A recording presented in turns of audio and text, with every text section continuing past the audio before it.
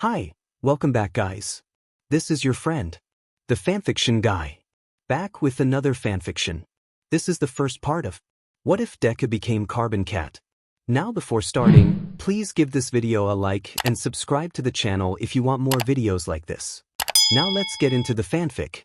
Midoriya Izuku was 4 years old when his world shattered around him for the first time. Quirkless.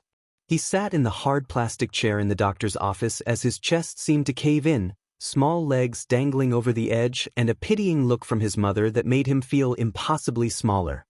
He slowly turned from her eyes to the doctor who had delivered the news, waiting for him to start listing solutions or even confess that he was pulling some sort of sick prank. Nothing of the sort left his mouth.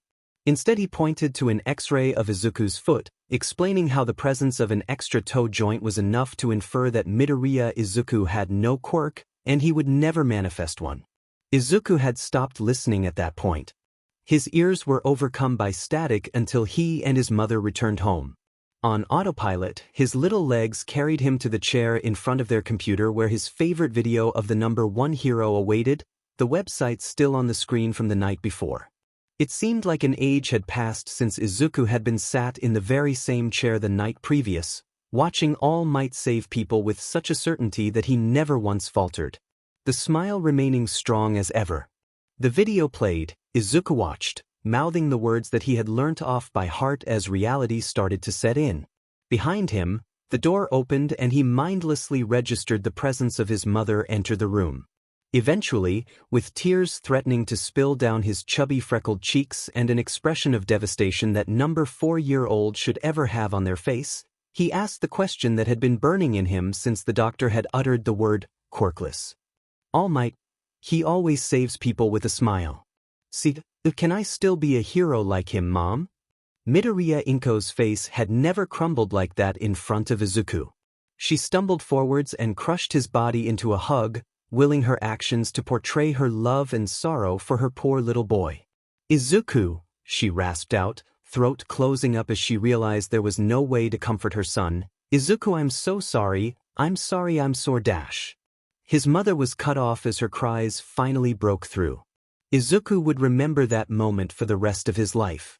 He could never blame her, no, he could never do that to the angel that was his mother, but he knew that an apology was not what he had wanted nor needed to hear in that moment. What he had needed from her was a reassurance that this wasn't the end, that being a part of the 20% of the population who had no quirk would not hinder his dream. He needed to hear that she believed in him. He did not hear any of that. Just pained sobs with no way to tell which were his own and which were his mother's. The second time Izuku felt like his world had been sent off kilter, it was due to 2 events crushing him in one day. Kaken had become vicious ever since Izuku's diagnosis, and things came to a head when they were 12 years old. The taunts and the beatings had become a common occurrence in Izuku's life, so much so that he was pretty sure he could handle anything Kaken and his classmates threw at him. He thought that there was nothing else they could do to hurt him. However, kids are cruel. You know, Deku, Kaken drawled, a nasty smile on his face. There's always one way for you to become a hero. Take a swan dive off the roof and pray you're born with a quirk in your next life. Izuku's ears filled with familiar static as Kaken and his underlings laughed and left the classroom to go home. He knew deep down that he should have stopped calling his childhood friend Kaken a long time ago, but he had never expected this. Izuku knew that he had pushed Kaken's buttons over the years, standing in front of others who had fallen victim to the blonde's short temper or saying something he shouldn't have in an effort to redirect angry red eyes to useless old Deku. After all, better it be worthless, weak Izuku getting a few kicks to the ribs than someone else, right? Regardless, Izuku knew that he had done more than enough to get himself on Kaken's shit list. From his unwavering dream to save people without a quirk to his creepy habits of quirk analysis and mumbling incoherently, he knew Kaken didn't exactly see him as human. What he hadn't known was that his childhood friend hated him enough to tell him to kill himself. Izuku hadn't even thought it a possibility until that day. Of course, he knew it wasn't uncommon for quirkless people to lose their lives to suicide. His mother's flawed efforts to hide pamphlets on support and guidance for quirkless individuals had highlighted this fact to him almost a year ago now. Back then he had locked that information away, Storing it far from the forefront of his mind, he detached himself from the dimming statistic with a resolve of, just because they did it doesn't mean I will, a resolve that stayed intact. Until today. Izuku dragged his feet in the direction of his house, mumbling to himself about Kaken's refusal to acknowledge that suicide baiting someone would definitely not help him in becoming a hero when he felt a presence behind him in the underpass. Slowly, he turned only to come face to face with villain made completely out of sludge? Izuku didn't have time to evaluate the substance that the man was comprised of due to the sudden loss of his ability to breathe. The villain was monologuing about how he needed a vessel to hide in or something of the sort. Honestly, Izuku was just focused on how air was seemingly impossible to obtain as black dots appeared in his vision. Was this death? Was he going to die in an underpass without amounting to anything? Izuku thought that he had come to terms with being worthless over the years, but in this moment he wanted to live. He wanted to at least have a chance to prove himself. Panic began to set in as he tried to comprehend how everything had been flipped on its head in the past 30 seconds. Any hopes of making sense of the situation were soon dashed as the fight left his body. Suddenly, an overwhelming force of air pressure made the sludge villain lose his hold on Izuku. As he faded from consciousness, he had a fleeting thought that he really had died as his drooping eyes made out the silhouette of All Might at the other end of the underpass. Izuku's eyes flew open as he sat up in a panic. "Ah, thank the heavens, my boy. You're awake." A booming voice that the freckled boy would recognize anywhere filled his ears. All Might? His mouth could barely keep up with his mind as he stared at his idol. What the hell was the #1 hero doing in his neighborhood? Had he really just saved Izuku and thanked the heavens that someone like him hadn't died? Was this real life? Before he could contemplate whether he had died and gone to heaven, Izuku registered that the #1 was about to leave after completing his task of apprehending the villain. "Wait, please. I need to ask you something." The hero paused, looking conflicted before saying, "Okay, my boy, but make it quick. I need to get this villain to the police station." He gestured to the plastic bottle that was now filled with a rather undrinkable substance despite the brand label. Two enraged eyes stared at Izuku through the plastic. Izuku dragged his eyes up to the brilliant blue ones belonging to the man who he had looked up to for his entire life. He steeled whatever nerves he possessed and asked, "Can I become a hero like you even if I'm quirkless?" An unreadable expression crossed All Might's face, and for a second Izuku thought he was going to wrinkle his nose in a disgust. What actually happened was arguably much worse than that. It's always good to aim high, my boy, but I cannot lie to you and keep a clear conscience. Hero work is too dangerous for those who cannot protect themselves. You would be expected to protect other people after all. If your desire is to save people, you could always join the police force or become a doctor." Izuku barely noticed All Might using his superpowered legs to propel himself away. Somewhere in his mind he registered that he had dropped to his knees, but he was too busy focusing on the ache in his chest to care. The #1 thought he wasn't strong enough. His idol didn't think he could become a hero. All Might himself had crushed his dreams. Izuku felt it as all the carefully crafted hope he had gathered within himself over the years, despite all his troubles, evaporated from his body. Like a robot, he stood and walked home, hoping the sight of his loving mother would be enough to heal the gaping wound he felt had opened in his chest. It was not. Izuku had always hated the rule of threes. He hated it when it happened with minute things, like forgetting his homework in the morning, tripping over his feet, and then encountering his bullies on his way to school. He would come to find out that he hated it even more when it came to bigger events in his life. It had been 2 days since his once best friend had told him to jump off a roof and his idol had told him to give up. Inko could tell something had happened, but he didn't think he could handle his mother's tears on top of everything else, so he kept it to himself and walked around the house like a zombie. "Izuku, dear, it's a Sunday. Shall we go out and get some junk food? We can watch a hero documentary if you'd like." In the back of his mind, Izuku felt touched that his mom was going to such lengths to cheer him up, but the feeling of guilt crept up his spine. He realizes he should have made more of an effort to perk up yesterday when she had made him his favorite katsudon in order to prevent her from worrying herself ragged, like she often did for her troublesome son. "Sure, that sounds good. Thanks." Izuku prays his voice doesn't actually sound as numb as he feels right now. His agreement must have reassured his mother in some way as her eyes light up as she hurriedly grabs her coat and tells him to put his shoes on. It happens when he and his mother reach the register and the cashier is scanning their items. Izuku is on autopilot, stood in the small convenience store reading the labels of various chewing gums under the artificial lighting. He's suddenly pushed to the ground by his mother's stumbling figure.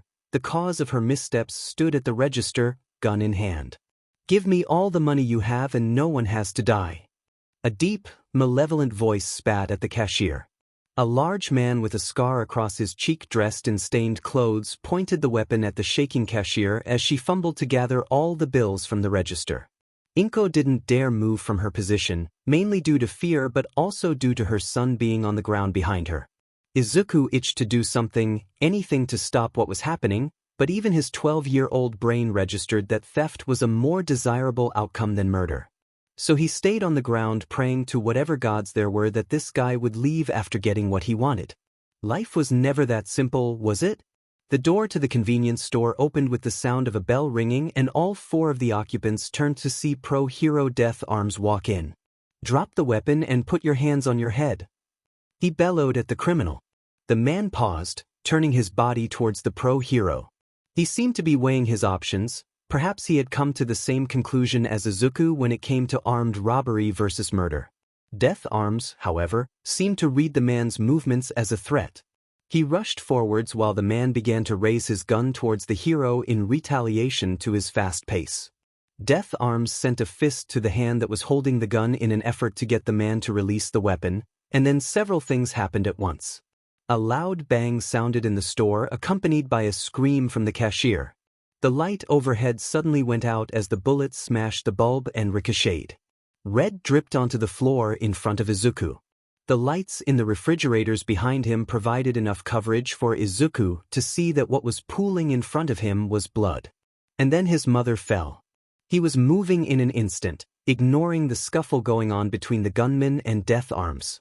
"Mom? Mom?"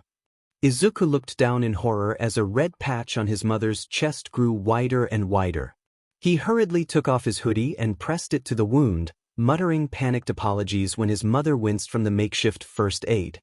Izuku wonders if this is what you're actually supposed to do or if he had watched one too many movies. Dash. His mom's voice is cut off as she chokes and coughs up blood. "Don't talk, Mom, it's Dash." Izuku tries to rein in his emotions, hoping his voice won't falter. "It's okay. Everything is gonna be okay. You're fine. You're fine. You're gonna be fine." He's not sure if he's trying to reassure himself or comfort her. Izuku. "I'm sorry." He grabs her hand, keeping pressure on the wound with his other. "Don't be sorry, Mom. Be okay." "Why? You gotta be okay, alright? Please, Mom." Her eyes turn hazy, but her voice is painfully. "Sweetheart, I'm sorry. I couldn't give you a quirk." What are you saying? Don't talk right now, just focus on being okay." "No, I have to say this. Quirk, are not, love you, Izuku. Love you 'cause you're my son." Izuku feels helplessness creep in as her grip on his hand loosens. "Mom? Mom, please." Her eyes clear as she stares into his with hardened resolve. "Indeed, there'll always be enough for me, Izuku. You're my son." Her moment of clarity fades and the life in her eyes goes with it. Izuku lets go of her hand in favor of using all his strength to press his blood-soaked hoodie to her wound. Please, I can't." His voice is hoarse as he shouts repeatedly, shouts that turn into screams that turn into sobs. The cries produced by his body don't feel like enough to portray the utter and absolute anguish he's feeling. Nothing would ever be enough to express it fully. He hadn't even noticed that police had arrived until his skinny form was forcefully pulled away from his mother. He scrambled out of the stranger's arms, throwing his own over her, hands cradling her face as he tried to wake her up. He thought he heard screaming. He would later realize it was him. The arms circled around him again, stronger this time, and no amount of squirming allowed him to return to his mother's side. He looks down to his feet and the last thing he registers for a while is the trail of his mother's blood across the pristine white floor as his shoes are dragged backwards. Izuku had always hated the rule of threes. He hated it when it happened with minute things, like forgetting his homework in the morning, tripping over his feet, and then encountering his bullies on his way to school. He had come to find out that he hated it more when it happened with catastrophic things, like his ex-best friend telling him to kill himself, his hero crushing his dreams, and his mother, his wonderful, loving, kind-hearted mother, dying on the floor of a convenience store, apologizing to her son because not all men are created equal. 3 years later, Izuku swiveled around in his chair, wheels carrying him from his current project to his laptop.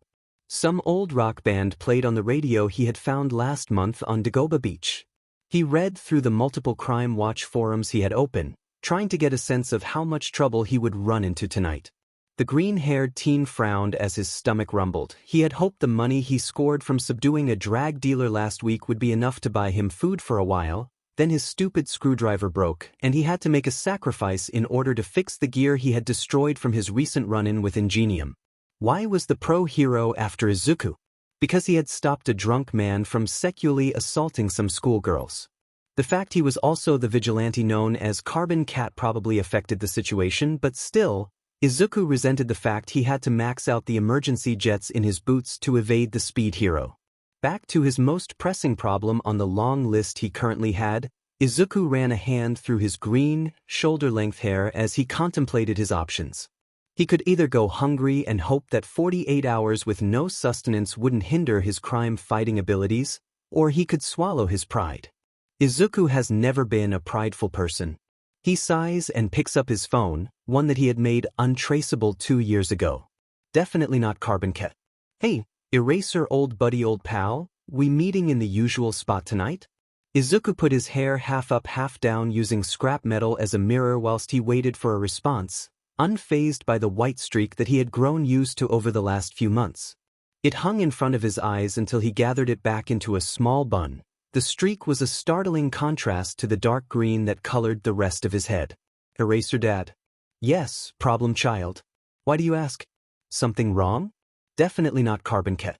First of all, we've already established that you can't know if I'm a child. Secondly, can you bring some onigiri or SMH? I don't think I'll have time to eat today. Sure, he was lying about some things, but sue for not wanting the hero to know he struggled with basic FNG tasks like affording to feed himself. Living alone in an abandoned block of apartments is not all it's cracked up to be. Eraser Dad. From the way you act, it wasn't hard to guess that you must be around 18 cat.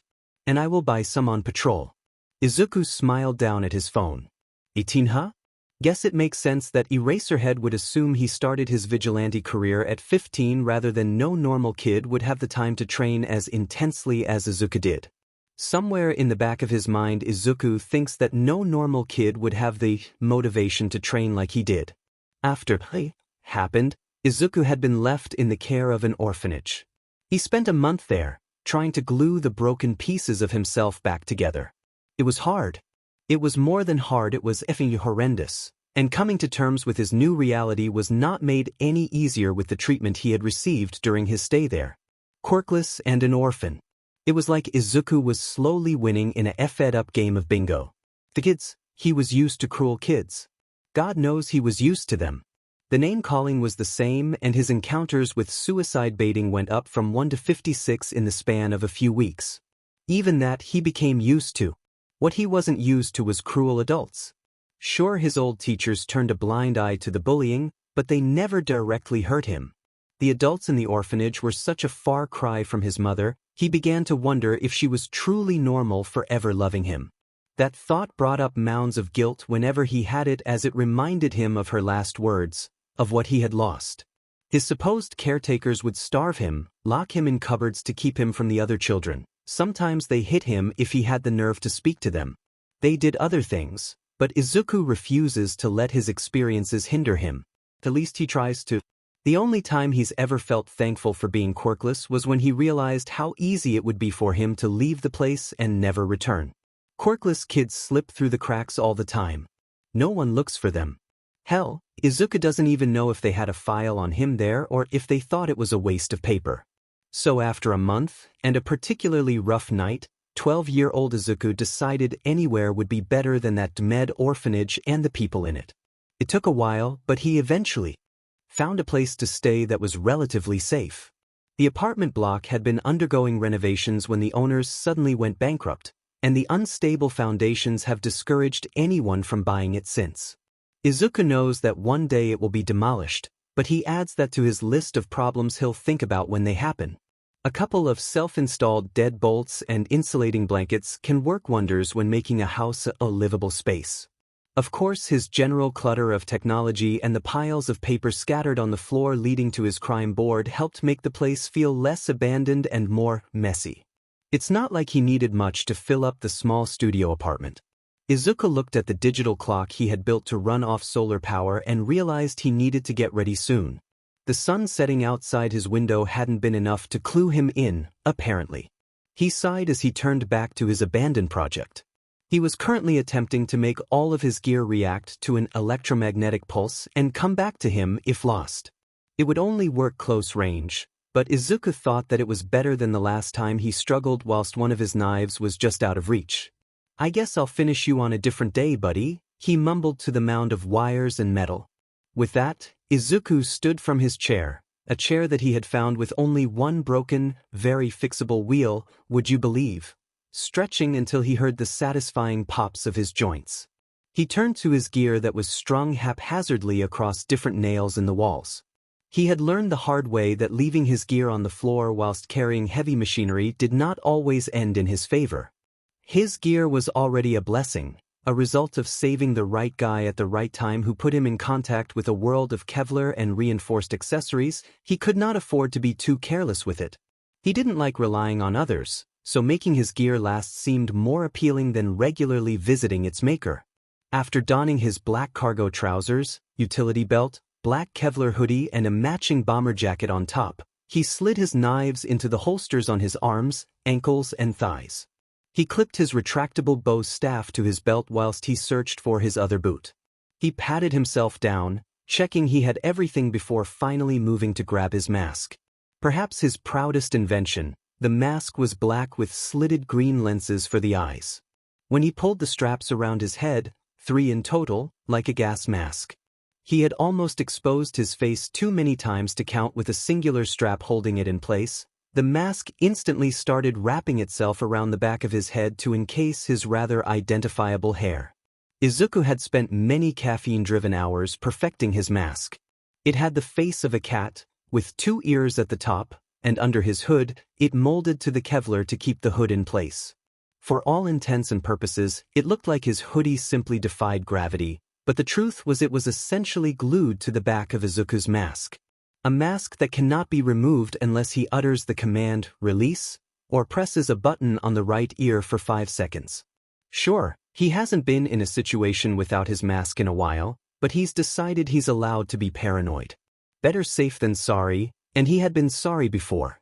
With one last look in his cracked full-body mirror, he left the second-story apartment, cat-like agility allowing him to go unnoticed as he headed towards the more populated areas of the city.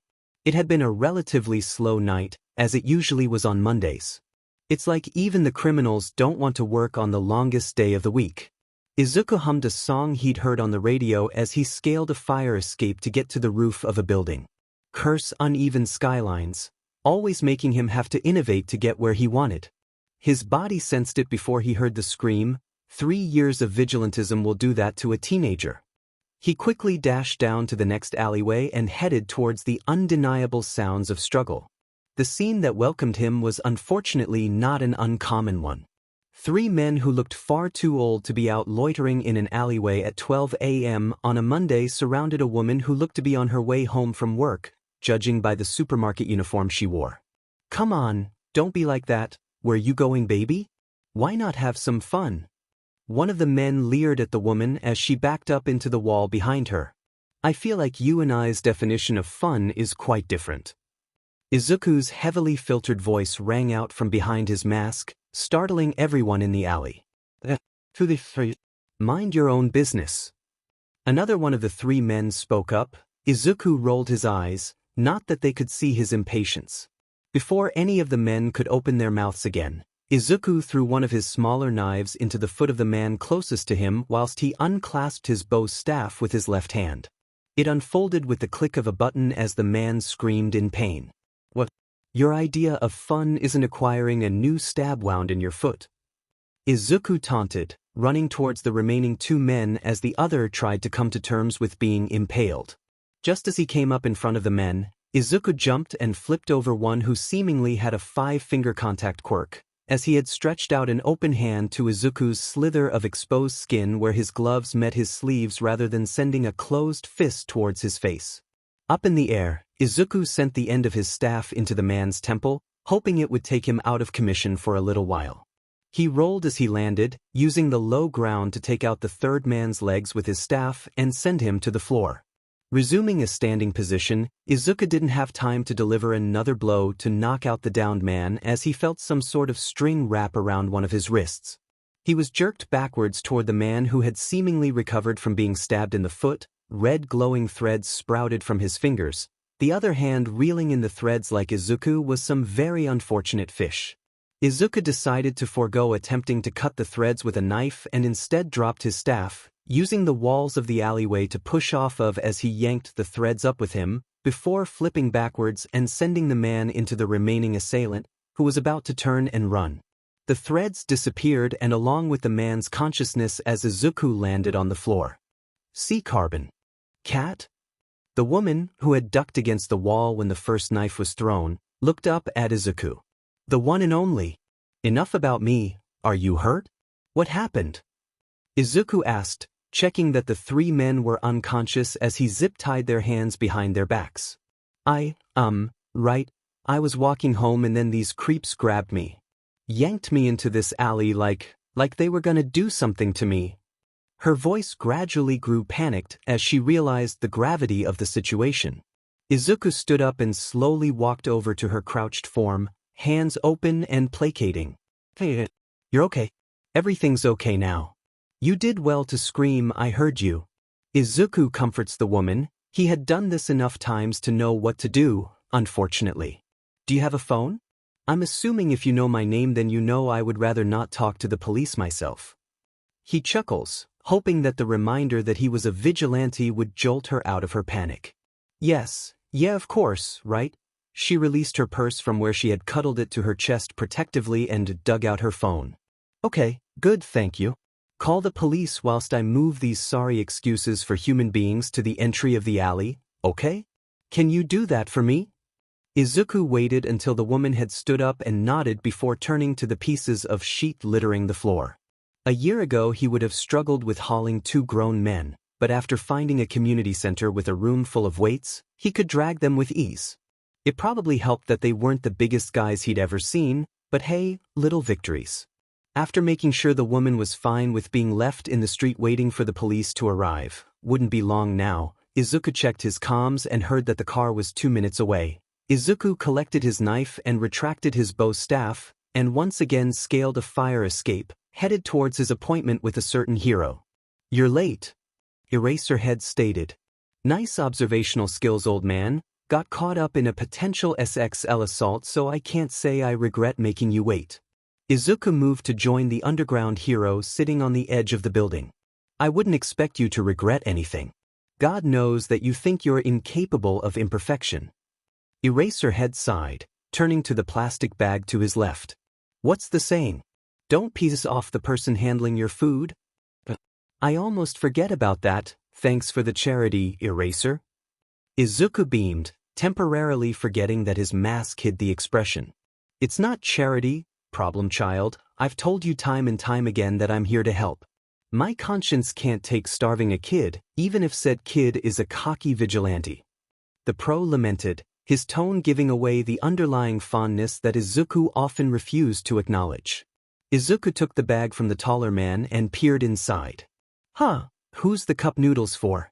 Wait, are those meat buns? Cat, do I really have to remind you that onigiri does not count as a meal?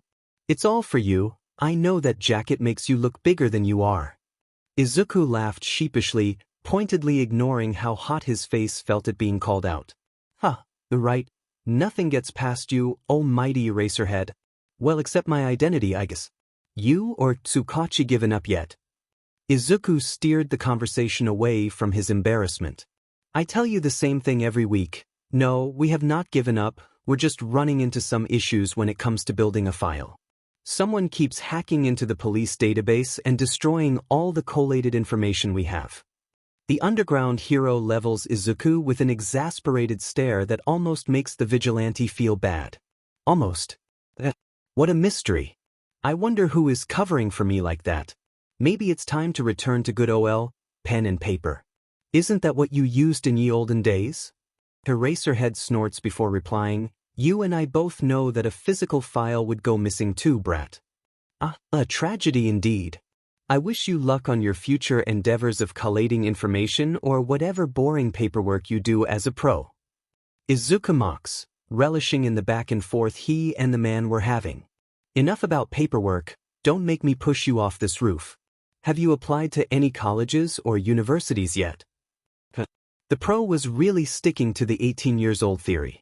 Izuku decided to go along with it. It's not exactly a lie. He was already taking several community college courses in engineering and forensic science online.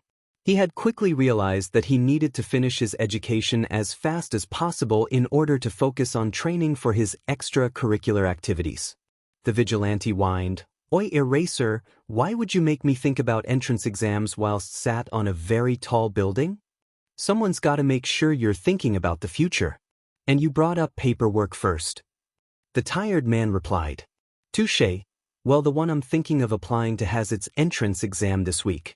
Might have to take a few nights off to study, unfortunately. Izuku disclosed, knowing that the hero could make the connection between UA's entrance exam being this week too.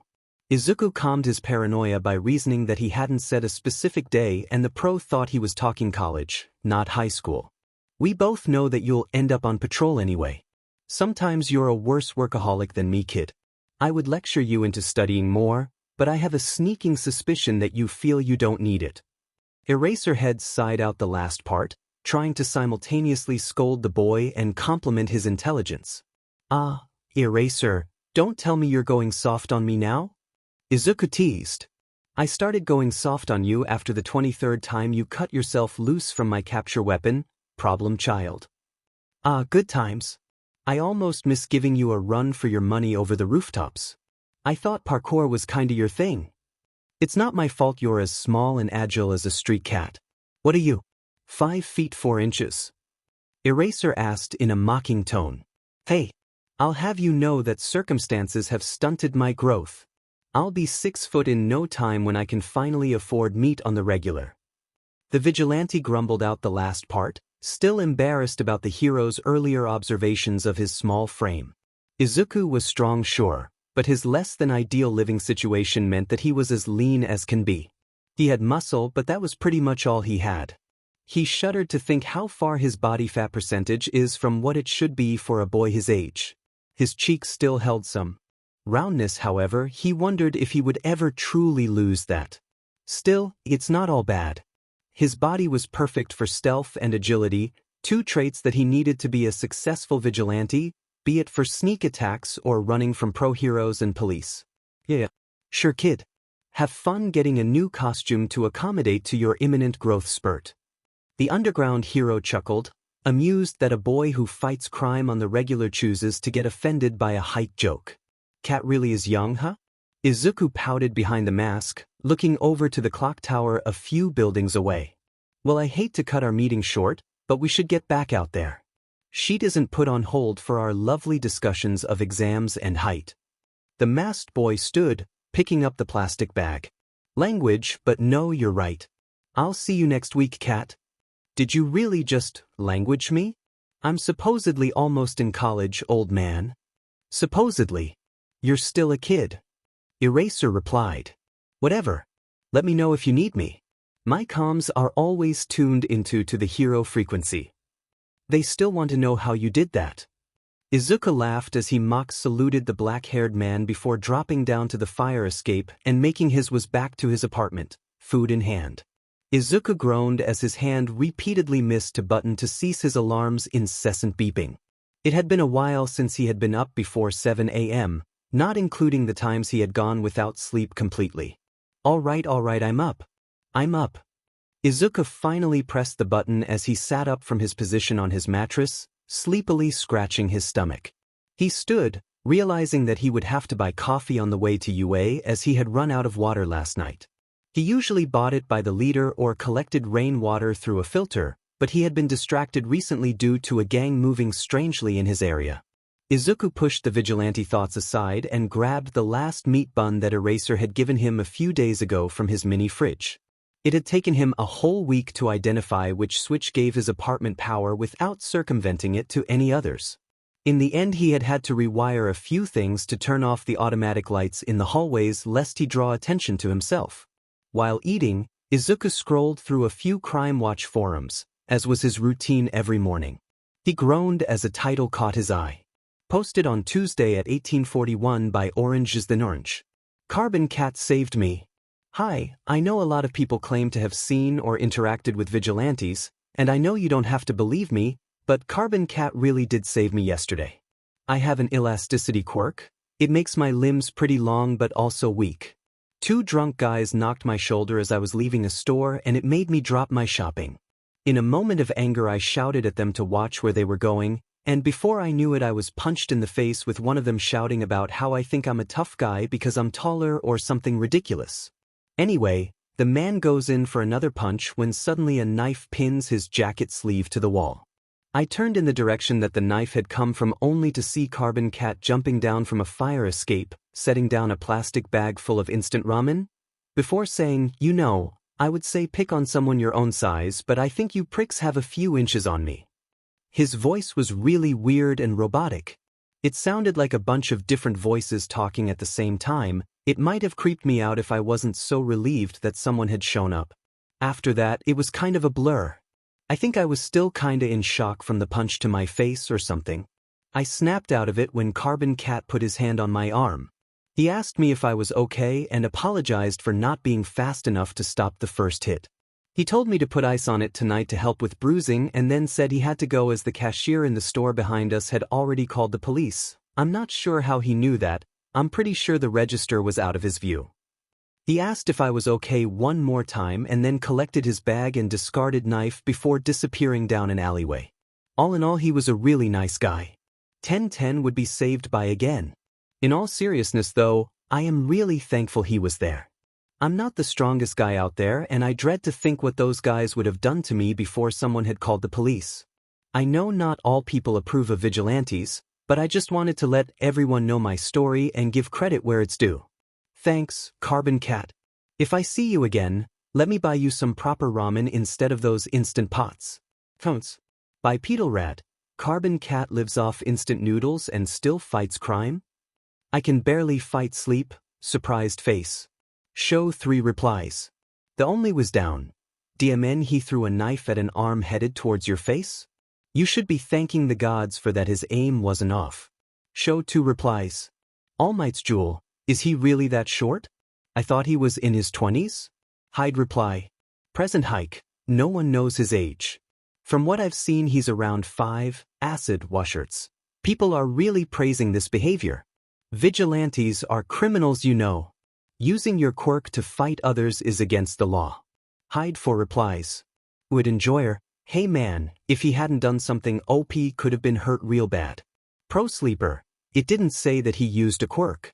Matchsticka, dude Carbon Cat stopped the crime in question. How is that criminal? Enduhor 123, bruh. Izuku ran a hand down his face. He never really got used to the idea that people outside of law enforcement know about him and his vigilante activities. He assumed that most people he saved would either brush it off as a one-time occurrence or be too shaken to remember any details. Curse Izuku's bleeding heart for making him stay longer than what was completely necessary to comfort people. Posts about him have been cropping up a lot lately. He just hopes that they're not enough to place an even bigger target on his back for villains and heroes alike. Still, he would admit it's kind of nice to know not everyone thought he was a nuisance. Izuku put his phone down and opened his closet. He had somehow still managed to accumulate a wardrobe mainly consisting of blacks and dark shades even with the slim pickings at various thrift stores. He opted for an oversized striped t-shirt with his favorite black cotton joggers. He had learned a long time ago that soft materials were a blessing after spending night after night sporting rough Kevlar. Getting dressed, he caught his reflection in his fractured full-body mirror. Scars littered his torso and arms. He knew he had more hidden under the sweatpants. Most of the injuries had happened in his first 6 months, before he had proper protection and experience. The other ones, the pale line starting just above his eyebrow, trailing down over his right eye and ending at his jaw, the 3 gigantic slashes that looked like claw marks across his chest, the burns on his upper left arm, those ones were from when he got careless. He would never be that careless again. Shaking himself from his thoughts, he put his hair into a messy bun with a couple strands framing his face, pointedly ignoring the white strand after already contemplating his previous injuries this morning. Today was the UA entrance exam. Izuku couldn't remember the last time he'd got ready for a day at school. He carelessly threw a few pens and pencils in a white tote bag. It came free if he bought 3 lattes from his local coffee shop. He decided it was too good of an opportunity to miss. After finding his keys and wallet, he grabbed his phone and left the apartment, hopping down the outdoor corridor trying to get his shoe on properly. The written exam was at 9 a.m., the support course practical was at 1 p.m. It was currently 8:24 a.m. and Izuku stood on the train trying to ignore his jitters around interacting with people his age again. Apart from the occasional teenager he saved, or even the ones he fought, Izuku had not had a substantial interaction with a peer since he was 12, and obviously they were rarely pleasant. He sipped his coffee, trying to reason that he was bigger and stronger now. UA's Heroics course exam may favor those with superpowered quirks, but they had a strict policy on quirk discrimination. Izuku ignored the voice that tried to tell him all schools say that doesn't mean they actually enforce it, trying to focus on the music playing in his ears. Izuku had decided he was going to apply for the support course when he thought it would be the safer option, as throwing himself into the spotlight, along with his quirkless status and possibly recognizable fighting style, would not do him any favors when trying to hide his vigilantism. He had also gotten pretty good at building support gear over the years. If he had a change of heart, there was always the sports festival. Izuku made a conscious effort to get out of his head, looking around the train to see if he could spot any kids his age and analyze their quirks. A girl with pink cheeks and brown shoulder-length hair was sat on one of the seats. He watched from his standing position as she suddenly stood and gave her seat to an elderly woman. Were those pads on the tips of her fingers? A 5-finger contact quirk?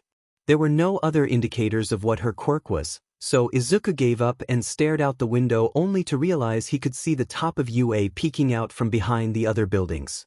Stepping out of the train station, Izuku downed what was left of his coffee and made his way to the high school. As he walked towards the entrance, he struggled to turn off all the observations his brain was making of the other kids around him.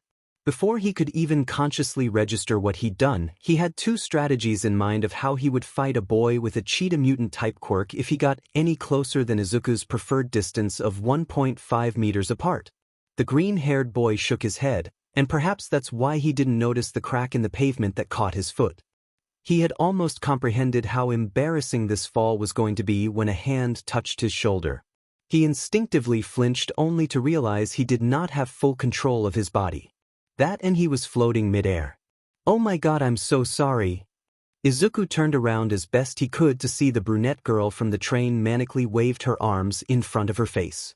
"For what? Saving my butt from falling head first onto the ground."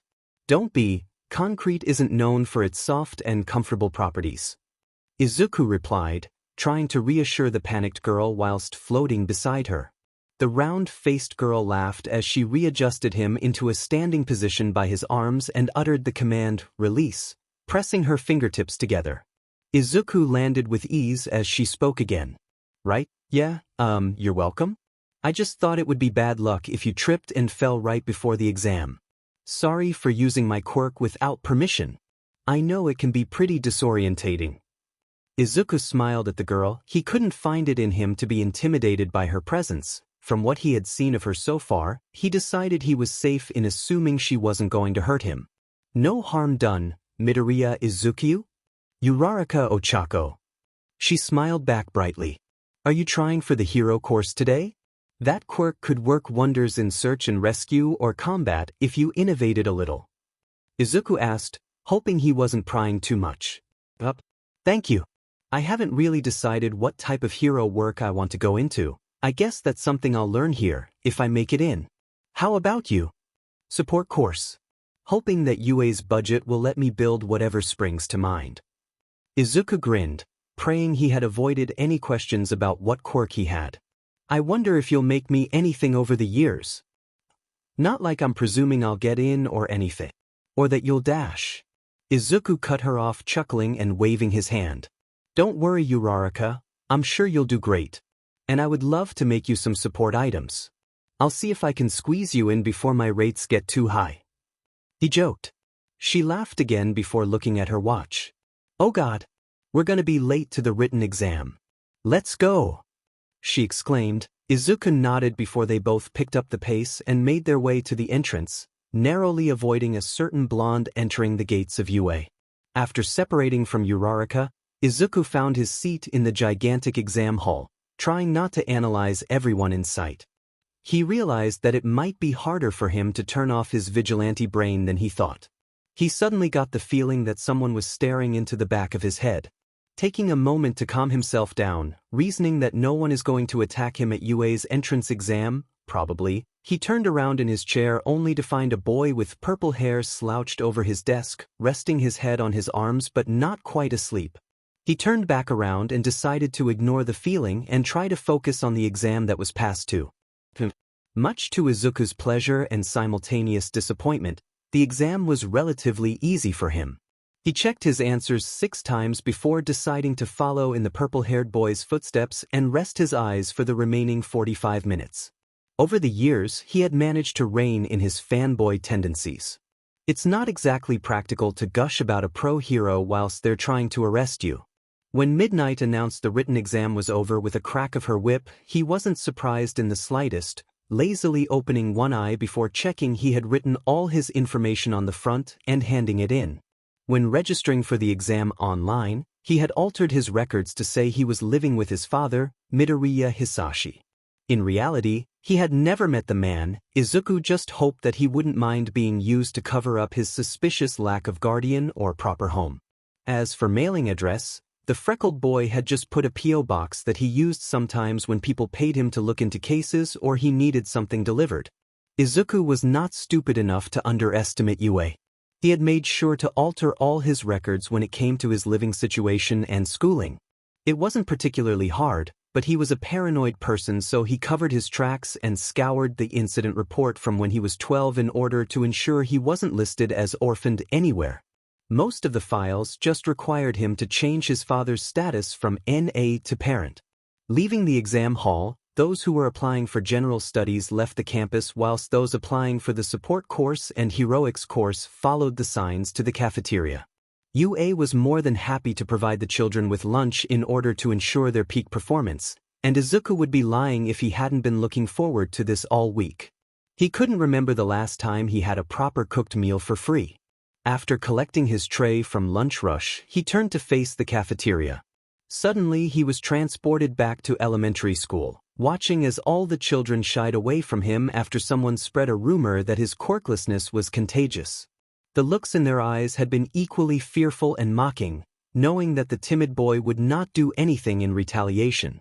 He was broken out of his stupor when he spotted 5 familiar padded fingertips waving frantically at him 4 tables away.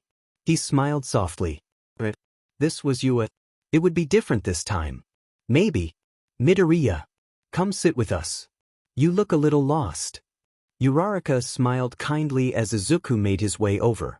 He had just set down his tray when he heard something he had hoped he would never hear again. Deku?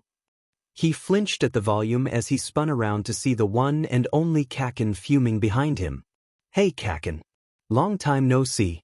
Gone to anger management yet? Izuku asked, hoping his voice wouldn't shake and reveal the fear he was feeling. Long time no see? The red eyes widened as he incredulously repeated the phrase back at him. You disappeared for 3 FNG years with no explanation after Aunt Inko died, and all you have to say is long time no FAC? Izuku physically recoiled at the mention of the incident. He steeled his nerves and decided to hide behind his anger rather than acknowledge his undeniable grief. Forgive me for not thinking you would care where I ended up, Kaken. Kaken paused at that. His eyes scanned Izuku like he was just noticed his scar and peculiar two-toned hair. What the f happened to you, Deku? Kaken asked, looking like he hadn't meant to say it out loud. Izuku decided he wanted this interaction to end as soon as possible. The feeling of eyes on him was not aiding in his anxiety. It's none of your business, Kaken. And don't worry, I'm here for the support course, not your precious heroics one. The boy had not intended to sound so venomous, or maybe he did, he wasn't sure. Kaken stared at him for a few more moments before grunting out something along the lines of, as if you could pass anyway, and stomping away. Izuku turned back around and collapsed in his seat, trying to make sense of what the hell just happened. Midoriya, was it? A boy with glasses asked. Izuku jumped out of his skin at the realization he wasn't alone. Kaken could still scare him that much? He felt rather pathetic as he registered that fact. Yeah, sorry about all that. Childhood acquaintance. Izuku said to both Uraraka and the blue-haired boy. Don't worry yourself, Midoriya. I apologize for not stepping in after that boy's use of such foul language. I am Tenya Ida. It's a pleasure to meet you. Izuku dismissed his apology with a wave of his hand. Don't sweat it, I had it handled. Not your fault. Kaken has no awareness in social situations. Izuku smiled. Nice to meet you too, Ida. Midoriya, who was that? Why was he so angry at you? Uraraka asked, worry painted all over her features. Izuku scratched the back of his neck sheepishly. Ah, that's Bakugo Katsuki, and well, it's like he said. I knew him for 12 years of my life until some things happened, and I had to move away with my dad. So I guess I would be pretty shocked too if I saw someone for the first time in 3 years here. Oh my gosh, I'm so sorry for asking something so personal. You don't have to explain anymore. Uraraka waved her arms apologetically. What do support corps students have to do for their exam? Ida asked, not so subtly changing the subject, but Izuku was grateful all the same. I'm assuming we'll either have to create a blueprint and build something in the allotted time, or deconstruct and reconstruct an existing support item. There's only so many things you can do to assess an inventor's abilities without requesting any prior work. UA probably wanted to make it fair, as not everyone can afford materials to make their inventions a reality, hence them not asking for previous gadgets or tech.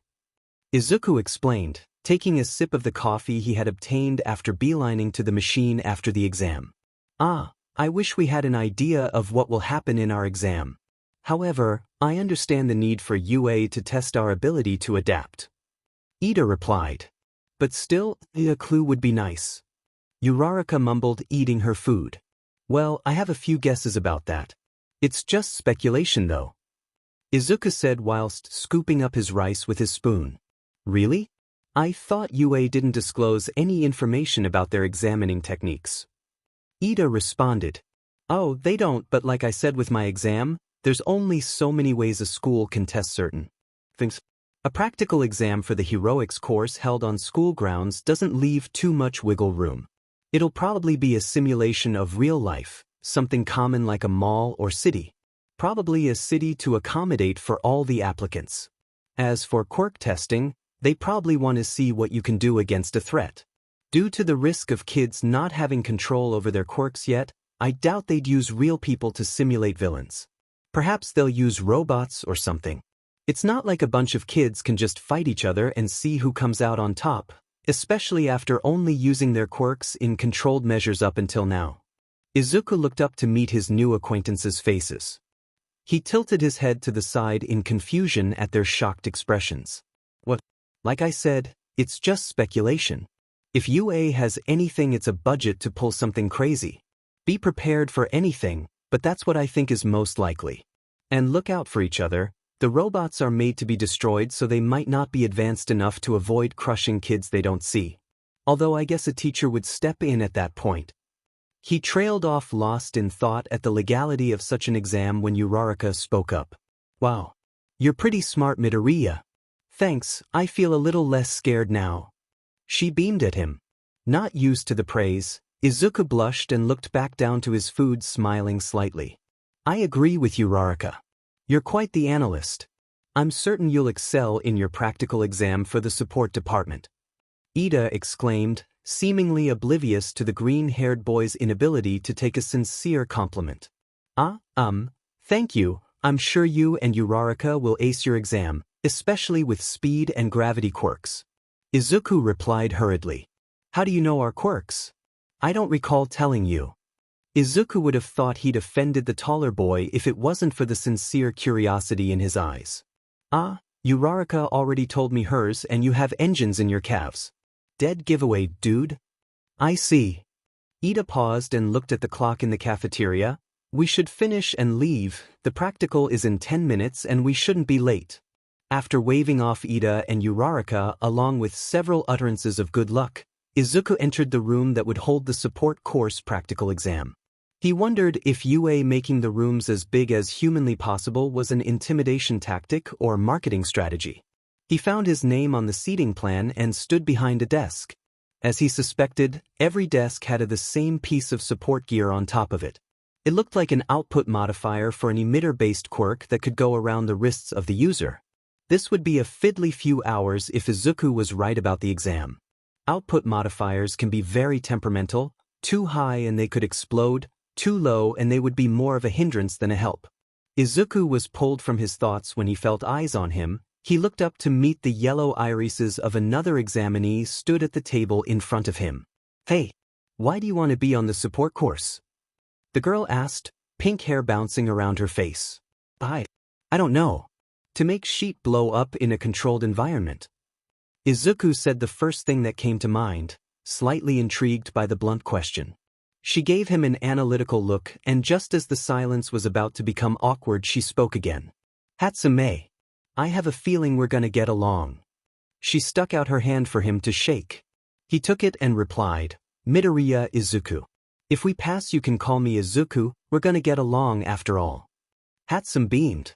Oh, I'll pass all right. I look forward to working on some babies with you, Izuku. Before he could even respond to that comment, the 12 applicants had their attention drawn to the front of the room by none other than Power Loader.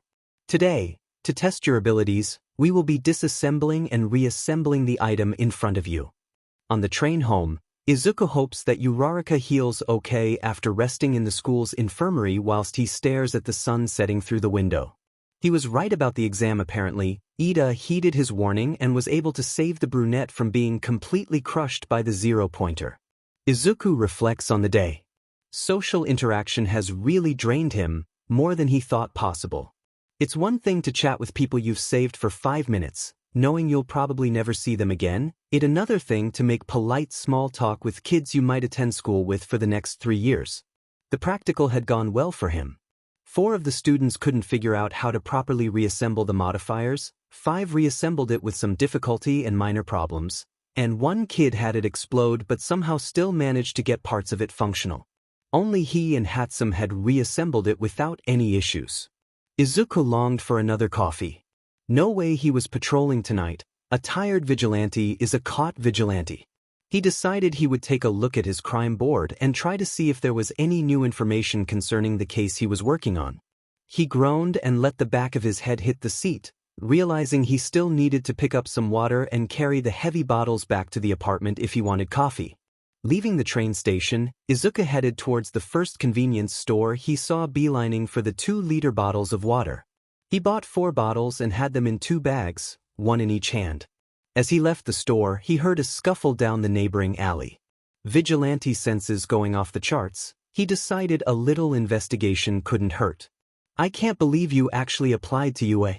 What the hell would they want with a villain like you? A tall girl sneered, laughing behind her hand. Oi oi my, let's not forget he took the heroics exam of all things. Honestly, don't you pity the coward for being so delusional? A boy added, delivering a kick to the ribs of whoever was on the floor of the alleyway.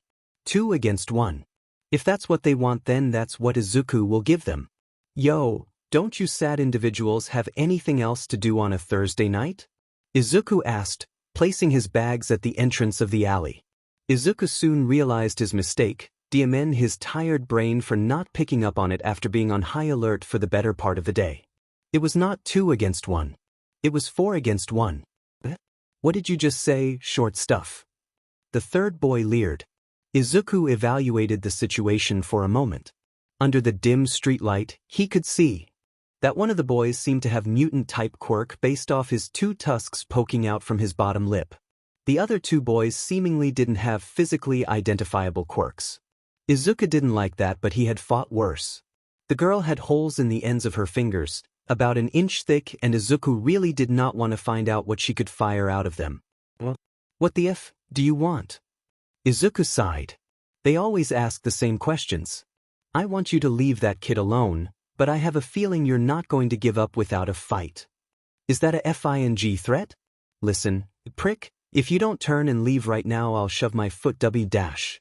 Izuku cut off the boy with the tusks as his foot made harsh contact with his head before turning to the remaining 3. Shove your foot where? Please do tell. Izuku asked, earning what could be loosely considered as a chuckle from the supposed UA applicant as he sat up on the ground. The girl, screeched at Izuku, and he found that he really did not want to know what projectiles left her fingers. Unfortunately, a few blinding lights in quick succession enlightened him. Miniature flashbangs. Wonderful. Izuku closed his eyes to prevent any further temporary blindness and shifted his hands and feet into fighting stance. His vigilante alias didn't involve the word cat for nothing. He waited, listening for the telltale signs of movement. He was pretty sure the first guy was still on the ground, and there was a chance that the girl's flashbangs had affected the other 2 boys due to the lack of a fair warning. There was a shuffle behind him and he pivoted, swinging his leg upwards in hopes of hitting someone's chest. His leg struck something, and a rush of breath out of the other's lungs had him feeling a wave of satisfaction that he should probably feel ashamed of. Izuku quickly dropped into a crouch as he heard the shuffle of someone adjusting their footing to send a mean right hook to his head. His hands clasped around the arm and he used the boy's momentum to send him flying over his shoulder. There was a resounding whack as his back hit the concrete. He decided he could afford to peek open one eye by now as the flashbangs had not returned. Perhaps she had an ammo limit? Or maybe they took time to make. The scene that met his eyes was one he expected. The 3 boys were groaning on the floor, each clutching their respective injuries. He turned to the girl, who looked to be somewhere in between anger and fear. You know, I'm really not against fighting girls, if that's what you're thinking. So I would suggest you run instead of having me take you out before you can fire off those nasty little flashbangs again. She had already started sprinting by the time he finished his sentence. Oh, smart kid. Izuku hummed as he looked down at the victim of the assault. He was surprised to see a familiar shock of purple hair, accompanied by tired eyes staring back at him. Kid? She's the same age as you. The boy muttered as he tried to stand. You okay there? How bad did they get you? Izuku asked, hoping he wouldn't have to make a spontaneous trip to the hospital. He hadn't entered one in years. I'm fine. The other boy snapped. Yeah, and I'm a pro hockey player. Where does it hurt? Izuku replied, feeling himself get irritated at the tired boy's resentful attitude. Purple eyes stared into green as they had a silent battle of who can be the most stubborn. Izuku won when the other boy flinched as his tormentors started to move again. Come on, let me take a look at you under the light. We should leave anyway. The green-haired boy left without checking to see if the other was following him. The sound of hesitant footsteps confirmed it for him 3 seconds later. After picking up his bags, Izuku headed in the direction of a pharmacy he had passed on his way from the train station. He turned to the rather grumpy-looking boy. Take these and sit on the stairs by those vending machines. I'll go get some things to patch you up, he said, handing his shopping bags to the other. What's your name, by the way? The purple irises scanned him before sighing and replying. Shinso Hitoshi. Any other requests, Your Highness? Midoriya Izuku, and yes, funny you should ask. Do you have any money? 5 minutes later, Izuku left the pharmacy with a few plasters and disposable alcohol wipes. Hello again, sunshine. Move over. Shinso complied, shuffling across the step he had been instructed to sit on, directly under a lamppost. Look up. Izuku ordered, tearing open one of the alcohol wipes. He dabbed it on the scrape along Shinso's cheekbone. So, do you want to talk about it? No. Not even to the guy who saved you? I didn't ask you to intervene. That's fair. Izuku applied a bit too much pressure and Shinso winced. Sorry. Stings like a beach, doesn't it? Yet it does. After a few moments of silence, Shinso spoke up again. Why did you do that? Do what? Step in and initiate a 4v1. Shinso replied, his tone insinuating that he didn't approve of Izuku's blatant disregard for the odds. In my defense, I thought it was a 2v1, and I don't know, do I need a reason to help? Didn't you hear what they said? Shinso asked, voice laced with suspicion. Yeah, I did. Why does that matter? They said you applied for the hero course, right? They said I'm a villain. He responded, as if he thought Izuku would stand up and leave after hearing that. Well, are you? I might charge you for the first aid if that's the case. No. Shinso raised his voice, head jerking to look at Izuku. Sit still. Izuku reprimanded, peeling the paper off a plaster. Shinso returned to his previous position before grumbling. You already charged me. I paid for the supplies. Nope. Izuku exclaimed, popping the pea, as he put the plaster over a particularly nasty cut. My rates for first aid include but are not limited to money, caffeine, and possibly a few cigarettes, if I'm having an off day. Shinso leveled him with an unimpressed look that could rival Eraserhead before silently standing and heading over to the vending machine, leaving Izuku to sit on the step in confusion as he watched the purple-haired boy buy 2 canned cold brews. I'm not a villain, but thank you for, stepping in and saving my butt. Shinso said, holding out a can to Izuku as he sat down next to him. It's because of my quirk. That's why they came after me. It's a villain's quirk. There's no such thing. Izuku answered. Oh yeah? Tell that to them. Shinso scoffed, sipping his. Aren't you gonna ask what it is? I don't know. Those type of questions usually lead to less than ideal conversations for me, seeing as I'm quirkless. Izuku knew this was a risk. He had seen the boy at UA earlier, and if they both got in, he would have to attend school with another student who had the power to make his life difficult, especially if Kaken got in, and Izuku doesn't doubt that he will. However, Izuku feels like this is a secret for secret situation. As a fellow victim of bullying, he hopes that Shinso won't turn and leave after learning his quirk status. After all, villainous quirk was better than no quirk in today's society. Washing. Shinso mutters a few minutes after Izuku's confession. HM? Sorry, what did you say? I didn't hear. Brainwashing. My quirk. I can brainwash someone and control their actions if they respond to a question I ask. Shinso repeated, getting the words out in a hurry whilst looking anywhere but Izuku. HM. How did that work for you in the practical exam? Can't have been easy. After all, brainwashing would be super useful in situations that didn't involve robots. You could de-escalate hostage situations in seconds. Or talk down a suicidal person. Does it work if the reply isn't a fully formed word? Panicked people may only be able to whimper. Does it work for any question you ask, or is it just one specific one? Izuku rambled, asking questions and listing possibilities until he caught himself and nervously met Shinso's eyes. Oh. Sorry. I do that sometimes. Ironic that the quirkless kid is obsessed with quirks, right?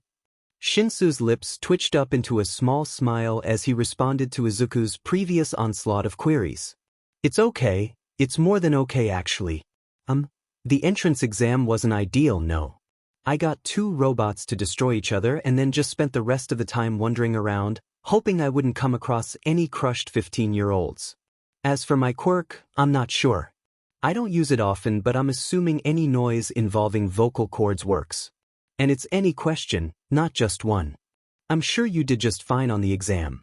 UA knows that not all quirks rely on brute force. There might be an alternate point system, you never know.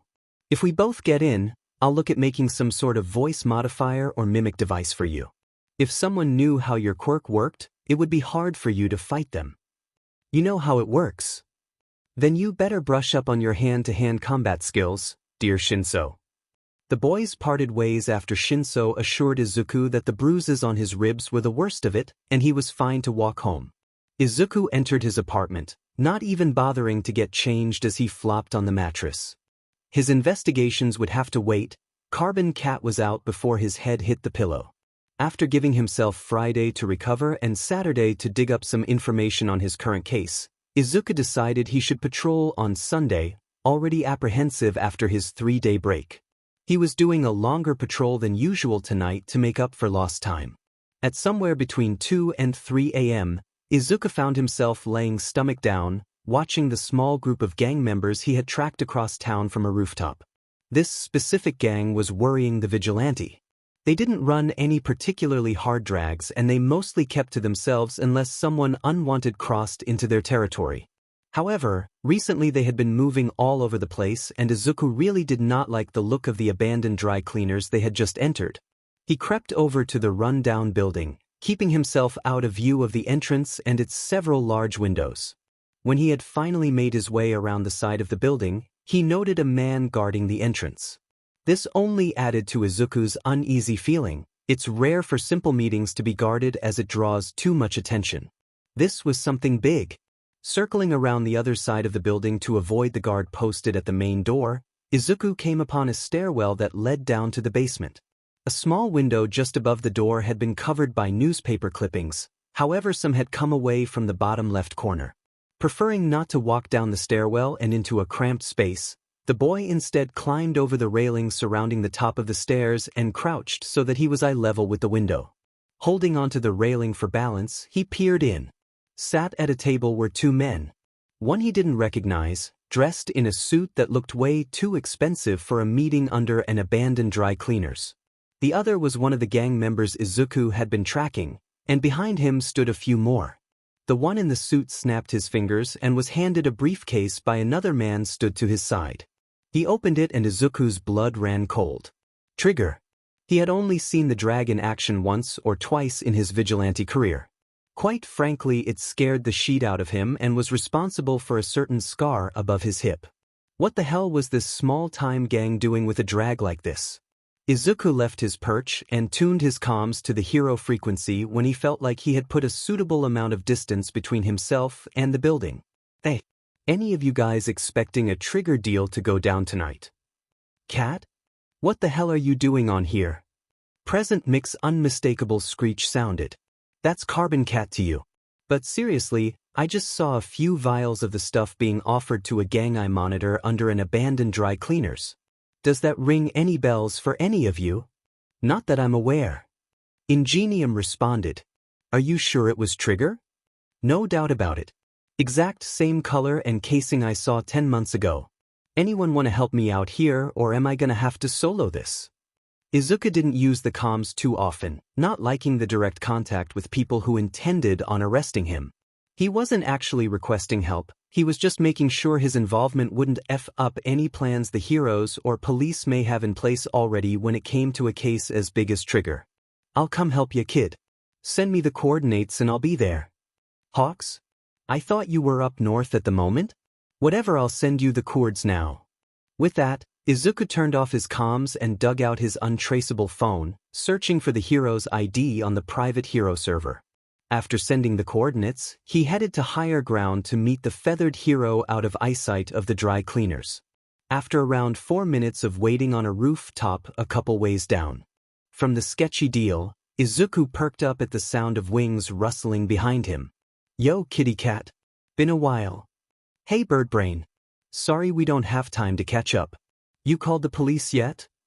Not that I don't trust ya, kid, but I have to get eyes on the situation myself before I can request any backup.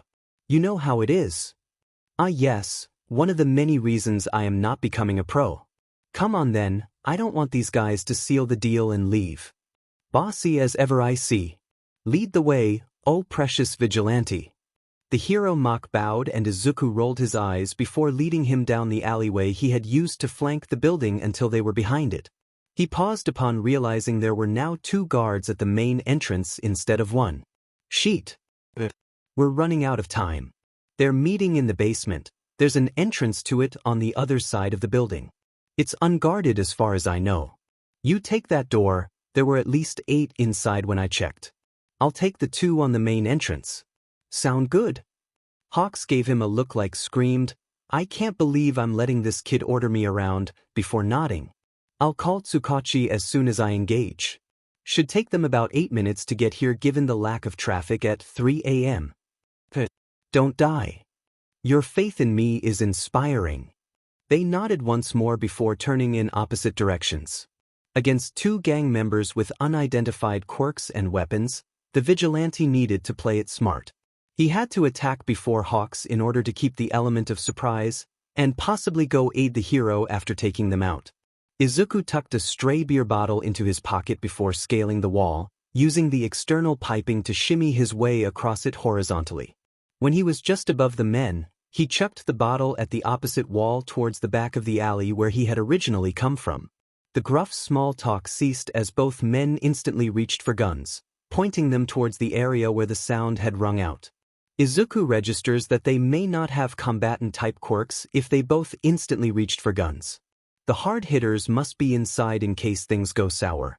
Izuku silently dropped down behind them, unsheathing a knife from his thigh. He slowly angled himself until that he could see one pair of hands clutching a gun and aimed. The boy's knife pierced both the hands clutching the gun at an angle. As his other opponent turned to face him, Izuku reached for his bow staff, swiftly using it to strike the man's wrists in an effort to get him to drop the remaining gun. When it clatters to the ground, Izuku uses his staff to sweep the weapon out of reach, registering that Hawks must have made his move given the gunshots ringing out that were making the boy shiver. The man with 2 functioning hands growled at Izuku.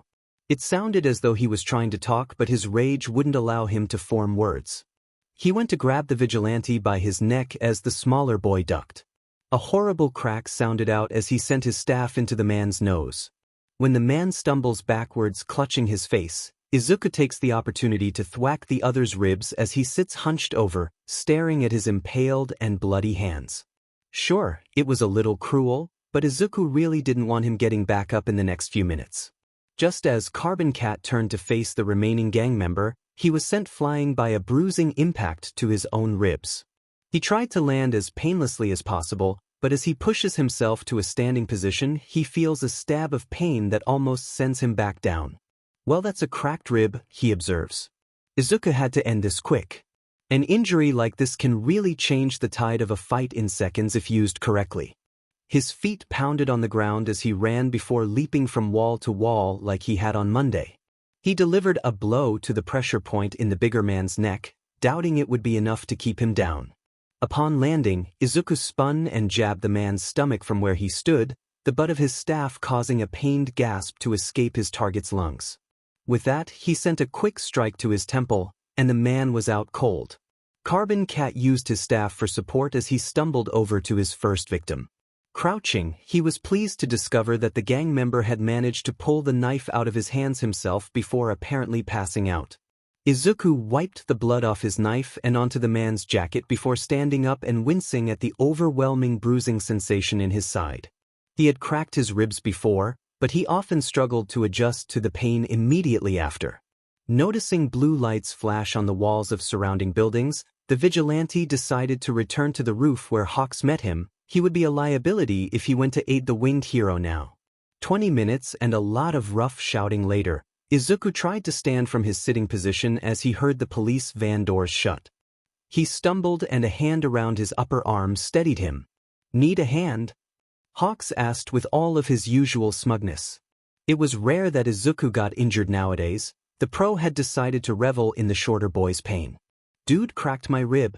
That's what I get for double-checking that impaling a man's hands would be enough to keep him on the ground.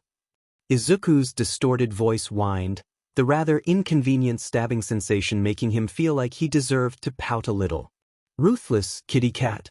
I don't even want to know how you got so good at throwing those things. Do you want something? Don't you have reports to be writing or whatever? I do, but I thought it was funny you didn't come join the party, so I thought I'd check on you. I'm so touched I could cry. Do you want a lift or not, kid? Hawks asked exasperatedly. Izuku weighed his options. Walk 2 hours to his apartment or 20 minutes from the train station. Promise not to drop me? I feel like you want revenge for being ordered around. Wouldn't dream of it. Dropping people from lethal heights is not good for PR, even if they are prickly vigilantes. The masked boy sighed as he retracted his staff and clipped it onto his belt. They fine. But just to the main train station in Mizudafu. Glad to be of service. This might hurt a little when I jostle your ribs, okay? Izuku nodded and cursed as the hero wrapped his arms around his torso and took off. He was right, it did hurt, but the view was a way better alternative to hobbling home with his staff as a walking stick. After a few minutes, the train station came into view. Below, the streets were deserted save for a few cars. Landing on the roof of a fast food chain, Izuku expected to feel the ground beneath his feet. Instead, he was lifted by the back of his jacket and at eye level with Hawks. He pointedly ignored how he probably resembled a cat being held by the scruff of its neck right now. You're lighter than I expected. Hawks voiced suspiciously. Wonderful. Can you put me down now? How old are you really? Izuku crossed his arms over his chest, staying silent as his feet dangled a few inches from the ground. He waited for what seemed like an eternity before the hero's feathers rustled and he was stood on his own 2 feet again. Fine. Keep your secrets. Hawks sighed. You sure here is okay? The trains won't be running for another hour. It's fine. Thanks for the lift, Pigeon. Don't follow me, I'll know. I really don't want to spend the next few hours until sunrise getting you off my tail. Don't sweat it. And believe it or not, I have a life. I would rather not waste it trying to find your cat bed. Cat bed, really? You need better feline-based jokes. Now shoo before someone sees you. Some of us like to keep a low profile here. Yes, sir. Hawksmock saluted.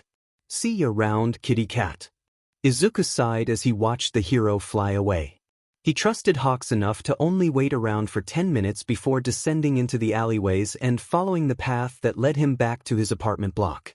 Izuku sighed tiredly as he exited the local community center after showering there like he often did.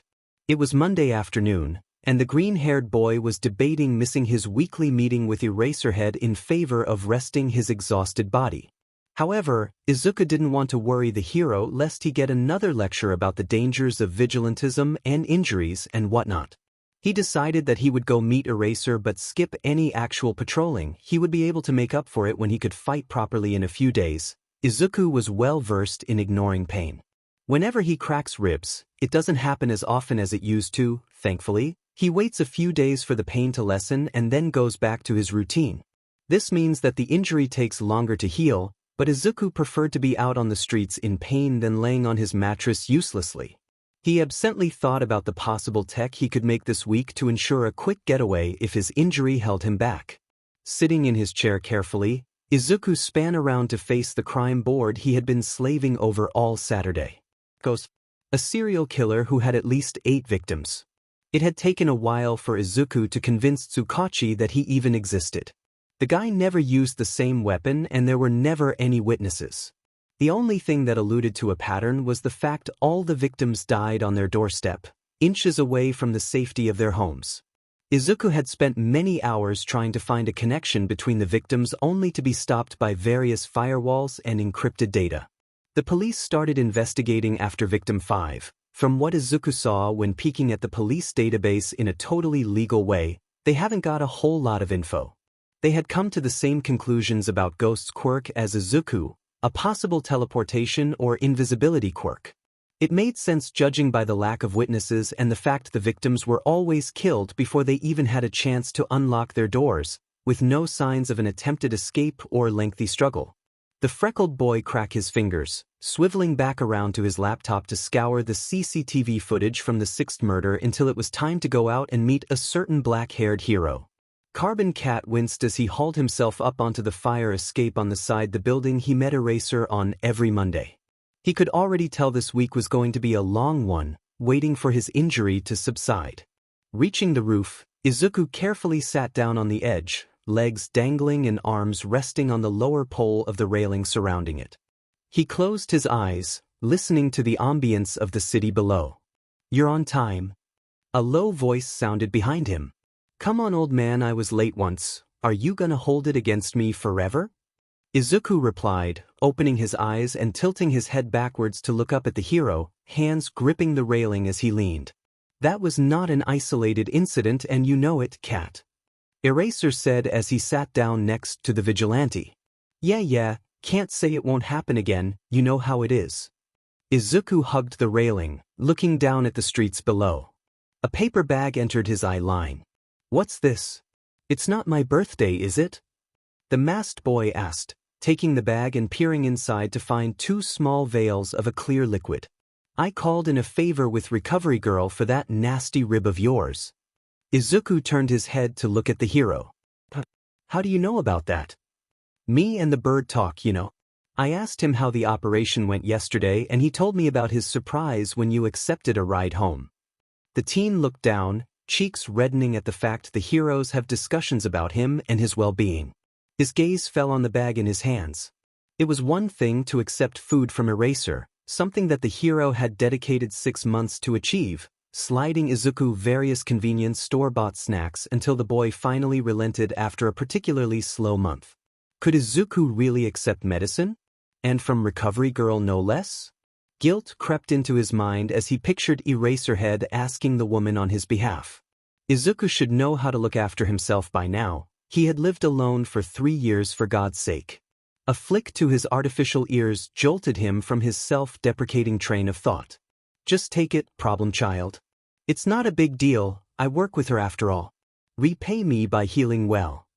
Izuku nodded minutely and slid the bag into his jacket pocket. He could always use the second vial on someone injured if the opportunity arose. Just apply it to the skin around your rib and you'll heal in no time. It might knock you out for a while though, you need stamina to heal. The taller man instructed. Will do, thank you. Don't thank me till you're healed up. How was the entrance exam? I think I did okay. Haven't heard back yet but I'm not expecting anything for a few more days. Any up-and-coming hero hopefuls I need to look out for? A few with potential. You know I'm not allowed to say any more than that. You're no fun. Izuku pouted, still glad at the change in topic regardless. You know I could tell you all the details if you got a hero license. The boy barked out a laugh. The sound was distorted as it filtered out from behind his mask. Yeah, I'm sure the commission is just itching to hand out a license to a professional nuisance like me. He replied. I'm sure I could pull a few strings, promise to rehabilitate you and keep your identity under wraps. Izuku paused, not expecting the hero give a serious response. He sighed before speaking again. I can't be a hero. That fact has been made abundantly clear to me. But, because you got injured? Even All Might gets injured sometimes, kid. Izuku's face soured behind his mask at the mention of the number 1 hero. Memories he'd rather forget fighting to the surface. No. Not because I got injured. I have my reasons. I couldn't be a hero even I wanted to. The green-haired boy didn't mean for the last sentence to come out so flat.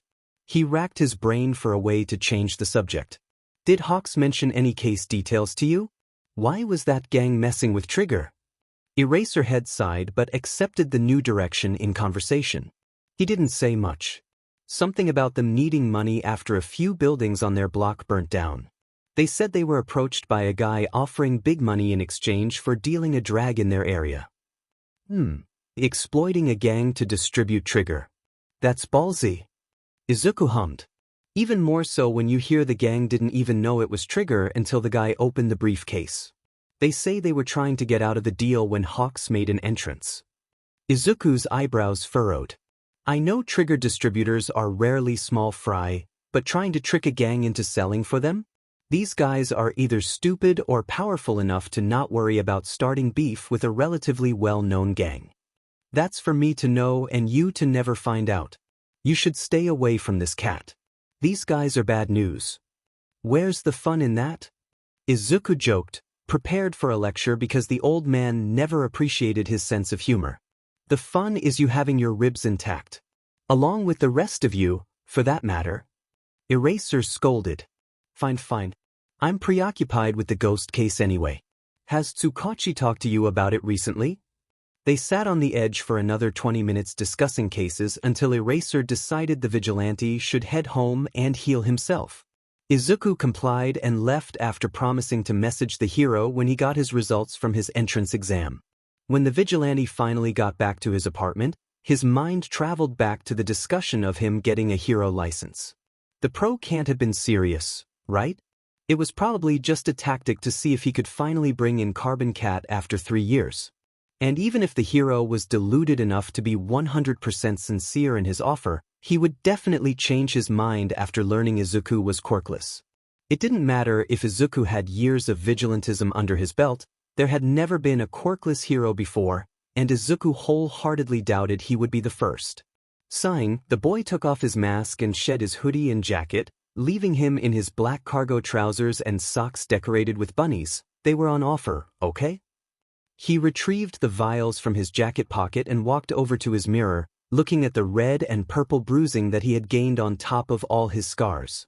Unscrewing the cap, Izuku purposefully ignored the possibility of the contents being Recovery Girl's saliva and dabbed it over his wound. After emptying it, the boy hurriedly put on some sweatpants before collapsing in bed, hoping the stamina required for healing meant he would sleep longer than his usual 4 or 5 hours. He was awake again, strapped to the same chair he had woken up in every day previous. He wasn't sure how many had passed. The skin of his back was sensitive from thrashing against hard wood and metal over and over again in a desperate attempt to free himself. He couldn't open one of his eyes, unsure if it was due to pain or dried blood. He tested how well he could move and was forcefully reminded of the knife piercing his thigh.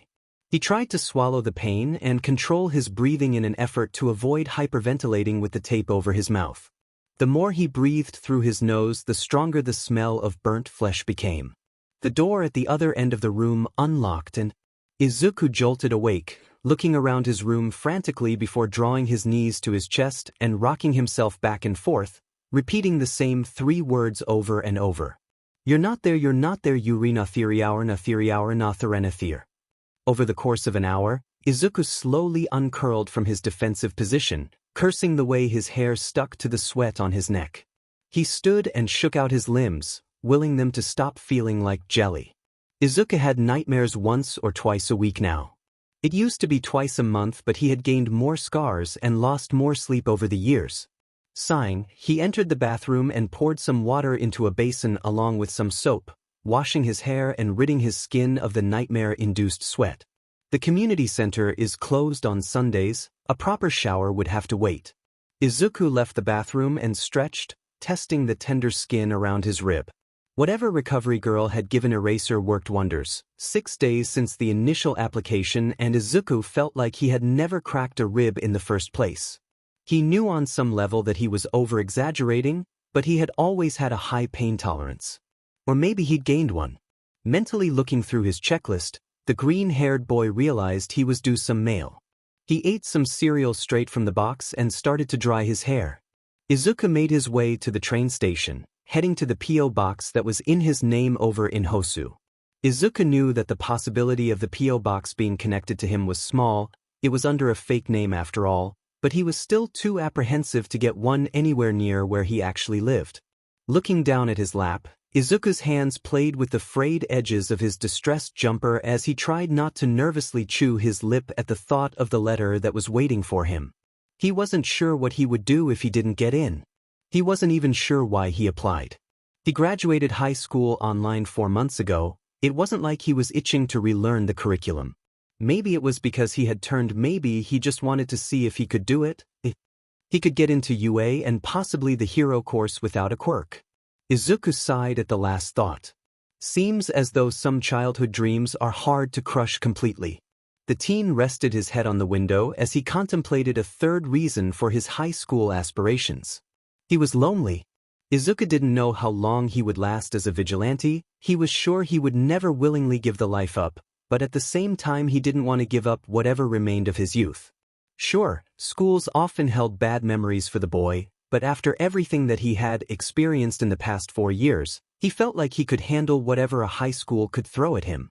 He knew he would have to avoid making close friends. He couldn't risk putting kids in danger if his identity was ever discovered. Still, wasn't he owed some normalcy? Having classmates, attending school festivals, eating with people in a cafeteria instead of alone in his room or on patrol. Izuku cut off his daydreaming. He hadn't even opened the letter yet and he was already getting his hopes up.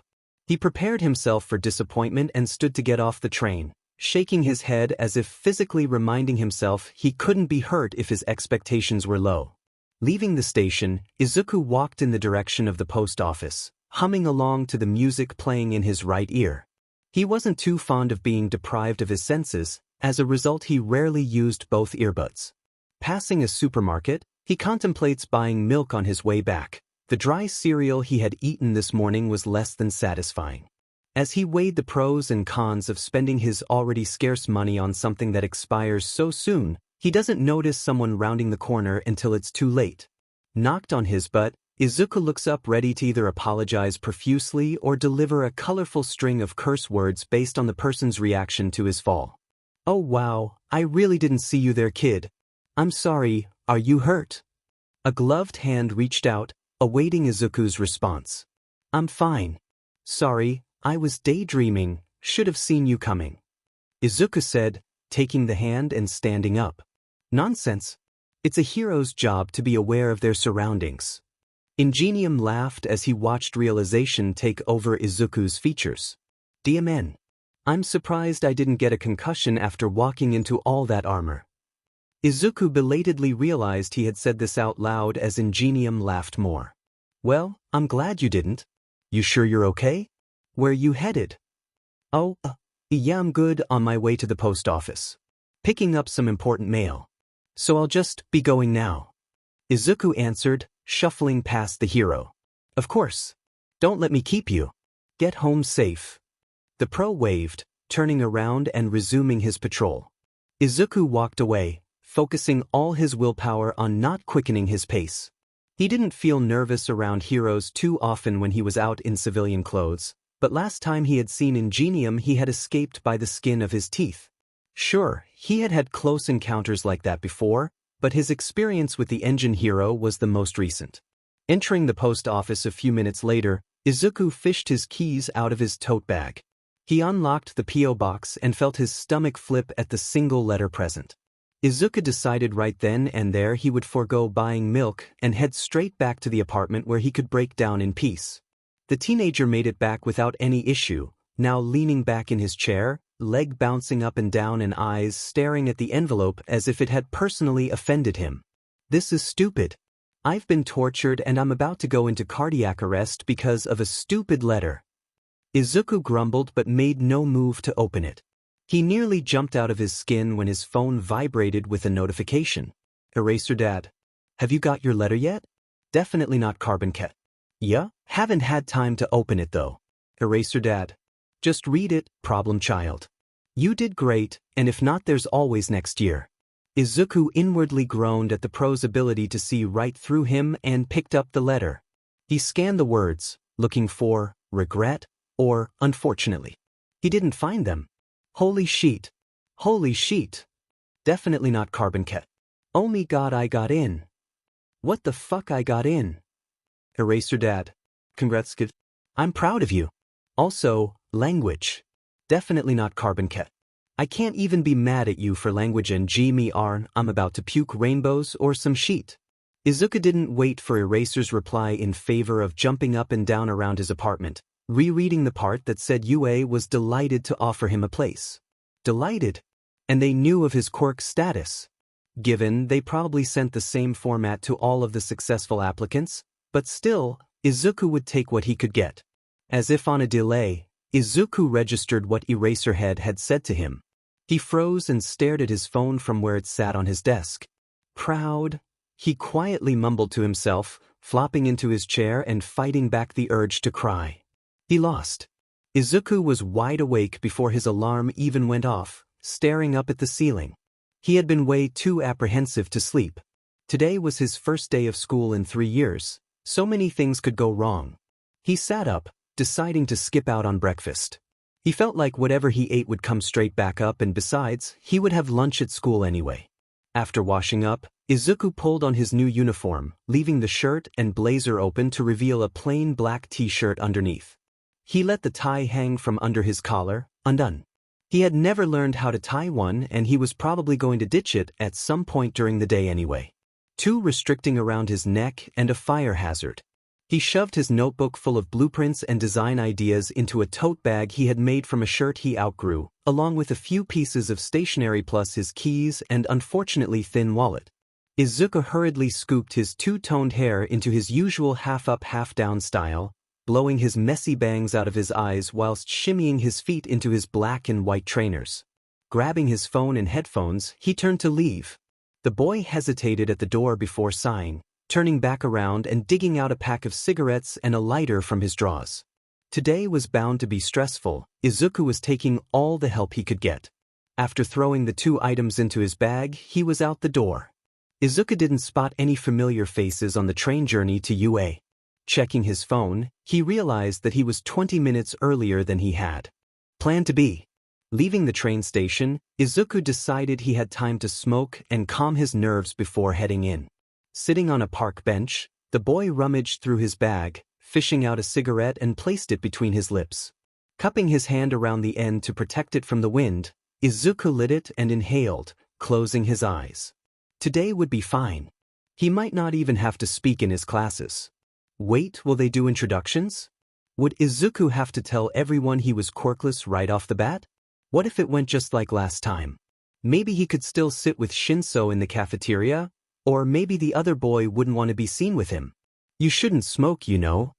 Izuku nearly fell off the bench as he jumped at the monotone voice. And you shouldn't sneak up on people. It's very rude, you know. Izuku replied, placing his free hand over his chest and trying to quell the embarrassment he felt from practically jumping out of his skin. I didn't sneak. Shinso sat down beside him. You were too caught up in that head of yours. Izuku slouched against the bench, looking away from Shinso while taking another drag. First day jitters. Thinking about class introductions. Izuku admitted, hey, I'm Midoriya Izuku and I'm part of the 20% with no quirk. Doesn't usually work wonders when trying to make friends. Neither does, hi fellow classmates. I can brainwash you to do my bidding if you respond to any question I ask you. Shinso remarked. This could be hell for us, huh? Izuku exhaled smoke and gathered up whatever courage he had to speak again. Do you want to maybe sit together at lunch? That way we can commiserate together over our high school careers ending before they've even started. Izuku feigned nonchalance as he smoked, waiting for Shinso to voice in one way or another, he would rather not make his life any harder and be seen with the quirkless kid. Sure. I'll wait for you at the entrance to the cafeteria. Izuku almost got whiplash from how fast he turned his head to look at the purple-haired boy, ready to be met by some sort of teasing expression or for Shinso to say he was joking. What? I kinda owe you. And even if I didn't, holding conversation with you isn't too unpleasant. I'm sure I'll survive. Shinso said sarcastically, earning a laugh from Izuku. Right, because out of the two of us, you're the big conversationalist. How could I forget? Izuku smiled, feeling some of his nerves dissipate at the reassurance he wouldn't eat lunch alone. Come on, I would rather not be late on my first day, or do you have some sort of vendetta against following rules? Shinso stood, looking down at Izuku who was taking a final drag of his cigarette. Listen, you just caught me at a bad time. I'm told I'm a very punctual person.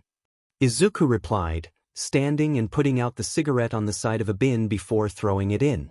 Right, I'm sure. And the uniform. Comfort over fashion, dear Shinso. The two first years made conversation up until they had to separate and find their classes. Izuku found 1H after following the smell of smoke and oil, not allowing himself to hesitate as he opened the door and walked in. There were 10 workstations in total, 5 on each side of the room. Lining the walls, there were hooks holding tools and countertops which jutted out to make 10 desks, each with an adjustable stool behind them. Towards the back, there were various shelves and containers filled with spare parts and unidentifiable pieces of tech. There were only 2 other students in the room currently, each had chosen their workstation. One was anxiously fiddling with his backpack strap and the other had headphones on, staring out one of the 2 windows from their desk at the front of the room. Izuku decided to follow their lead and headed towards the desk on the right, towards the back of the room. He pulled out his phone and messaged Eraser before he could forget. Izuku sometimes felt that he was born to tease the hero. Definitely not Carbon Cat. GD luck with the kids today. Don't expel them all again. 3. Eraser Dad. Don't you have police to be terrorizing? Before Izuku could respond, the door to the classroom opened. Izuku! A flash of pink was running over to him and suddenly he was being hugged. He resisted the urge to try and escape the hold, reasoning that a hug was not grounds to judo flip a student. Hey Hatsum. Good to see you again. You too. You're the only person I've recognized so far today. Where's Sensei? I don't know, I just got here. And there were 5 separate exams. We might be the only ones who passed from our one. I thought that was everyone. I wouldn't have introduced myself to all 12 of them if I knew that. Don't sweat it. It's good to be friendly. Or were you just scoping out the competition? Izuku grinned. You know me so well already. The yellow-eyed girl replied, turning around to place her bag on the desk in front of his. Izuku looked around the classroom only to find out that the other students had filtered in whilst he and Hatsum were talking. He was about to speak to her again when Power Loader walked in the room. Hello class. I see everyone found their way here okay. We'll start with some introductions and then head to orientation. The hero said, standing in front of the class. I'll start. I am Pro-Hero Power Loader. My quirk is Iron Claws. You can all call me Majima-sensei.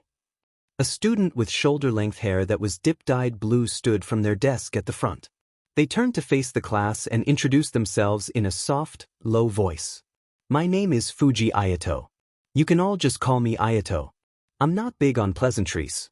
My quirk is Magnet. I can attract small metal items to my hands. It's helpful when I can't be bothered to get up and grab my tools. Sorry in advance if you get caught in the crossfire. I'm used to working alone.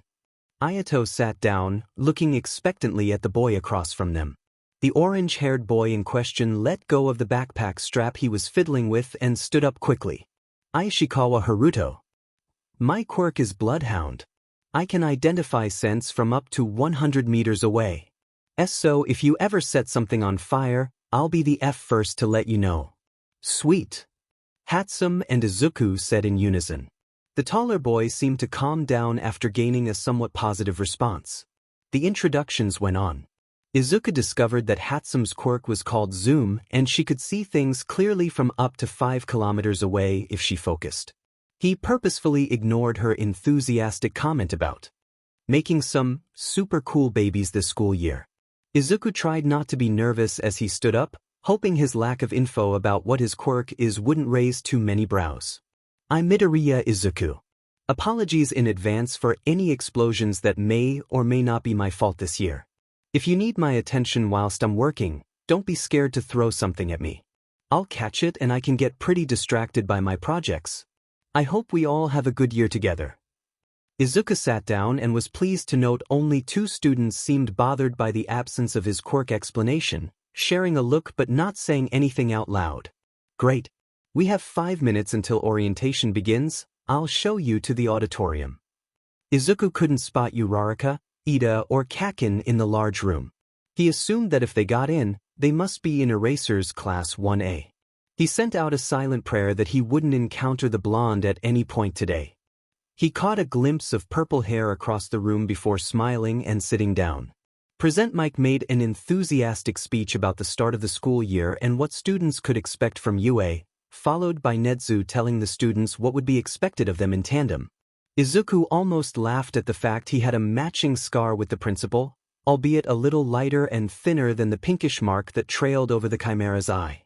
The day dragged on, mostly consisting of overviews of the curriculum and safety rules for the workshop. Izuku was on his 4th analysis of his fellow students' quirks when the bell signifying lunch rang. Izuku stood and stretched in a way that wasn't dissimilar to a tired cat, ignoring the slightly horrified look the student across from him, Kaneko was it, gave him as his joints clicked loudly several times. Before he can reassure the boy that his joints always do that and he hasn't dislocated something, Hatsum grabs his arm and drags him towards the cafeteria. As promised, Shinso is waiting for them, leaning against the wall with his hands in his pockets. Do you have a gravity quirk? Or does your hair stand up like that by itself? Hatsum asked when Izuku stopped in front of the purple-haired boy. Hey, who's your friend? He asked, giving Hatsum a skeptical look. Ah, this is Hatsum. She's in class 1H with me. Izuku replied, face heating up at Shinso's use of the term friend. Did he have friends now? Didn't it take more than 2 meetings to make friends? He didn't have any recent friendships to compare it to. He and Eraserhead had already been acquainted when the hero stopped trying to arrest him and started being nicer to him. Oh god, are Eraserhead and Izuku friends? Izuku jolted when Shinso flicked his forehead. Hello? Anybody home? Oh, right. Sorry, what did you say? I didn't. Hatsum powered on ahead talking about needing fuel to make some babies and you were staring off into space. Right. I'm pretty sure she's referring to her inventions, but I haven't been able to confirm that one yet. Let's go. The 2 boys joined the hyperactive girl in the line. Izuku extended the invitation of eating together before they all sat down on a table by the window. Say, Izuku, what's that scar from? I forgot to ask at the exam. Hatsum voiced, slurping her orange juice. Izuku tensed and looked over at Shinso, who raised his eyebrow in response as he sipped his coffee. Just a result of an accident whilst I was building retractable gas mask last year. Izuku answered, nervously running a hand through his messy bangs. Pretty ugly, huh? No. I don't think so. Gives you a vibe. Hatsum responds, seemingly unaffected by Izuku's awkwardness. A vibe? The green-haired boy replied skeptically. Yeah, like you have a dark and mysterious past, Green Bean. Shinso said in a monotone voice. How can you dub me, Green Bean, and simultaneously say I'm dark and mysterious? How can you be stupid enough to test a retractable mask on your own head? Don't they have mannequins for stuff like that? Don't try and understand the mind of a genius, Shinso. You'll get a migraine. Already have one. So where do we go from here? The coffee machine? I need another. That's your third. And? By some miracle, Izuku made it through his first day without any major issues. Whatever Eraser had 1A do all day had kept him from another less than ideal interaction with Kaken. Izuku knew he'd probably have to face the blonde eventually, and the rest of the Bakugas for that matter. He pushed the thought away before he could begin to feel guilty about the possibility of Aunt Mitsuki worrying about him after all these years. Donning his Kevlar-plated hoodie, Izuku coaxed his thoughts to focus on what he could run into tonight on patrol. It was Tuesday, so there was no meeting on his agenda tonight. The boy frowned as he noticed a slight crack in the plating around his chest. The punch he had received on the night of the trigger deal had weakened the material, followed by a nasty encounter with a drunkard who had a minor force field quirk. Izuku groaned at the thought of calling his supplier. He wasn't a frightening man per se, but Needle had an unsettling aura. It didn't help that his base of operations was in the red light district of Mizudafu. Izuku understood the need, but he still wasn't keen on entering the area. There's only so much he can do as a teenage vigilante. Izuku decided to check some hero and crime watch forums before leaving. He had a sense of foreboding that he couldn't seem to shake. Posted on Sunday 4:54 a.m. by Egg Fried Pain. Carbon Cat running an errand? Pictured. Vigilante known as Carbon Cat waiting in line at a 24-hour convenience store, holding a carton of milk, seemingly oblivious to the stares from the customers stood in front of him. Video. Carbon Cat emptying pennies out of his pockets, counting them on the counter whilst the cashier stares in shock. Transcription available. CC. Laughs nervously, sound distorted. I swear I have enough. I counted before joining the line. Cashier. Doesn't seem able to respond as CC pats down all his pockets searching for change. CC. Thank you. Video cuts off as Carbon Cat turns to leave. I was on my way to start my shift getting some coffee only to see Carbon Cat completely decked out in his gear buying milk. It wasn't a totally unpleasant surprise, but doesn't he have time to buy some out of costume? How the hell did he know no one would call the police? He left right after the video cut off, and I'm sure he just scaled a wall of the opposite building? Where did he put the milk? So many questions. Midnight worshipper, counting pennies to buy milk? So do we need to start a GoFundMe? Show 2 replies. 5 cows in a trench coat, carbon cat, buying milk, was he doing a bit? Show 7 replies. Biflexual, I can't believe his butt. He's not real, there's no way. Does he want to get caught? Hide reply. Gulfker, listen, maybe he just really needed that milk. That or he's slightly dumb. Glasses wear, dairy milk? SMH, hashtag carbon cat go vegan. Hide 5 replies. Swag possessor, my guy was counting pennies. Idirk if he can afford the vegan lifestyle. Hide you our dog, isn't milk bad for cats? Greg 125 at hide you our dog, you know he's not a real cat, right? Hide you our dog at Greg 125, we don't know his quirk. He could be a cat mutant.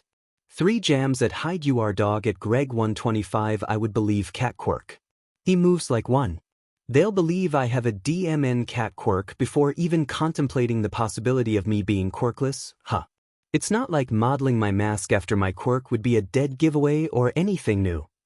Izuku mumbled, closing his laptop and standing from his desk.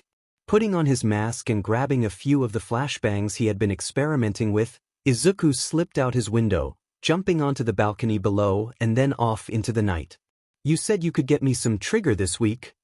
A loud, angry voice sounded a few meters away from where Izuku was currently perched. The boy perked up at the quirk enhancer's name, leaping silently to a lower rooftop in hopes of getting closer to the voice. I know, man. I'm sorry, alright? Some sheet went down a few days ago and my supply has gone bust. I swear I wasn't lying, man. Please, I'll try and get you some when I can. A second shaky voice replied. That's bullshit. I need it this week, BSRD. I have some things planned and only Trigger can help with them. The first man shouted, sounding more enraged by the second. Listen, man, I told you this sheet was hit and miss. Don't get mad at me because you don't have any big-time connections to fund whatever plans you had. Big mistake.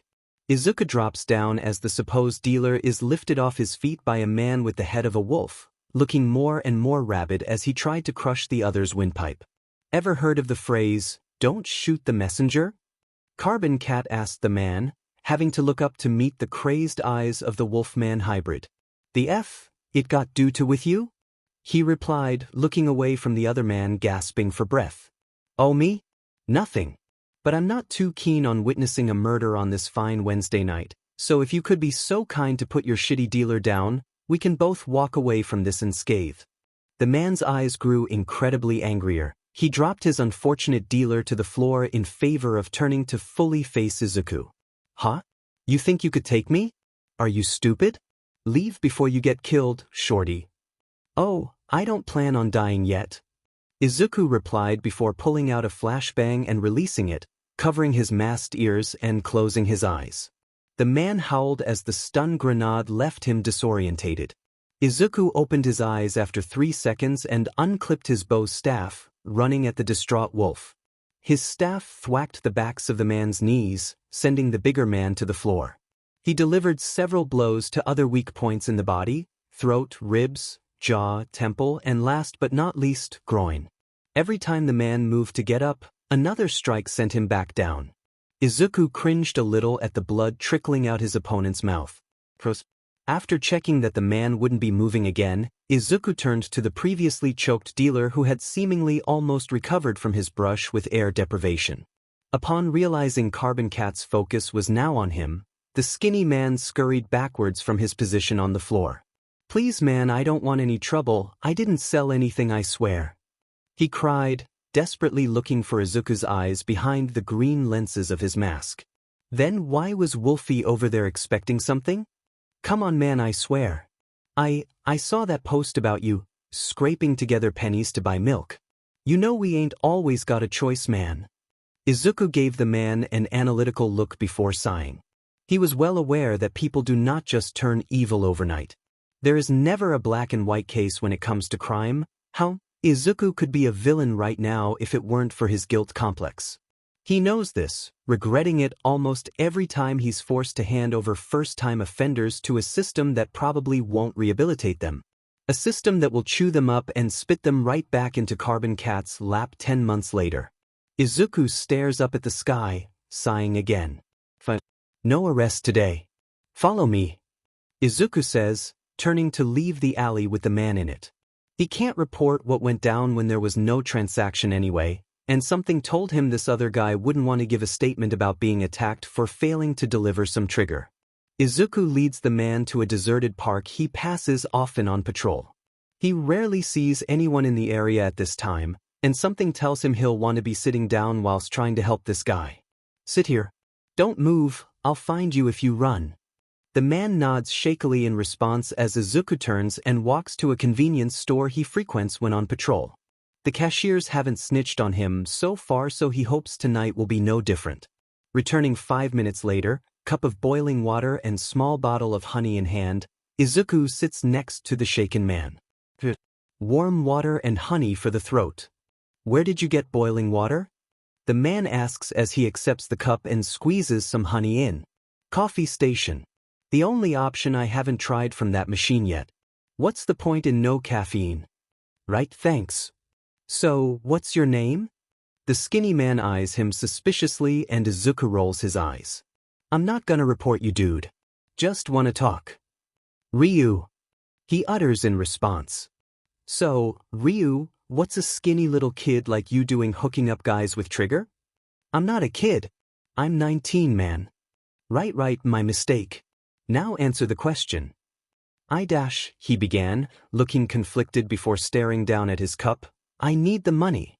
My grandma, she's getting sicker every day and my family can't keep up with the hospital bills. I just want to help, but they keep telling me not to worry about it and focus on graduating high school late so I can go to college. How the hell am I supposed to not worry? She's family. I'm not gonna choose school over looking out for my family. Izuku looked straight ahead, digesting what he had heard and carefully thinking about what he was going to say next. It must be hard feeling helpless like that. I know it's not what you want to hear, but your family is right. They're not saying forget about her and live your life, they're just saying that it's not a kid's job to worry about money. It's hard, God knows it's hard, but it will be harder on them when they have to split time between looking after your grandma and visiting you in jail, or worse, your grave when another deal goes sour. They've got enough on their plate. Best thing you can do for them right now is keep your head straight and be there for them. Izuku turned back to Ryu, hoping that something he had said would ring true in his mind. I just want to help. He responded quietly, not looking up from his cup. I know. I mean, look at me. I'm a vigilante, for Christ's sake. Helping is kind of my whole brand. But I know my limits. I know when help becomes hindrance, and what you're doing isn't gonna solve your family's problems, it'll add to them. Izuku placed his gloved hand on Ryu's shoulder, praying that it would comfort the man, well boy, in some way. Ryu seemed to contemplate what Izuku said as he sipped from his cup. After a few minutes of silence, he spoke again. You help with anything, right? As a vigilante or whatever? He asked. I try. If it's something that's out of my hands, I'll enlist help sometimes, though. Izuku replied, trying to get a sense of where the conversation was headed. I heard something the other day. A job. Good money. Some organization wanted the help of anyone who was willing to join in an operation or something. An organization? Did you get a name or gang territory? I went to one of the meetings and decided it was too shady. I saw some guys there that looked like they would eat me for lunch. Ryu laughed weakly before continuing. I did hear one thing though. They wanted to attack UA, the school. Something about All Might teaching there this year, which is crazy. I know he's back in Japan and all, but really? Teaching? No way. After that I decided it was shady and BS, so I left. Izuku felt himself freeze. An organization planning an attack on UA? Izuku knew that no fortress was impenetrable, but UA was pretty high up there. To even think about planning something like that either implies great strength or great stupidity. Plus they already knew that All Might was in fact teaching there. Izuku himself had only heard whispers, but he had a feeling there was some truth in them. Did you see what the leaders looked like? Anyone who actually gave any instructions or information? There were two guys who looked like they're in charge. One had blue hair and a chopped-off hand covering his face. It was super creepy. Then the other guy seemed to have some teleportation quirk or something. They came into the meeting through a portal that was the same color as his misty head. A teleportation quirk? This was bad. No amount of security could fight an unknown warping quirk. Izuku tried to think of any other information he would need. Did they give a date or schedule another meeting? No date. I don't think they have what they need yet. As for another meeting, I think they said the 15th. That's today, Ryu. Did you get a location? You're gonna go? I thought you said you knew your limits? There were like 40 people at the last one. This is purely for gathering intel. I'm not gonna fight anyone, otherwise I won't be able to do something about the attack. Now, location? Izuku tried to fight the urgency that he was feeling, not wanting to scare his source.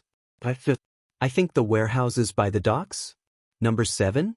I can't remember. Sorry, man. No, that's fine. You've done more than enough, kid. Now get home safe. If I see you out here again, I'll drag you back to your family and tell them what you've done.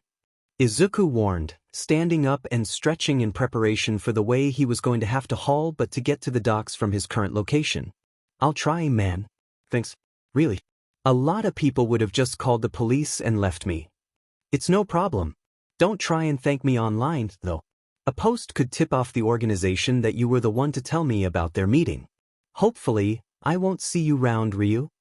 After saying that, Izuku turned and gave himself a run-up before sprinting towards an alleyway, using the momentum to leap off one wall and grab the opposing fire escape. Making it to the roof, he began the 20-minute journey of parkour to the docks. As he approached the area, Izuku came across an increasing amount of petty criminals and young gang members all headed towards the same warehouse. He recognized a few of them from when he had apprehended them over the years. A lot of them must have only received fines or warnings for their less than legal side jobs. Izuku kept his distance, following the stream of people from 2 warehouses over, occasionally catching glimpses of them from in between buildings. Eventually, the groups started entering a warehouse. It faced the water, leaving Izuku with only one side to approach from if he wanted to remain unseen. After waiting a few minutes for people to stop arriving, Izuku slowly padded over to the small space between the warehouse of interest and its neighbor. There were multiple steel beams along the side of the building where the panels of cladding met. Wrapping his hands around the indents, he pulled himself up by placing his feet on the steel wall, moving slowly to ensure his vertical footfalls wouldn't make the occupants aware of his presence. Reaching the top, Izuku saw a roof window. He sent out a prayer to whatever gods were listening that it would open as silently as possible. Crouching down, Izuku decided to forego using the aged latch and started unscrewing it with his knife. After 7 minutes and a few curse words, Izuku lifted the contraption from its place and stored it in his pocket, not wanting to risk making a sound when discarding it. Slowly, Izuku tilted the window open. He slid his body inside, balancing his feet on the railing of the warehouse's interior balcony. Realizing that he would have to let go of the window to fully drop down, Izuku cursed inwardly. From what he could see, no warp gate had arrived yet along with the blue-haired man. The meeting attendees were either waiting silently or talking to the people they came with. Izuku closed his eyes to try and steel his nerves before opening them and letting go of the window ledge, swiftly twisting his body to face the balcony rather than plunge towards lower level of the warehouse. His heart beat erratically as he rolled silently upon landing on the platform. Nothing like a stealth mission in a rickety warehouse to induce an early heart attack. Not giving himself time to relax, he edged over to some boxes, hoping they would provide him with some extra cover. Just as Izuku got comfortable in his position, a purple misty portal opened on top of 4 more boxes towards the back of the lower level. We are the League of Villains, and soon, we will be invading UA High School. All Might is on a side quest there, and we will use this silly little teaching job to kill the symbol of peace. We will get all of our intel soon, and when we do, we'll be needing the help of some of you NPCs to launch our operation. We'll pay whoever's willing, you just have to occupy some hero core sprats whilst we have the main boss fight. Snitches will get a lot more than stitches, so if you're not interested in taking down Hero Society and all its corruption, leave now. The man with pale blue hair didn't look that much older than Ryu from what Izuku could tell. The hand placed over his face prevented him from making any further assumptions about the male. The warp quirk guy stayed silent, yellow eyes surveying the crowd of around 70 people. Izuku felt like something was off about the villain decorated with disembodied hands, aside from his less than welcoming accessories. It felt like what he was saying didn't actually come from him. The formal language, along with the use of the terms NPCs and boss fight, made it seem like he was repeating something fed to him with the occasional slip into his normal manner of speaking. No one departed from the crowd. Upon seeing this, the villain spoke again. "But you all understand. Kurogyari here will come and collect you from a specific location when the time is right after we complete tomorrow's side quest. Be ready. You'll get paid half before and half after. See you when we kill All Might." Before he could walk through the warp gate, a gruff voice spoke up from the crowd. "Ow, are you so sure you can kill the number 1 arrow?" The villain turned. Izuku felt like he was grinning behind the hand gripping his face. Sensei has made something very special to deal with the final boss. All Might won't know what's hit him before it's too late. Izuku stayed hidden as everyone turned to leave, mulling over what he had learnt. This League of Villains consisted of a warp gate named Kurogyari and a young man with an interesting affiliation for disembodied hands. They also had intel that All Might was teaching at UA, and were planning on obtaining more information to kill the hero at the high school. They had money, a weapon of some sort, and a sensei who was seemingly pulling the strings. Izuku didn't like this. He didn't like it one bit. But why was this organization suddenly coming out of the woodworks to kill All Might now? Is it because he's working at UA so they can pin his location? Will the students be used as blackmail? Will they be hurt, or even killed? The vigilante tried to quell down the nausea he felt at that last thought and focus. If All Might only teaches heroics, then it's only classes A or B for each year group that's in danger. They must be planning for the attack to occur in a heroics lesson if they truly want to isolate All Might enough to kill him without the whole of UA fighting back. The thought of the imminent fight between the villains and the number 1 made Izuku's head circle back. But what does this league know that everyone else doesn't? Is All Might retiring soon? Does he have a weakness? It's true that the hero had been appearing a lot less recently, but wasn't that normal? Izuku had just assumed that there had been a lack of huge villain fights or disasters that the hero usually worked on, but now his brain was yelling that something else was amiss here. Checking his phone, Izuku almost groaned at the time. He peeked over the boxes to see an empty warehouse, no trace of what had gone down mere minutes ago. With more questions than answers and a whole new set of worries, Carbon Cat left the docks and headed back to his apartment. Izuku woke to his alarm and almost cried at how little sleep he had managed to get. He had stayed up after he got back creating a device that would hopefully, in theory, detect any sudden changes in air pressure or disruption in the near vicinity that might indicate a warp gate had opened up. He had almost built it and was planning on finishing it in class. They were just getting used to the workshop today, and the invention wouldn't look too suspicious if he said it was for detecting changes in air pressure due to temperature to combat a fire quirk.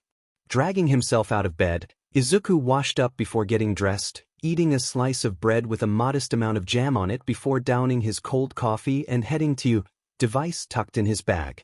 From his seated position on the train, Izuku cracked one eye open at the feeling of being watched only to make eye contact with Shinso. "You look like sheet." "Thanks. I feel it." Izuku grumbled. "Did you have trouble sleeping?" The purple-haired boy asked, concern bleeding into his monotone voice. "Something like that. Why?" Izuku's tired brain turned slightly defensive at the worry in Shinso's question.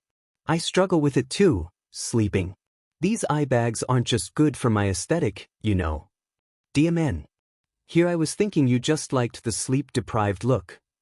Izuku snorted. "Nope. Straight up insomnia. Whole barrel of laughs."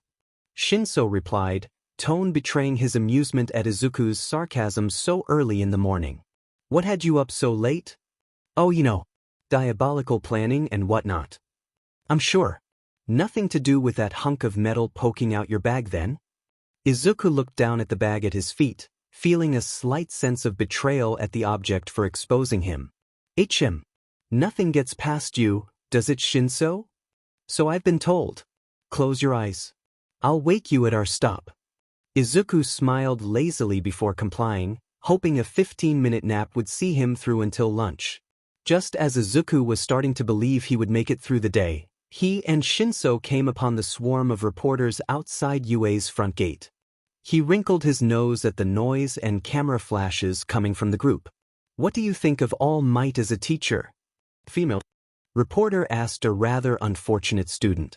Izuku belatedly realized the unfortunate student was Uraraka. "He's a dash," she began. "Ah, sheet." Shinso looked at Izuku puzzled as the shorter boy pushed his way past the reporters. "Hey, Uraraka. Lovely morning we're having, don't you think? Could you do me a favor and come to the nurse's office with me? I need to go before lessons start." Izuku beamed, acting as though the media was invisible. Yeah sure. Let's do that." Uraraka replied after a minute, catching on as Shinso caught up in the literal sense. "Hey, we were asking her some questions, you know? The people have a right to know." The reporter raised her voice at Izuku. "Oh, I'm sorry.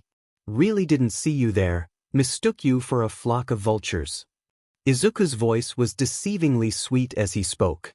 "If you would like to schedule an interview with a minor under proper supervision, please by all means contact UA and ask directly rather than harassing kids outside their school at 8 a.m. Izuku decided that his sleep-deprived self had had way too much excitement for one morning, dragging his classmates through the entrance of UA as the reporters squawked behind him. "Dude." Shinso breathed. "What? You can let us go now." "Oh, right, sorry. Kinda forgot I was hauling you both with me." Izuku released his grip on their arms. "Are you okay, Uraraka?" "Yeah. No worries. Thanks for stepping in. I've never spoke to a reporter before. It was nerve-wracking. How did you stay so calm?" Uraraka replied. "Calm? I wasn't calm, I was angry." Izuku explained like it was the most normal thing in the world. "Not that I'm a fan of them myself, but ding Midoriya, which one of those reporters said in your serial? You looked ready to bite her microphone in half." Shinso asked, sounding half bewildered and half impressed. "HM. I just don't like reporters.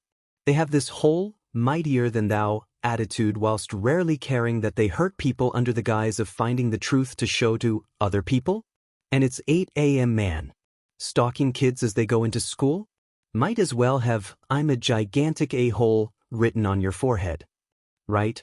Remind me never to get on your bad side." Uraraka commented. "Ditto." Shinso added. "You guys are overdramatic. I just kindly reminded them that they're breaking a few guidelines. Come on, we're gonna be late." Shinso and Uraraka exchanged a look before following their friend inside. "Izuku, you look awful. Did you even sleep?" Hatsum asked, yellow eyes scanning Izuku's face. "Good morning, Hatsum. Lovely to see you too." He responded, moving towards his workstation. "I'll take that as a no. What were you working on?" "How do you know I was working on something? We are one and the same, dear Izuku. I know invention-based sleep deprivation when I see it." Before the green-haired boy could reply, Majima-sensei walked in and began taking attendance. Over the next few hours of the morning, fueled mainly by anxiety and little bit of spite, Izuku finished his warp sensor and linked it to his phone so that he would be alerted if it picked anything up and hopefully show a location on GPS. Izuku just hoped it would be accurate enough to provide a lead. "Midoriya, I must tell you that I can't approve of the amount of espresso shots you are putting in one cup." Izuku jumped at Ida's voice from beside him, turning to face the taller boy. I don't have a sign that says it's only one per person. It's a free coffee machine, you know." "I'm not concerned for UA's coffee budget, Midoriya. I am worried you will overdose on caffeine." "Oh, thanks I guess. Where are you gonna sit?" Izuku gestured to the rest of the cafeteria as he placed a lid on his coffee cup. "I'm waiting for Uraraka and then deciding why. Would you guys want to sit with me and my classmates?" Izuku felt slightly ashamed at how nervous he was to ask the question, insecurities clouding his mind. Before he could spiral, a brunette joined the conversation. "Of course, Midoriya, I want to meet your friends," she replied. "Right? Friends, yeah cool." Izuku sputtered out a reply and led them to the table that Hatsum and Shinso were occupying. I'm just saying, Hatsum. The author confirmed that vampire venom replaces all bodily fluids when a person is turned, so technically Bella got P-arginine T from Edward's dash. Izuku. Who are your friends? Hatsum cut Shinso off. I am Ida Tenya. This is my classmate Uraraka Ochako. The blue-haired boy replied as they all joined the other two students at the table. We all met on the day of the entrance exam. Uraraka saved me from a date between the floor and my beautiful face. Izuku supplied. Right? I thought it would be a bad omen if Midoriya here fell right before the exam. Uraraka replied, slightly flustered at the praise. How can you almost face-plant and then beat up 4 people in the same day?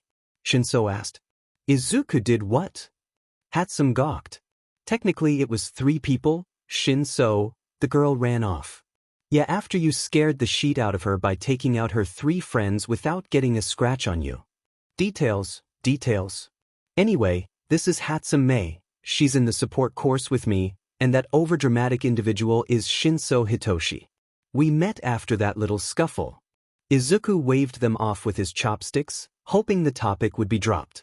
Izuku, I didn't know you could fight. I mean, you're pretty small, no offense.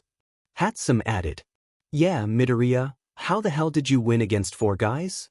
Before Izuku could correct Uraraka and say it was technically 3 again, a loud alarm started blaring throughout the building along with red flashing lights. Level 3 security breach. All students evacuate to the main field.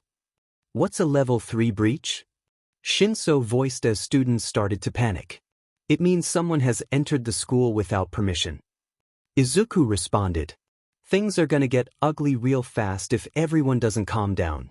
Hatsum said, looking at the large group of students who were all trying to fit down the same corridor. We have to do something. Uraraka spoke in distress. As Ida and Uraraka left to aid the situation, Izuku felt his phone repeatedly vibrate in his pocket. Unnatural change in air pressure. Location known.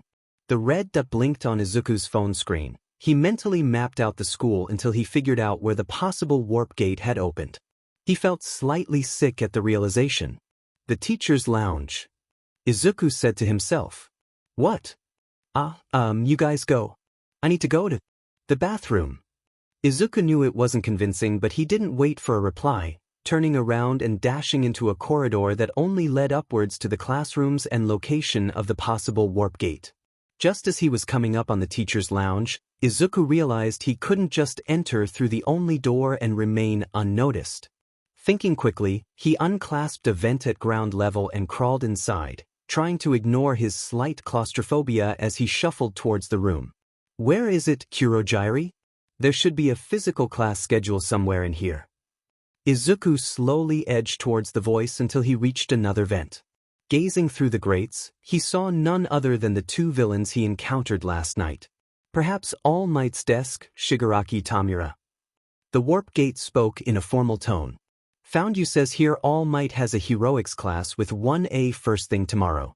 The first-year brats will be easier to kill at least. The USJ? Unforeseen simulation joint. Let us leave now, they'll deal with the reporters soon enough. Waiting 20 seconds after the warp gate had closed, Izuku speedily crawled back out of the vent, not wanting to be questioned by any students or teachers that he may run into. As he headed towards the main field where the other students would be gathered, he tried to sort through his thoughts.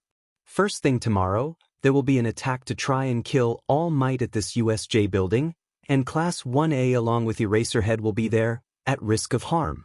Izuku has less than 24 hours to form a plan to stop approximately 70 villains, save the man who crushed his dreams, and hopefully not let anyone die in the process. Piece of cake. After rejoining his friends, Izuku told Hatsum that he had actually thrown up when he went to the bathroom and would be heading home early. Letting Maijima-sensei know, Izuku collected his things and headed towards the main gate of UA only to find it had ceased to exist. Stood next to the scene, chasing off the remaining reporters, stood none other than Eraserhead. Where are you headed? The man asked. Izuku reminded himself that it would be almost impossible for Eraser to recognize him out of costume before replying. Home. I'm sick. Don't you have a parent or guardian to pick you up? Dad's in work. I can get the train fine. I don't live too far. What happened to the gate? Izuku tried to change the subject. Just some over-enthusiastic leeches trying to get a story. Eraser struggled to keep the contempt from his voice. Really? Why would they destroy the gate now when they've been here since this morning? Would they really illegally use their quirk to break into UA and attempt to get what? An interview? They wouldn't even make it into the building without being spotted by a teacher. Eraser looked at Izuku calculatingly, and then seemed to consider what he had said. You're right. It is odd, but sometimes people do stupid things when they're desperate. I do wonder if any of them have a quirk this powerful though.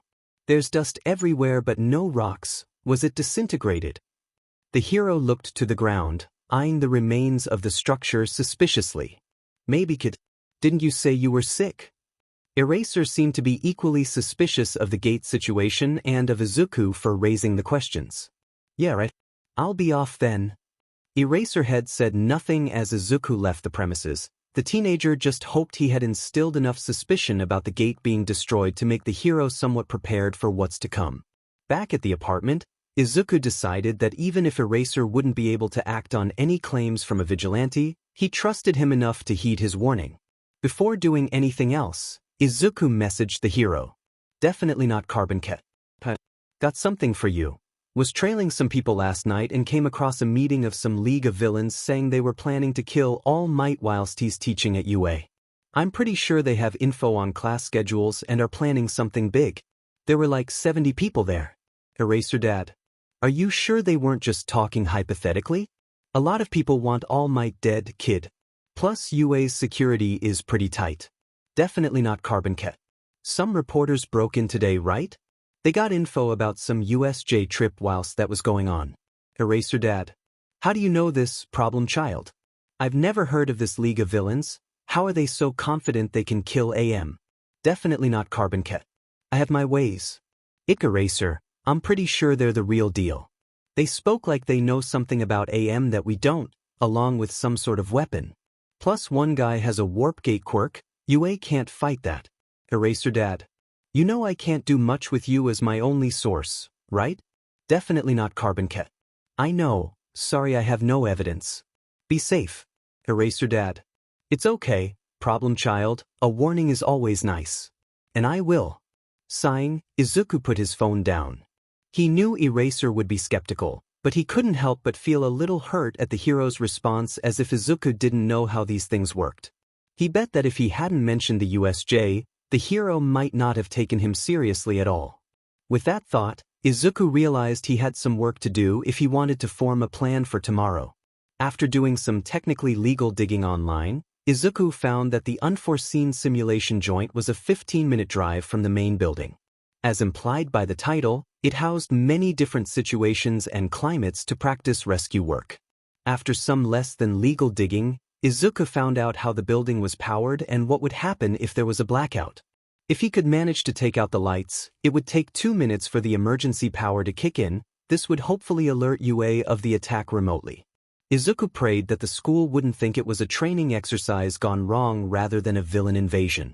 After trying and failing to gain access to the UA school records, Izuku decided to scour social media to save time and try to discover one as quirks.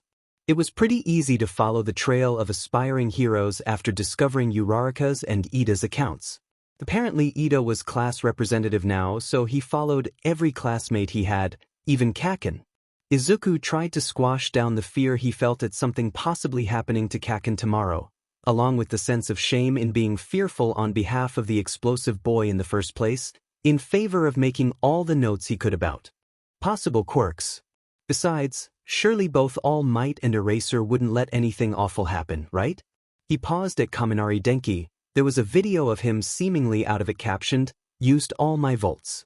Electricity quirk? This could be good if Izuku couldn't make it to the control booth to cut the power.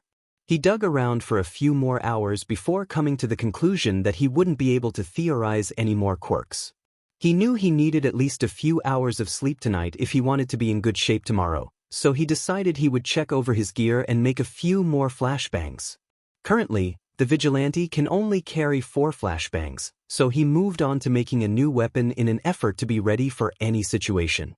Even though All Might was going to be there, Izuku needed to be able to hold his own. Some may call it overkill. Izuku prefers the term adequately prepared. Eskrima sticks in of themselves can be pretty useful, but Eskrima sticks that can fire 50,000 volts are arguably more useful. Using a sturdy pipe he had picked up last week from Dagoba Beach, Izuku sawed it in half and used a concoction of tape, insulator, wires and hot glue to ensure they would conduct enough power to take someone out.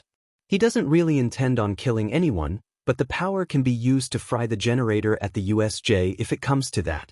After running through every possibility he could think of, Izuku set his alarm and tried to get more than 4 hours of sleep for the day ahead. His anxiety fought to be heard, but it was ultimately outweighed by the vigilante's conviction. He has to do everything in his power to help. He's the only one who can. "Where were you?" Eraserhead yelled, seemingly unconcerned about his multitude of injuries as he sat in the back of an ambulance.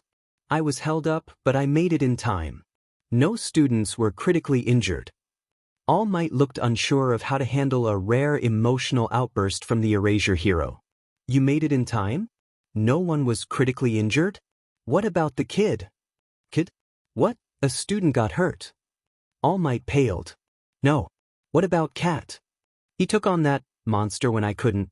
He saved Azui when you weren't there. And what does he get in return? He's probably going to die in an alley somewhere." The hero's voice broke as the survivors stared at him. "The vigilante?" All Might questioned. "He's a kid. He's just a kid." 1 hour earlier, Izuku made his way through the sewers, following the GPS on his phone, Eskrima sticks hitting his thighs as he ran. He couldn't make the journey to the USJ in his gear in broad daylight, and the underground tunnel system seemed like an ideal substitute for his usual territory of alleyways and rooftops. Class 1A were supposed to arrive at the USJ at 9 a.m., 15 minutes from now, along with All Might and Eraserhead. Izuku prayed that another pro would be there to supervise. He hadn't been able to access the full class schedule online, and he assumed that's why Shigaraki went to such lengths to get one. 3 pro heroes and a vigilante versus 70 villains were still better odds than only 2 pros, even if one of which was currently the #1 hero. The vigilante hadn't had the displeasure of interacting with All Might so far at UA, and he sincerely hoped it would stay that way. At least as Carbon Cat, he can hide his distaste behind a mask when in his presence. Looking at his ETA, Izuku hoped the students would take their time getting changed into their hero costumes, but something told him that Eraser was a stickler for punctuality. 17 minutes later. "Is the simulation already starting? We just got here," Kirishima asked, staring down at the plaza. "Stay back.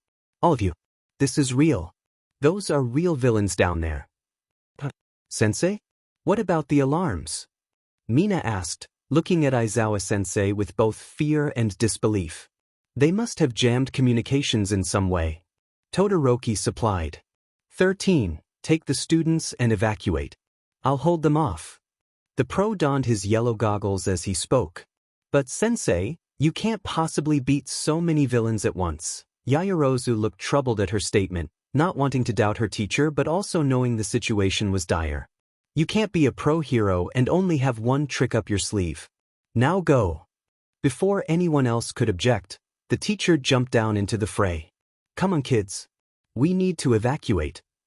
13's mechanical voice rang out, trying to prevent the students from acting irrationally. But what about A's dash? Hagakure started. The girl was cut off by a loud clang from the door behind her. Both the students and teachers stared at the door as the metallic sounds grew in volume. Suddenly, the door cracked open, a bow staff wedging it further until a small hooded figure squeezed through. "DMN, security is tight. Wish I had a DMN warp gate." The figure spoke, voice robotic and distorted. "Another villain?" Ida thought aloud, causing the stranger to look at the group. "Dude, I think that's Carbon Cat." Kaminari supplied. "Kaminari, right?" Carbon Cat asked as he made his way over to the students. Yeah. How do you know that?" "No time to explain. If I can't reach the control booth in the next 5 to 10 minutes, I need you to fry the USJ's power, find a service panel, the control booth or just stick your hand in a light bulb or something." I know it's a big ask, but could you do that for me? Stay away from the students. Who are you and what do you want? 13 stood protectively in front of the group. Right. Sorry. Carbon Cat. Vigilante. Got a tip about this attack. Anything else? Why did you come here, Ribbit? Azui questioned. The vigilante tilted his head. Isn't it obvious? To help. Just as he finished his sentence, the purple mist villain from the plaza appeared behind him, blocking the only exit. Hello, hero students. Sorry for the unfortunate circumstances surrounding our introduction. We are the League of Villains, and we are here to kill All Might. It seems as though he is not here yet, so we will be separating you before he dash. The villain was cut off when Kirishima and Bakugo both leapt forward. You think it'll be that easy? Die. As the smoke from Bakugo's explosion cleared slightly, it became apparent that Kirishima and Bakugo had disappeared with it. Resistance is futile, hero students. The deep voice of the misty villain sounded as he activated his quirk to warp the remaining students away. After the mix of mist and smoke dissipated, it appeared that only a handful of people were successful in dodging the All Might's not here? Carbon Cat asked no one in particular. No, he's busy with something. 13 responded, not looking away from the villain. Ida, you need to run. Right now. Carbon Cat addressed the student, tone sounding scarily serious through the voice alternator. Who are you to give me orders to abandon my classmates at a time like this? I don't mean it like that. You're our only ticket to alerting the other heroes. If All Might doesn't plan on showing up, this is gonna get super duper ugly, man. Please. Run. Ida was caught off guard at the pleading note and looked to 13, who only offered a slight nod in response. I'll clear a path for you. The rescue hero shouted, using their quirk to prevent the yellow-eyed villain from warping anyone else away. Wait, 13, don't. The vigilante propelled himself towards the teacher as a warp gate opened up behind them, but it was too late. The hero fell to the ground, back crumbling after being destroyed by their own quirk. Ida, go! The masked boy yelled. Ida looked torn before running towards the exit. You still think you can get away? The villain taunted, dark purple mist extending in an effort to capture the student. Is that? Uraraka began, pointing at the metal amore plating surrounded by purple wisps from where she was knelt next to 13. Uraraka, on my signal, use your quirk on that guy's main body. Carbon Cat commanded lowly. The girl hesitated before resolutely nodding in response. Using his staff like a pole vault, the vigilante flung himself above the villain, unclipping one Eskrima stick as he flipped over his head. The weapon collided with the metal and the villain received several thousand volts at the push of a button. The man froze as lightning seemed to cover his entire form as it was pulled down with Carbon Cat's body weight. The mist that was chasing Ida retracted as the electricity flowed and the vigilante yelled when he rolled onto the ground. Now! Uraraka sprinted at the villain, her hand outstretched, making contact just as the electricity faded. The stunned villain slowly floated upwards as Ida managed to force open the door. It slammed shut behind him as Carbon Cat stood and addressed the remaining students. Good job, thanks for trusting me. Now, you guys evacuate Big Guy and Arms Guy, try and open the door, Tape Guy, see if you can help 13. No way, man. How can we just take your orders and leave everyone to fight alone? Zero demanded.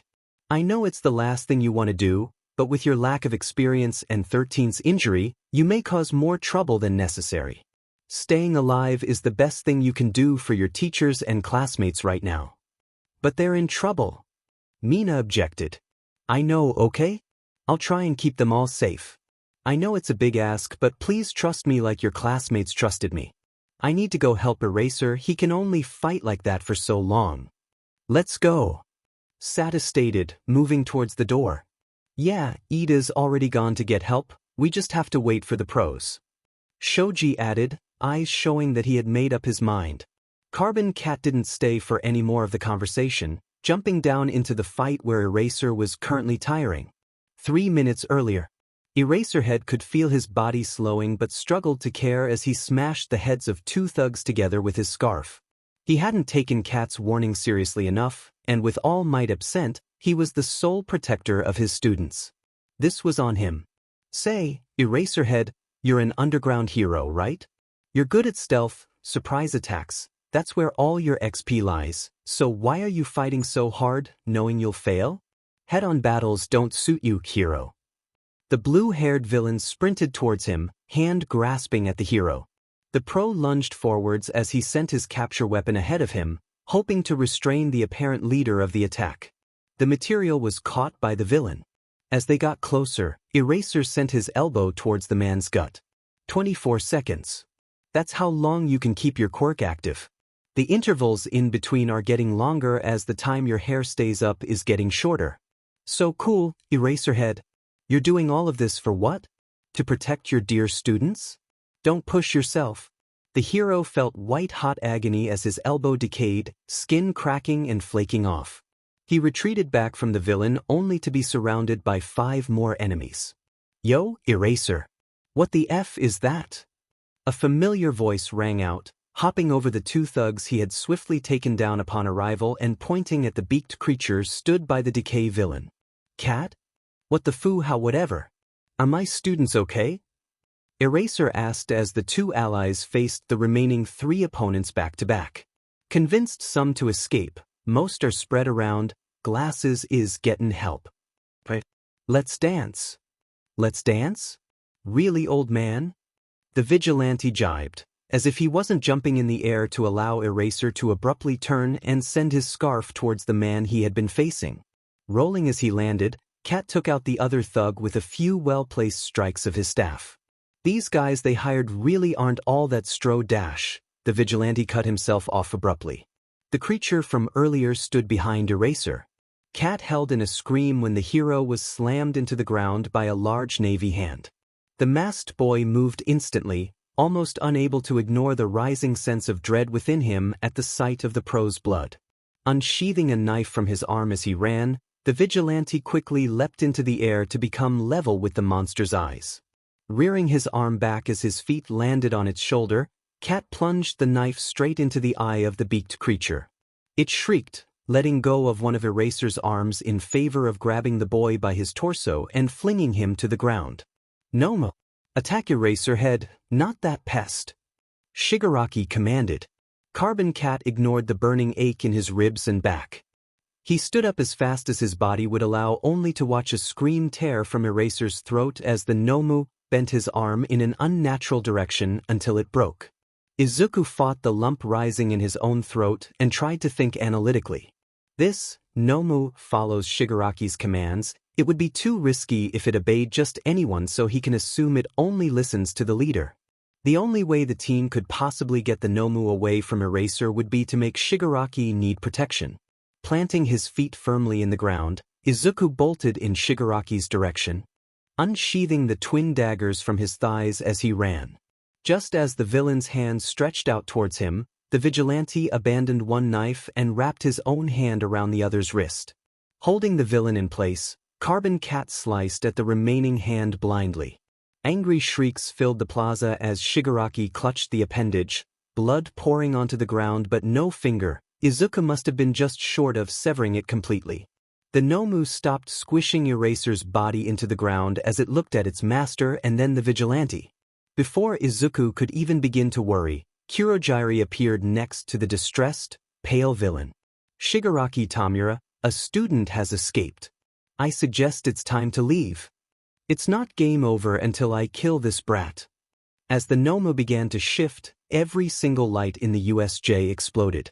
Izuku made a mental note to thank Kaminari if he ever got the chance and let off 2 flashbangs in quick succession. Izuku tuned out the villains as they struggled and rushed over to Eraserhead's body. The man was barely clinging to consciousness, but he was awake. The vigilante hauled the hero's good arm over his shoulder and started dragging him to the stairs. Having a rough day, sensei?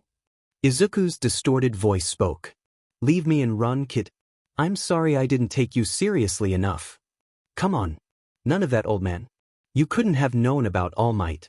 We don't have long, so try and move as fast as you can, yeah. He replied. Don't use your civilian voice on me. Fine. The hero scolded even as his words slurred. The vigilante didn't respond, trying to move as quickly as possible.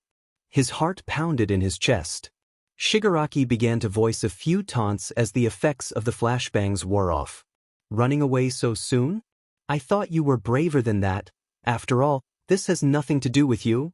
Why are you trying so hard? A miscalculation.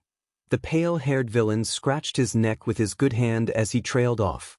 Izuku placed Eraser halfway to the first platform on the staircase before turning to face Shigaraki, who was now standing, looking directly at him.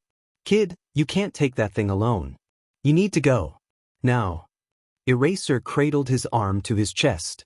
Oh ye of little faith. I'm not completely idiotic, you know. Came the distorted voice. Please go. The hero begged. Green eyes hidden behind lenses of the same color met Eraserhead's. The pro couldn't tell if he should feel reassured or terrified by the resolve they held. I can't leave, Eraser, you know that. I'm sorry. The voice was soft through the mask, almost as if he knew whatever was about to happen would not end in his favor and pitted Eraser for having a front row seat. If it's game over, I should at least get to kill some precious hero brats that All Might failed to protect. The villain's crazed voice sounded from the plaza. The red emergency lights turned on. Izuku barely registered that his body moving until he saw how close he was to both Shigaraki's hand and Ajui's face, who had been floating in the water with another student on the sidelines. The boy cursed himself for not moving them when he spotted the duo. He was naive enough to think they would be fine if they just stayed out the way. Thanks to his judgment, Ajui was about to die. Izuku did the only thing he could think of, hurling his body straight into Shigaraki's, wrapping his arms around his torso as he tackled him. The vigilante cried out when he felt his back burn as the skin flaked off. Hitting the ground, Izuku scrambled away from the villain to stop the unbearably dry tightness of his skin crumbling away. Just as he was about to stand, he was yanked upward by a gigantic hand around his wrist. Cat! He heard Eraserhead's strained shout from the stairs. Izuku guessed from the hero's tone that he must not look too great right now. The vigilante felt the familiar feeling of guilt rise in him as he met the hero's gaze. Eraser had never looked at him with such a distraught expression before. Panic welled up in Izuku as he tried to escape the Nomu's grip. He squirmed more desperately as the pressure around his wrist built. His bones snapped in two and a horrifying wail escaped from behind his mask. It was as though several people were screaming agony at once. He was given no time to recover as his body was propelled into the ground again. Izuku was pretty sure he had blacked out for 5 seconds, but that thought felt foggy and distant. It was an admirable effort, vigilante, but you should know better than to come to a fight unprepared. Shigaraki mocked. No, unpaired. His voice was muffled as it sounded from his crumpled form. It's game over for you, you're just an NPC after all. Izuku's muscles burned and his body begged him to give up. Between his snapped wrist, bleeding back wound and undoubtedly broken ribs, he knew things weren't looking good. But how could he stop now? With the Nomu still in action, Eraser and 13 injured along with Kurogiri and Shigaraki present, if Izuku stopped now, people would die. He had let himself get distracted by All Might's lack of presence and allowed 13 to be ripped apart. He needed to do better. Be better. Shakily getting to his feet, Izuku unclipped his Eskrima sticks with his remaining good arm, holding both ends in one hand. Summoning all the strength he had left, he dragged himself towards the Nomu. The creature's gigantic hand reached to grab him once again. At the last possible second, Izuku slid under its legs, spinning around and pouncing onto its neck. He shoved both weapons into the monster's exposed brain and deposited the maximum amount of volts he could. How? Shigaraki screeched. Both the Nomu and Izuku screamed as the electricity fried the creature. The boy's broken body throbbed with only adrenaline keeping him going. Suddenly a warp gate opened below them, and Izuku was forced to abandon his position in favor of leaping off its shoulders. The Nomu looked toasted as it stood next to Kurogiri. Not dead, but not exactly functional. Izuku would have been slightly horrified to realize that its eyes had exploded from his attack, however he couldn't focus on anything except the drumming pain in his wrist. As Shigaraki turned to Izuku, an expression of pure rage behind the hand, a loud boom was heard from the top of the stairs. I am here. Izuku took that as his cue to hobble over and grab his discarded weapons, sheathing them as he scrambled towards the edge of the USJ, away from the fight and away from Eraserhead. Cat. Wait. The heroes. Shouts were drowned out by the sound of a flashbang breaking a pane of glass. Carbon Cat was gone before All Might sent his first punch. What would happen to Carbon Cat? Uraraka voiced in confusion after All Might had left. He was fine 20 minutes ago. He told us to run. What happened? We were gonna die. And the guy jumped in front of us. We were really gonna get disintegrated. Mineta wailed, still holding on to Azui. The girl pushed his crying form off of her before speaking. It's my fault, Ribbit. If we had just left after slipping away from the villains. I didn't even realize they knew we were there. He was saving Aizawa-sensei, and then the villain was right in front of me. He took all the damage meant for me. He told us he would try and keep everyone safe, but I didn't think he would go so far.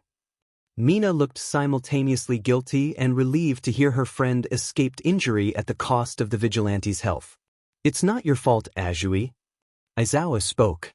It's our responsibility as teachers to keep you all safe. This was on me. Sensei, you couldn't have known All Might wouldn't be here or that anything was about to go down. Kirishima interjected. No, he warned me about this, but him being a vigilante, it's out of my hands. I thought that if All Might was gonna be here then. I'm sorry. Aizawa looked down from where he sat on the edge of the ambulance. The silence stretched until Present Mike spoke. The kid is strong. You can't jump to conclusions yet. Come on, everyone needs to get checked over. Listeners, let's go. Eraser couldn't escape the feeling of guilt. He often prided himself on his ability to be realistic and expect the unexpected. He of all people knew that the over-reliance society had on All Might was dangerous at best. And yet what had he done? Ignored a warning from a source he trusts because he thought it was just some crazed gang with a delusion of killing the #1 hero. He knew he would regret this until the day he died. Izuku leant against the wall of the sewer, slowly but surely getting closer to his destination.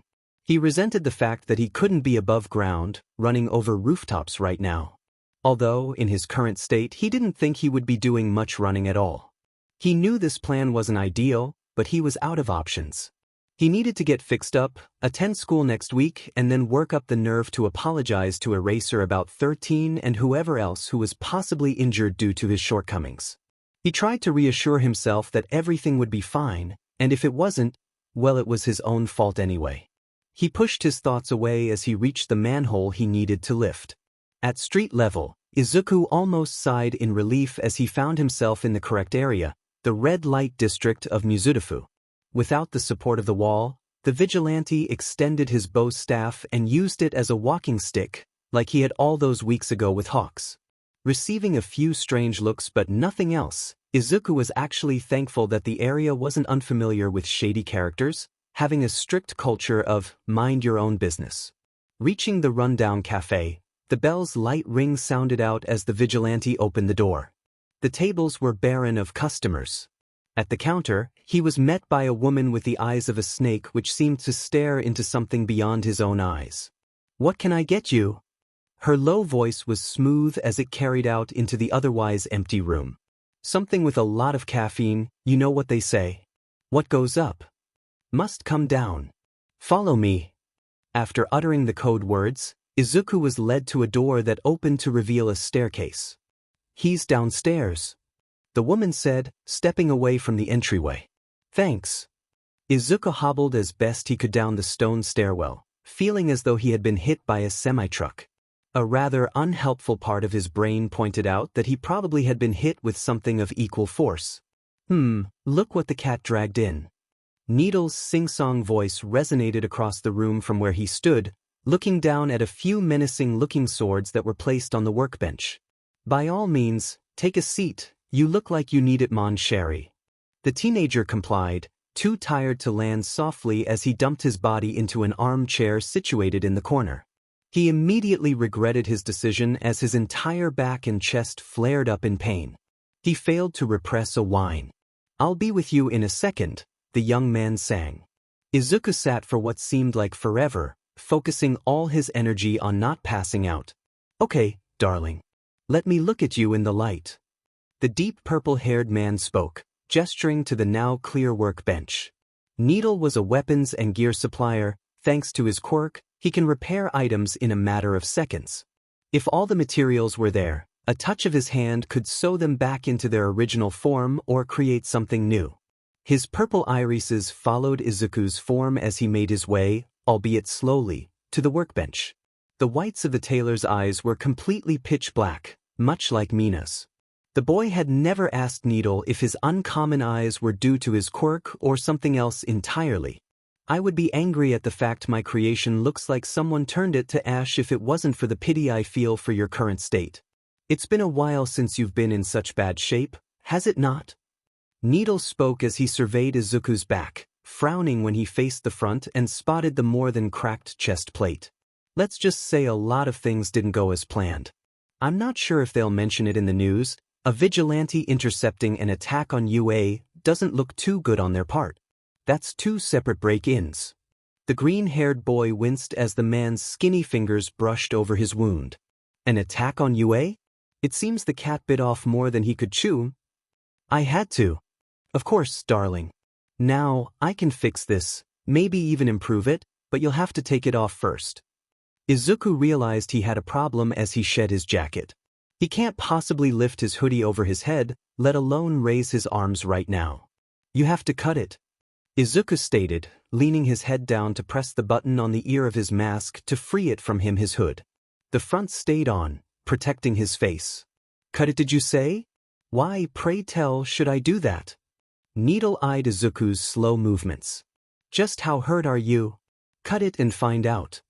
The boy felt impatient as he tapped the button on his mask again to hide his hair. Before Needle could get a good look at it, Needle retrieved some heavy-duty wire cutters to slice the Kevlar hood first, followed by what remained of the back. I'm quite positive that bones should not look like that. The tailor spoke, trying and failing to hide his unsettling smile at the sight of Izuku's wrist, along with the skin surrounding his ribs that was already turning splotchy with reds and purples. Yeah. I was hoping you would help with this too. Izuku responded. My dear kitty, I recall you saying, never again, after I repaired your knee all those months ago. The skinny man had a hint of excitement in his otherwise cunning eyes. I know. That was then, this is now. I know you can do it, I'll pay if you need it. You'll just have to be patient. Izuku already cringed at the possible sum he would have to gather via subduing every drag dealer he could find. Cost is not the source of one's trouble here. I won't charge you for such a service. And you know I can only do the bones, correct? There's nothing left of the skin at the top of your back. I cannot create from nothing, darling. Needle looked almost pleased at the fact the vigilante was asking this of him, as if he was amused by his desperation. I know. I can heal that naturally.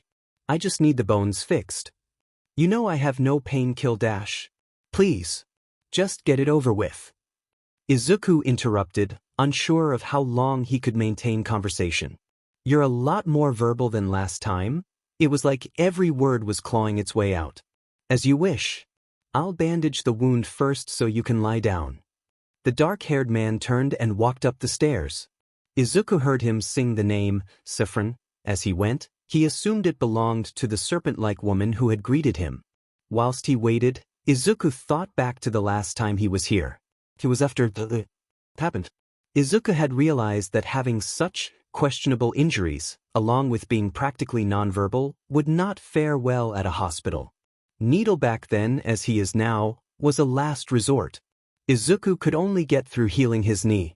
The feeling of hands on him was too much for him after that, and he decided the other injuries could heal on their own. He wondered absently what his face would look like if he had allowed the man to stitch the cut back together. Needle returned with 2 bottles and some bandages as promised, gliding over to where the boy was sat.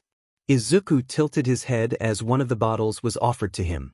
Isn't rubbing alcohol better for disinfecting wounds? That's the other bottle, darling, this is whiskey. For the pain. Needle's smooth voice replied. Izuku didn't respond in favor of staring up at the owner of the hand offering the bottle to him. I won't look whilst you drink. Don't request this of me without the knowledge that I couldn't offer you something to dull the pain. Against his better judgment, Izuku took the bottle. Tilting back his mask after the other man had turned away, the teen took several swigs and reveled in the burning sensation that distracted him from the agony he was otherwise in. Needle turned back around when he heard the bottle hit the surface of the table Izuku was sat on, getting to work with the antiseptic and bandages. The disinfectant made Izuku feel like his skin was being disintegrated all over again. The only reason he successfully avoided flinching was the fact his ribs would flare up if he moved suddenly. The man made quick work of bandaging the wound, white strips covering most of the boy's upper torso. Wonderful. Now lie down for me. Izuku winced as his sore back hit the cool metal of the surface. Where to start? Ribs? I don't want to puncture a lung if I squirm from my wrist. If that's what you desire. Needle tentatively placed his hands over Izuku's ribs. They shook ever so slightly and the vigilante wondered if it was due to nerves or excitement. Do. The tailor activated his quirk prematurely. Izuku barely managed to contain his scream, the sound coming out more like a strangled groan as he felt his bones shift inside him. They scraped together before finding their rightful place, snapping back to their original form with a force that made the boy feel as though his chest had been ripped straight out of him. After an undefined period of time, Izuku's breathing calmed down again and the pain was slightly less than before. Thanks for the warning. He panted out. Apologies, mon chéri. I thought it would be better if you weren't expecting it. Before Izuku could ask him in what way it would be better, Needle reached for his arm. Facing away from his injured wrist, Izuku nodded his head once and felt the familiar pain as his bones snapped back into position. The sickening scrape of the two halves becoming whole again reverberated all the way up to his shoulder. The boy couldn't hold in his cry as he sat up, bring his arm to his chest and waiting for the throbbing to subside. I can't decide which of us deserves compensation. Needle spoke as he moved away from the table, swigging some of the whiskey from earlier. As if you didn't enjoy that. Izuku replied, twisting to sit with his legs over the edge of the table. Now, it was not on my bucket list to stitch the bones of a skinny, scarred boy back together. You should be kinder to your supplier, kitty cat. The man responded, voice too light to give the sense that he was truly bothered by the ordeal. If he was good at hiding it. You'll be sore for a few days, so I don't recommend you resume your activities instantly. However, I wouldn't object as you would be testing my new creation. Izuku watched as Needle placed his hand over what remained of his hoodie and jacket. The materials were slowly woven together to create a thick armored turtleneck, made with such a delicacy that the boy wondered if his bones really needed to be fixed with such force earlier. The material was handed to him and he winced as he lifted his arms to pull the turtleneck over his head, the tender and sore skin around his ribs stretching. The boy felt a little bare in the tight-fitting jumper, used to having 2 layers. Magnifique, dear kitty cat! The man exclaimed, surveying the fit of his newly crafted item. What about pockets? He asked. I have just the thing. Needle turned around, rummaging through some storage crates before returning. Izuku stood still, allowing the man to fit a black H-harness with 2 pockets on the straps across his chest, secured by a thick metal buckle in the center. It's all Kevlar, so you should be able to do your fun little trick of welding it to your mask without any issue. Thank you, Needle, really. Thought I was done for when leaving that fight. Nonsense. I can't let my best ambassador be without my gear. Oh, I'm your best ambassador? I'm not sure if you need one. Izuku replied, in the mood to tease now that he had solved most of his problems. He nodded his head towards the multiple swords that had been put aside earlier to make room for him. Ah yes, these old things. I really do prefer you to that other vigilante, mon chéri. Alas, he pays well. Staines picking them up soon, you can stay and chat if you so desire. Staines and Mizudafu? I thought he was wreaking havoc over in Yokohama? Izuku feigned nonchalance at the mention of the hero killer, tucking his new item of clothing into his trousers and tightening his utility belt. Nope. Hosu, I believe. He's a very unsettling man. One could say passionate, but mostly unsettling, and that's coming from me, darling. Perhaps you should stay out of his way instead. Needle began replacing the swords where Izuku had been sat. I think I will. Izuku lied like a liar. Thanks again, Needle. Tell me if you think there's something I can do for you in return. Of course, mon chéri. See you again. Izuku left the way he came, in much less discomfort than he had previously been in. However, the technique is not a fix-it solution. Sure, his bones were all aligned correctly again, but the stress on his body meant he was probably going to be out of action as Carbon Cat for a few days. He just hoped the weekend would be enough time for him to recuperate to go to school on Monday. Waving to Saffron as he exited, Izuku made his way back to the sewers. It was around midday now and his body was still too weak to parkour back to his apartment. Thankfully, it was only about a 20-minute journey, maybe less in the underground tunnel system. As Izuku lay in his bed, sun now setting after his much-needed nap, his thoughts went back to Eraser and everyone else present at the U.S. The vigilante had to bail when the number 1 arrived. His injuries were too severe and he wasn't too keen on plotting an escape from the police whilst in that state. Maybe Eraser would have convinced them to heal him? Or would he think differently after seeing 13? If Izuku had just led with, "Don't use black hole on a warp gate," maybe they wouldn't have had their back brutally ripped from their body. He was getting sidetracked. Had All Might been able to defeat the Nomu? What the hell was that thing anyway? Was that what Shigaraki's sensei knew? That he could create something on par with the hero? Why was All Might late in the first place? Izuku realizes he's new to the whole teaching thing, and he knows from experience that the guy doesn't exactly have the best awareness concerning social situations, but UA employed him. He can't just ditch training exercises he's been specifically assigned to. Maybe Izuku was letting his resentment cloud his judgment. But if he had just been there, maybe 13 wouldn't have ended up like that. Maybe Eraser wouldn't have been crushed into the ground. Maybe Carbon Cat, the quirkless vigilante who can't protect himself, wouldn't have had to have his bones realigned. All Might was supposed to protect everyone, right? He was supposed to be the most powerful superhero with a quirk that could level entire cities. He was supposed to be strong, a symbol of what hero society itself stood for. So why could he never protect Izuku? Why did Izuku always have to convince himself to keep scraping by? Using the little amount of kindness and acceptance he's been shown in his life to convince himself he's allowed to live, to tell himself that it's okay and that one day he'll have permission to feel like he deserves to be here. Why did Izuku have to live off cold coffee and sleep in an even colder apartment with no one alive who could ever love him and know where to call home? Where was Izuku's protection from the horrors that society had to offer? Izuku didn't even realize he was crying until he brought a hand up to his face. He curled up in a ball and felt even smaller than he had under his mother's sad gaze 11 years ago, silently sobbing until he fell back asleep. Almost all of Saturday was spent sleeping. Izuku only left his bed to eat some onigiri before crawling back under the covers. On Sunday, the boy felt ready to reconnect with the outside world slightly. He dug out his phone from where it was buried in his cargo trousers before running a hand through his tangled white and green locks, wondering where his hair tie was. Eraser Dad. Are you okay? Where are you? We can treat you here. No one has to know. Kid? Reply if you're alright. I'm sorry I couldn't do more to help you. Kid? Where did you go? Izuku felt familiar hot tears roll down his cheeks as relief flooded through him.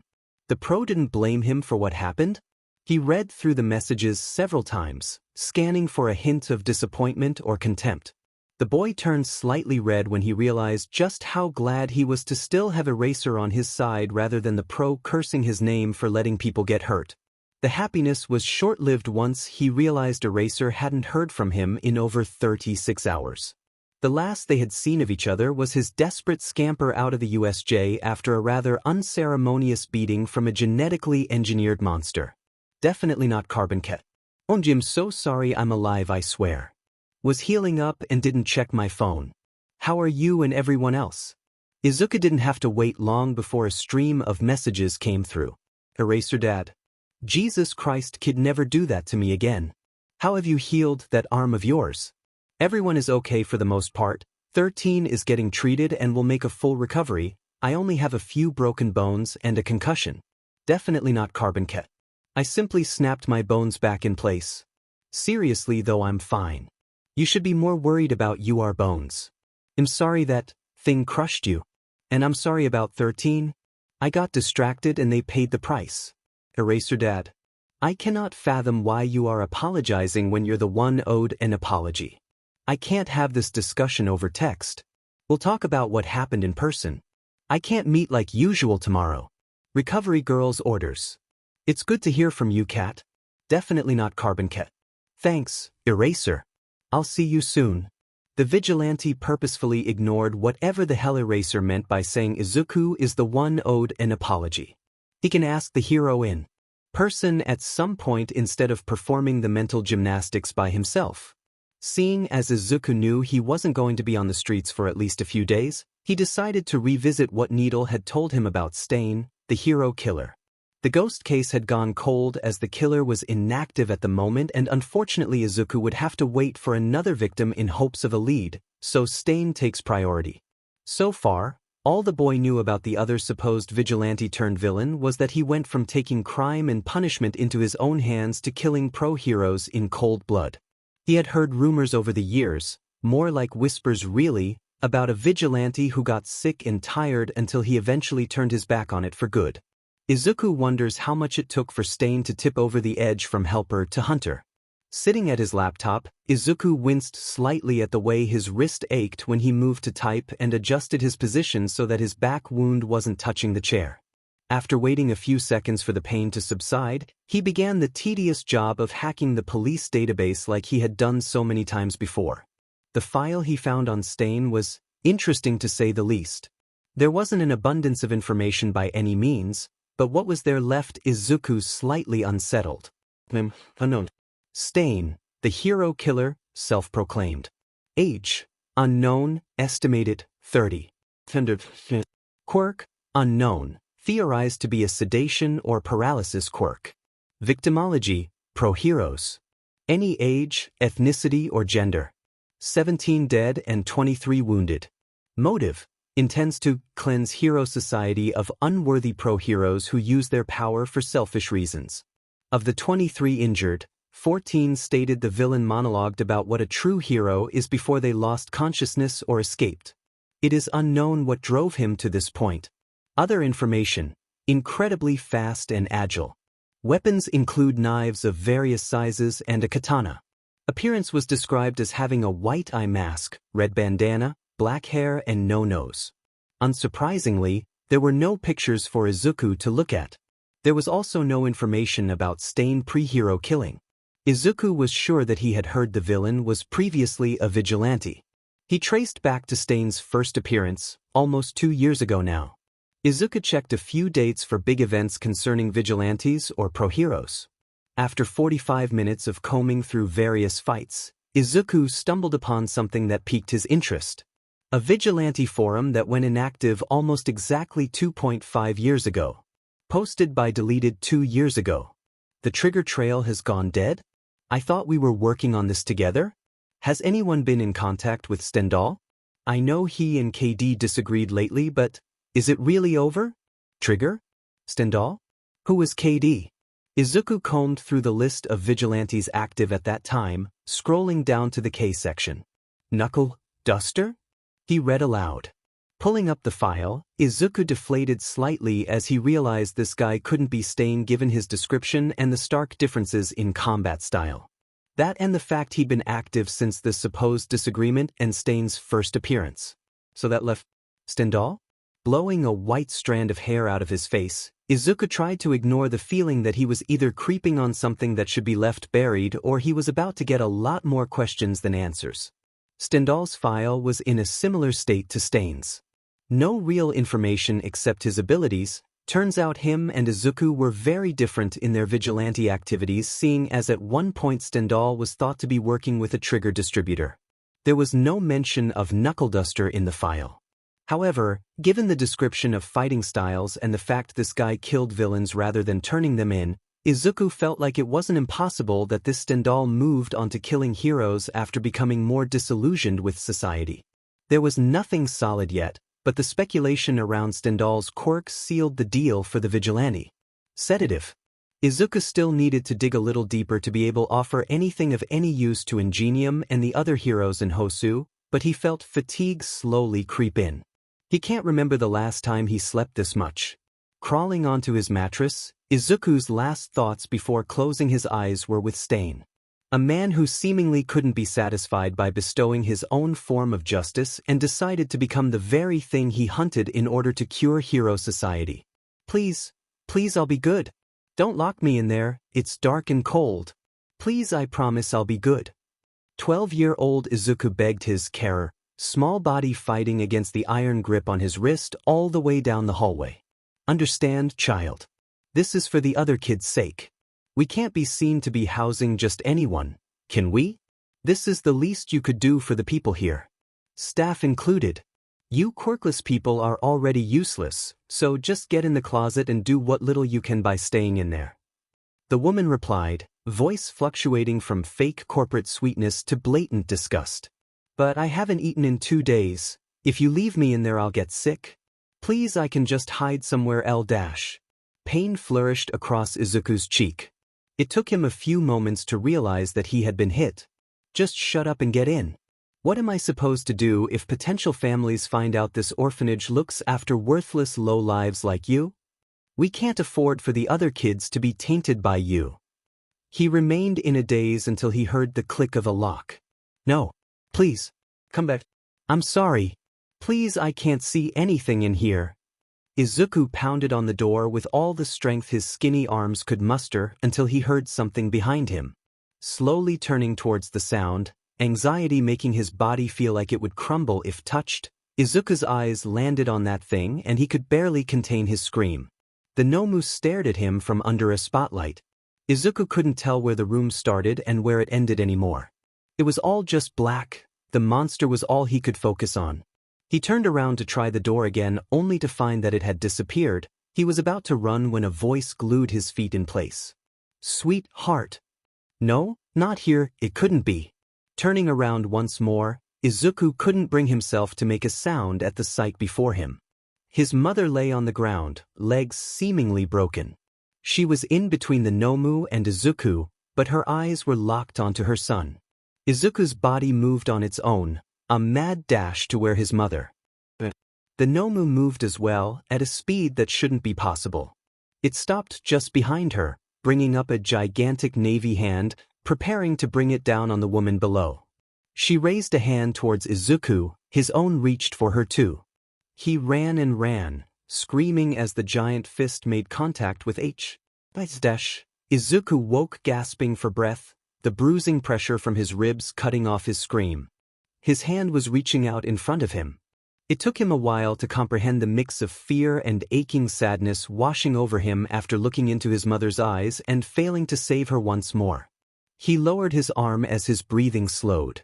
He wasn't quite sure how to react to what he had just saw. Sure, he had nightmares before, but they were usually just flashbacks, not a collation of his fears morphing into one hellish story.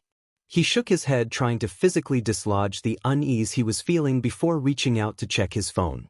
Izuku needed to leave now if he wanted to make it to school at a reasonable time. Speed walking and hopping over a few railings here and there, he ignored the rough tug of the bandages covering his back and the tender skin around his ribs. Izuku was only 5 minutes late as he approached the gates of UA.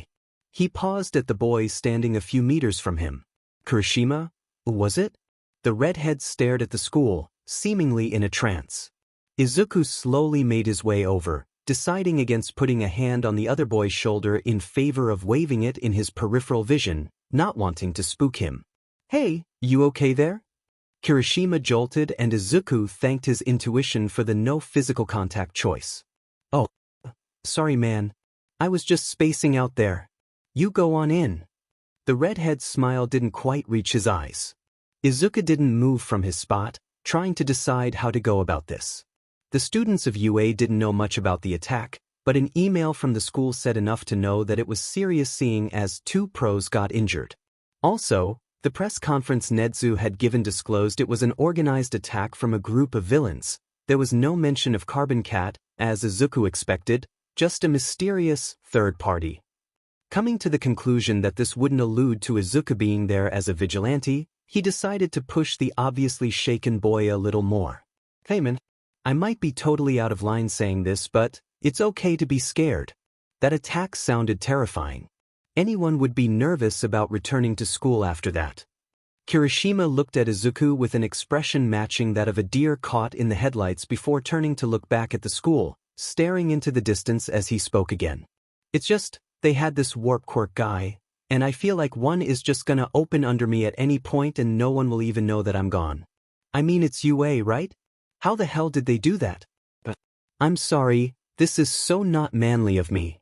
The other boy looked at the ground, face twisted in something akin to shame. One of the most manly things you can do is admit you're scared. You're just a kid, man. It's logical to be scared of a quirk like that, but it becomes a problem when you let that fear stop you from moving forward. I'm not saying get over it or anything, but you eventually need to enter UA to attend the hero course and become a hero. Or has that desire changed? No. No, of course not. Then walk with me, Izuku smiled, safety in numbers and all that jazz. Kirishima looked from Izuku to UA, before nodding once and passing through the gates with him. Izuku would be lying if he didn't feel like crying a little at the bravery the boy was showing. Thanks, bro. I totally thought you would laugh at me, but you're a really nice guy. What's your name? I'm Kirishima Ijiru. The redhead got more animated as they walked, seemingly letting gratitude win out over fear. Midoriya Izuku. And don't sweat it, it's the least I could do after what you went through. You're pretty brave, dude. They chatted as they walked. Izuku barely registered that they were heading to Class 1A until they stopped outside the door. Crap. I'm sorry, dude, I made you walk all the way here and now you're late. I was already late at the gates, it's okay. Izuku turned to speed walk to Class 1H, but Kirishima wouldn't let him. Wait, I'll explain it to my sensei and he'll write you a note. Maybe? I'm not sure, he might still be healing. Whatever. I'll ask the substitute.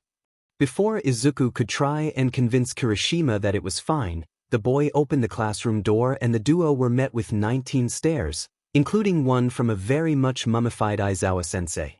Midoriya? Uraraka questioned aloud. Kirishima. You're late. The teacher drawled, looking too tired to bother questioning Izuku's presence. I know. Sorry, sensei. I had some difficulty entering the school, but Midoriya here encouraged me. So please can you write him a note? I don't want him to get in trouble because of me. Kirishima spoke with a mix of fear and respect in his tone. Izuku couldn't blame him given the teacher's rough approach. Really, it's fine. I should go. Izuku's words caught slightly in his throat when his eyes met the stare of two red ones. Before he could fully gauge the expression on Kaken's face, Aizawa spoke up. Feeling better, I see, Midoriya. Izuku barely gathered his thoughts in time to realize Aizawa was referring to him leaving school early last Thursday. Think I just freaked out, 'cause of the alarms. Fine now, thanks. Kirishima, sit. I'll write your friend a note now. What class you in, kid? The pro turned back to Izuku after addressing his student. Support course, 1H, Majima-sensei's class. Classroom chatter picked up again as Eraser wrote. Izuku suppressed any visible signs of relief as he felt Kaken's stare disappear. He was distracted as Aizawa spoke again, tone low to only catch Izuku's attention. Seems you were right about the gate, huh? You've either got a sixth sense or a keen eye, kid. Yeah, well, I wish I wasn't. I hope you recover well, Aizawa-sensei. Izuku couldn't help the guilt he felt as the teacher signed the note with his good arm, the other cocooned in bandages. Aizawa looked at him for a minute before handing over the piece of paper. Better to be right and prepared than wrong and vulnerable. Now get back to Majima before he digs me an early grave. Izuku huffed a small laugh before turning and exiting the classroom, ready to leap into ramblings with Hatsum to distract himself from everything that had transpired since Wednesday. After receiving a slightly bewildered stare from Majima-sensei at his ability to get a late note from none other than Aizawa, along with being thoroughly interrogated about his health by Hatsum, Izuku's morning was delightfully uneventful. He was eager to get to the cafeteria to check up on Ida and Uraraka, hoping they would want to sit together again. He spotted the pair waiting in line next to two other students in 1A. Izuku made a beeline for them, not even trying to remember the other two's names. Ida. Uraraka. Are you guys okay? I wanted to ask sooner, but it was a weekend and I don't have your numbers, so I was super worried for the whole time and I tried to ignore it because I know no one got seriously injured except the teachers, but Midoriya, we're fine. Both still standing, really. Uraraka cut off Izuku's rambling. You are? Right, yeah, of course you are. I just must have been scary. I'm sorry. Midoriya. You have nothing to apologize for. To prevent this kind of situation again, we should exchange numbers. Ida replied, hands enthusiastically punctuating every word. Good idea, Ida. Uraraka smiled, getting out her phone. Izuku stood still. He had never used his phone for anything but the private hero forum, messaging heroes as Carbon Cat. He had never had another person's number in his phone before. Was it really this easy?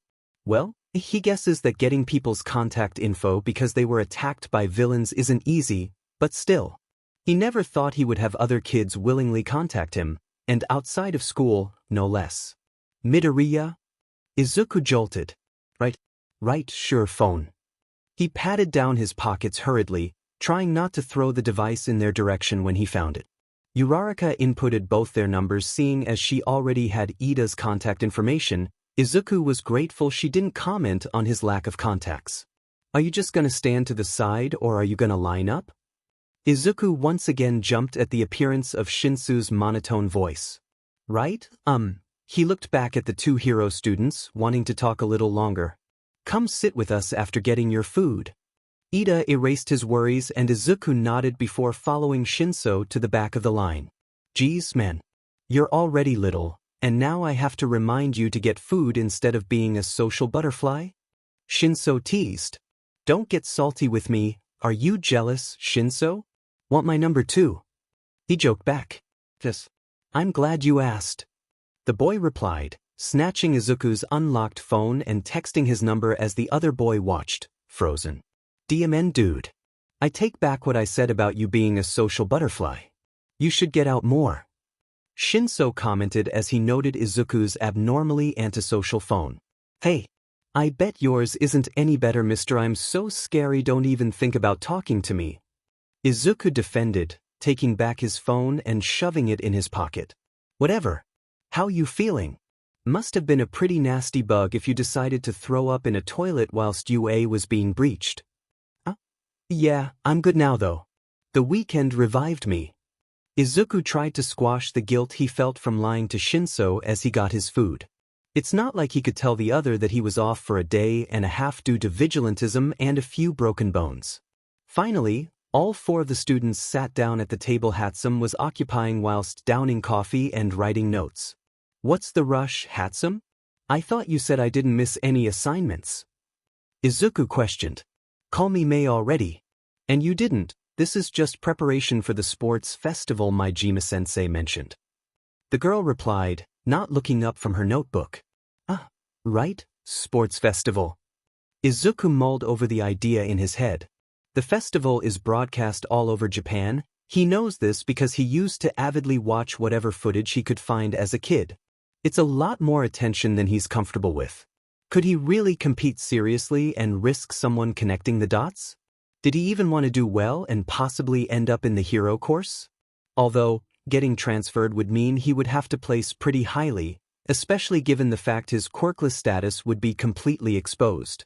He wasn't even sure what he could do with his skill set in such an event. Are all of you interested in the festival? Ida asked.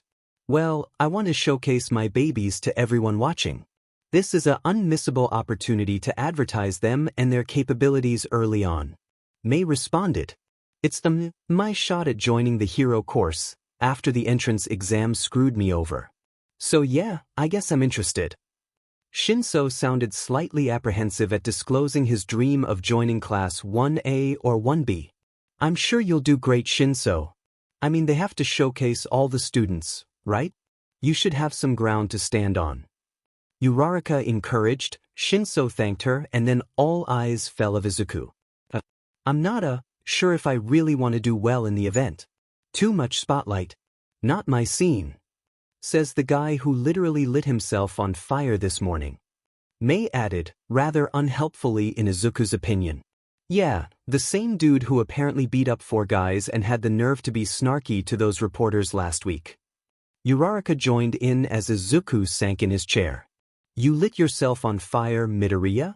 Ida was still trying to process the first Izuku-related antic. Listen, fire likes me, what can I say? And it was 3 guys. 3. And those reporters, well, that was just a necessary evil, I just wanted to help you out. Shinso narrowed his eyes slightly. Isn't that what being a hero is all about? I mean, come on dude, I think you should try. Spotlight Bidmed, you saved me from getting my butt kicked and Uraraka from the vultures. Yeah, Midoriya, we should all give it our all, especially after the attack. We should show that UA is strong. Uraraka said enthusiastically. Izuku weighed his options. As much as he wanted it to be, being exposed as Carbon Cat wasn't the main reason for his reluctance to partake, and Shinso already knew that he was quirkless, but Izuku didn't want to F up whatever he had going on with the other 3 right now. Then again, would these people really judge him? They seem nice enough, although everyone seems nice at first. I'm unsure because I don't have a quirk. Izuku screwed his eyes shut at the admission, not wanting to catch any nasty expressions. It was quiet for a few seconds until he jumped at the feeling of a hand on his. Midoriya, it's up to you what you want to do. But I still think you should give it a try if that's the main reason holding you back. Izuku looked up and found that Uraraka's eyes held no malice. Yeah, you're allowed to be unsure, but me and Hatsum don't have combatant-type quirks, so at least for some portions of it we might be on an even playing field. Even if we're not, you could beat my butt fair and square. Shinso added. Exactly, you should give it your all if you truly want to. If the spotlight is unkind to your quirkless status, I'm sure UA would defend you, Midoriya. Ida supplied. Mei nodded enthusiastically. If they don't, I'll burn the school down myself. Hatsum, you shouldn't do such things even if it is for Ida began. Izuku. You can all call me Izuku. The white strand of hair fell in his eyes as he looked down at his lap. Unbeknownst to him, the 4 students exchanged small smiles before he felt Shinso poke his cheek. Aw, is Izuku embarrassed? I can't believe you'll literally sass anyone and yet you're red as a tomato when asking your friends to call you by your first name. You know I'm new to friends, Shinso. Leave me alone, I've changed my mind, everyone except you can call me Izuku. He pouted, which probably didn't help his case. Of course I'll call you Izuku, but don't exclude Shinso. Ida scolded and Izuku felt like face planting into his empty plate. Yeah, Izuku, come on. Inclusion is the baseline of all good friendships. Uraraka could barely contain her laughter at Izuku's wilting form as he groaned and pulled his knees up to his chest. Ah, poor little Izuku, Shinso joked whilst patting the boy's head. If you uncurl yourself I'll go get you a coffee. You'll need it. I need your help on the jetpack construction. Mei contributed. The what? The days passed by and Izuku was feeling alright, letting his friends, he was pretty sure they were friends now, right? Distract him from the unrest he felt at not patrolling every night like usual, exchanging texts and cat videos to dull his worries. Friday finally arrived and the boy was glad he wouldn't have to endure any more friendly pats on his healing back wound as a greeting. Izuku walked into the classroom, slightly early for once, eyes watering as he yawned. Setting his bag down, he couldn't help but overhear the frustrated curse words coming from the desk at the front. Why won't you land face up, you ungrateful little sheet? I made you. I will destroy you too. The quiet voice spoke to the devices sat in front of them. Hey, Ayato, having trouble there? Oh, hey Midoriya. Kinda. This thing won't land the way I want it to, and that's pretty vital to its function. They replied, fiddling slightly with a strand of blue hair. What do they do? In theory, you throw one of these discs here, and they spread a sticky sheet across the floor. Like one of those tape strips that catches flies. The sheet is solid and reusable though, it unsticks and retracts at a voice command. But it's 50-50 on whether they land upright. Have you tried weights on the bottom side? Izuku suggested. They won't fit with the space needed for the sheet and the control chip. Izuku looked down at one of the devices, picking it up to inspect. This one was half assembled so he could see the interior. He thought for a few moments before speaking again. I would say make it bigger, but I'm assuming there's a reason they're pocket-sized. You could get rid of the voice command and switch to a remote control. That would make this chip way smaller and you could use the space for weights then. He said, placing the item back on their desk. Remote control huh? Could be bad if the enemy got their hands on it, but I guess it's better than a 50% success rate. Thanks, Midoriya. I'll give it a shot. Although their voice stayed soft and monotone, Ayato seemed genuinely grateful for the suggestion. Well, it's the least I could do after your help with the gas mask the other day. I guess we both have a thing for retractable tech. Izuku smiled. I'm just glad you listened to Hatsum and tested it on a mannequin this time, they replied, turning back to their desk. Izuku snorted as he returned to his seat. Word had got around his class concerning his scar. It wasn't like Mei was spreading anything, no, but when Izuku felt like he could actually try building a retractable gas mask like he had used in his lie, Mei was not happy at him for almost testing in on his own head, again. No one had asked him about the hair yet, but he guessed that in a superpowered society, a white strip of hair wasn't all that shocking. For all they knew, he was born with it. Kaken would know, but it seems like the blonde is ignoring Izuku currently and he's quite glad for it. The students remained in comfortable silence as their classmates trickled in. Well, until Mei entered with her usual chaos. Her and Izuku talked at a speed none of the other students could understand about some sort of laser sword until Maijima-sensei walked in. Settle down, everyone. I'm looking at you, fire starters 1 and 2. The teacher's words made Mei and Izuku sit down, both wearing expressions that made them look anything but sorry. Thank you. As I told you on Monday, the sports festival is around 2 weeks from now. You've had a taste of it this week, but things will only get more busy from here. Support Corps students are allowed to use any gear they've built themselves to even the playing field as you're not taught combat skills. I expect all of you to use this opportunity to show your skills as inventors. And yes, Ishikawa, participation is mandatory. Even those in the business course compete. The nervous orange-haired boy sank in his seat at the front, earning a few giggles from the class.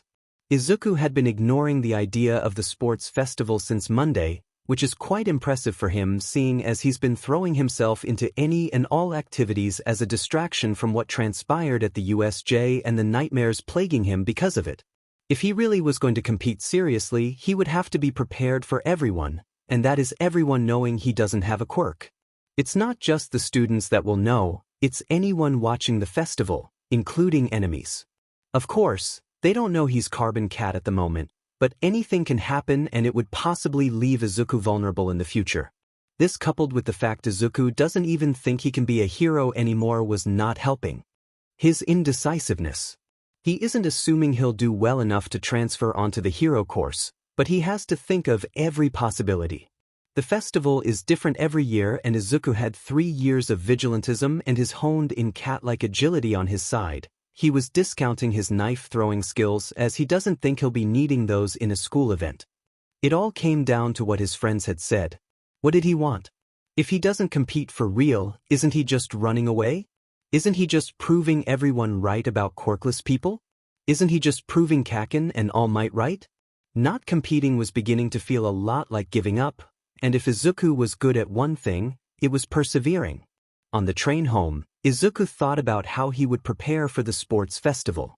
He can't use the support gear that Carbon Cat has been seen wielding, so that rules out knives, flashbangs, the long-since-destroyed jet shoes, his bow staff and the impromptu eskrima tasers, even if a broken arm had prevented him from using them properly. He had tried out other weapons before settling on what felt comfortable for his vigilantism, but it had been a few years since then. He would have to use these 2 weeks to adjust to a new weapon, but which one? He ruled out anything with a blade. It's not like he actually wanted to impale anyone at UA. He paused at nunchucks before realizing there was no way he could master those in 2 weeks, even with his knowledge of self-defense and ambidextrous hands. Izuku sighed and slid down in his seat. There weren't many non-lethal weapons he could make and master. He sifted through all the martial arts knowledge that he had stored in his head. Tonfa looked promising, but they were too similar to eskrima sticks, although a wooden weapon would decrease the risk of serious damage. Izuku sat up as he mentally landed on kendo. A wooden sword? It's not too dissimilar from a bow staff, but it wouldn't look too suspicious if he said he had taken lessons over the years. He could have that as a main method of self-defense and focus on some outer armor, but then what kind of message would that send? The quirkless kid needs a bunch of protection to compete? He would just be proving All Might right. Izuku needs to fight with the skills that he has. Deciding that armor was a no-go, Izuku focused on possible materials for the wooden sword and perhaps a few other weapons for emergency situations. He grew increasingly frustrated at his lack of experience in combat against hero-hopeful teens as he walked back to his apartment. In the years leading up to that day when he was 12, Izuku had watched the UA Sports Festival whenever his mother had remembered to record it for him. The memory of sitting on the couch with her as she listened to his ongoing commentary without complaint, smiling when he got excited and asking questions so he could ramble some more. He willed away the vivid scene he was picturing in his mind before the bone-deep ache in his chest could get worse. From what he could remember, the events included were not always outright brawls amongst the students.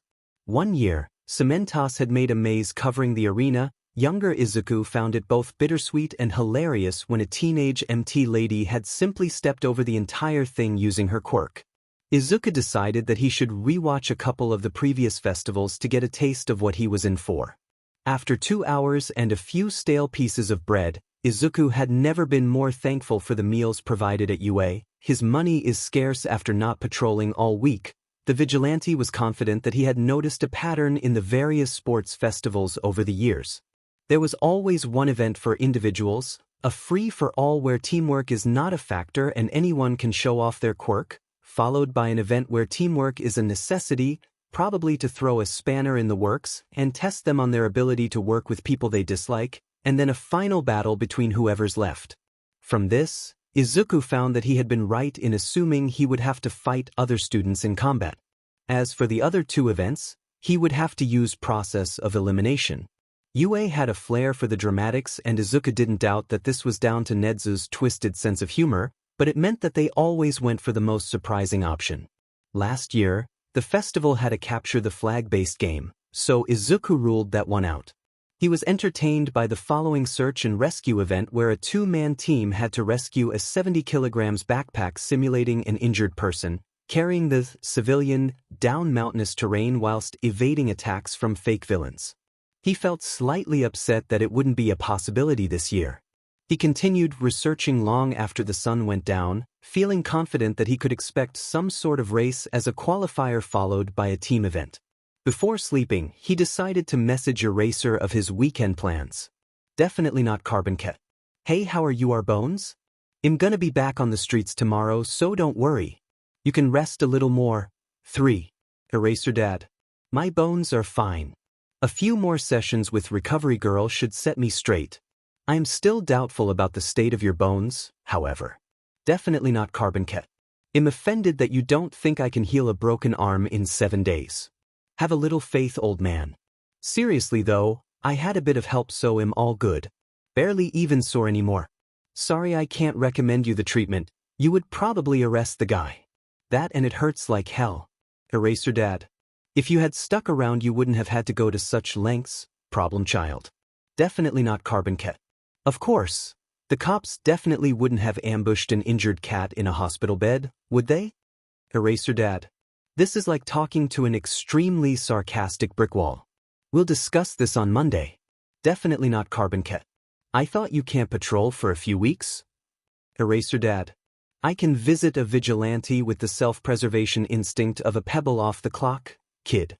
Definitely not Carbon Cat. Aw, you would do that just for me? Angry face. You don't have to, I'm fine. How TF will you even get to the roof? Eraser Dad. The stairs. Like a normal person. See you then, Cat. Definitely not Carbon Cat. Fine. Straight face. Carbon Cat had been slinking through back alleys for about an hour, getting used to his new turtleneck and HRS after over a year of wearing a hoodie and jacket. His back wound barely hurt now following a week of disinfectant and fresh bandages.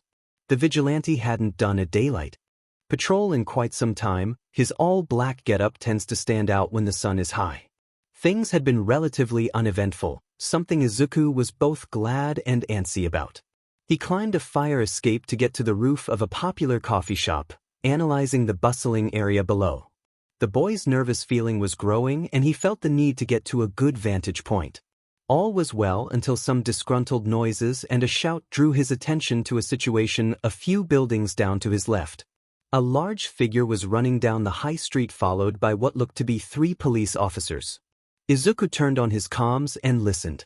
Moving down 3 blocks west of the bank, can't engage without risking civilians. Any pros available to handle the situation? None with suitable quirks confirmed. The assailant is possibly dosed with trigger. We'll keep eyes on the situation until an appropriate hero is available.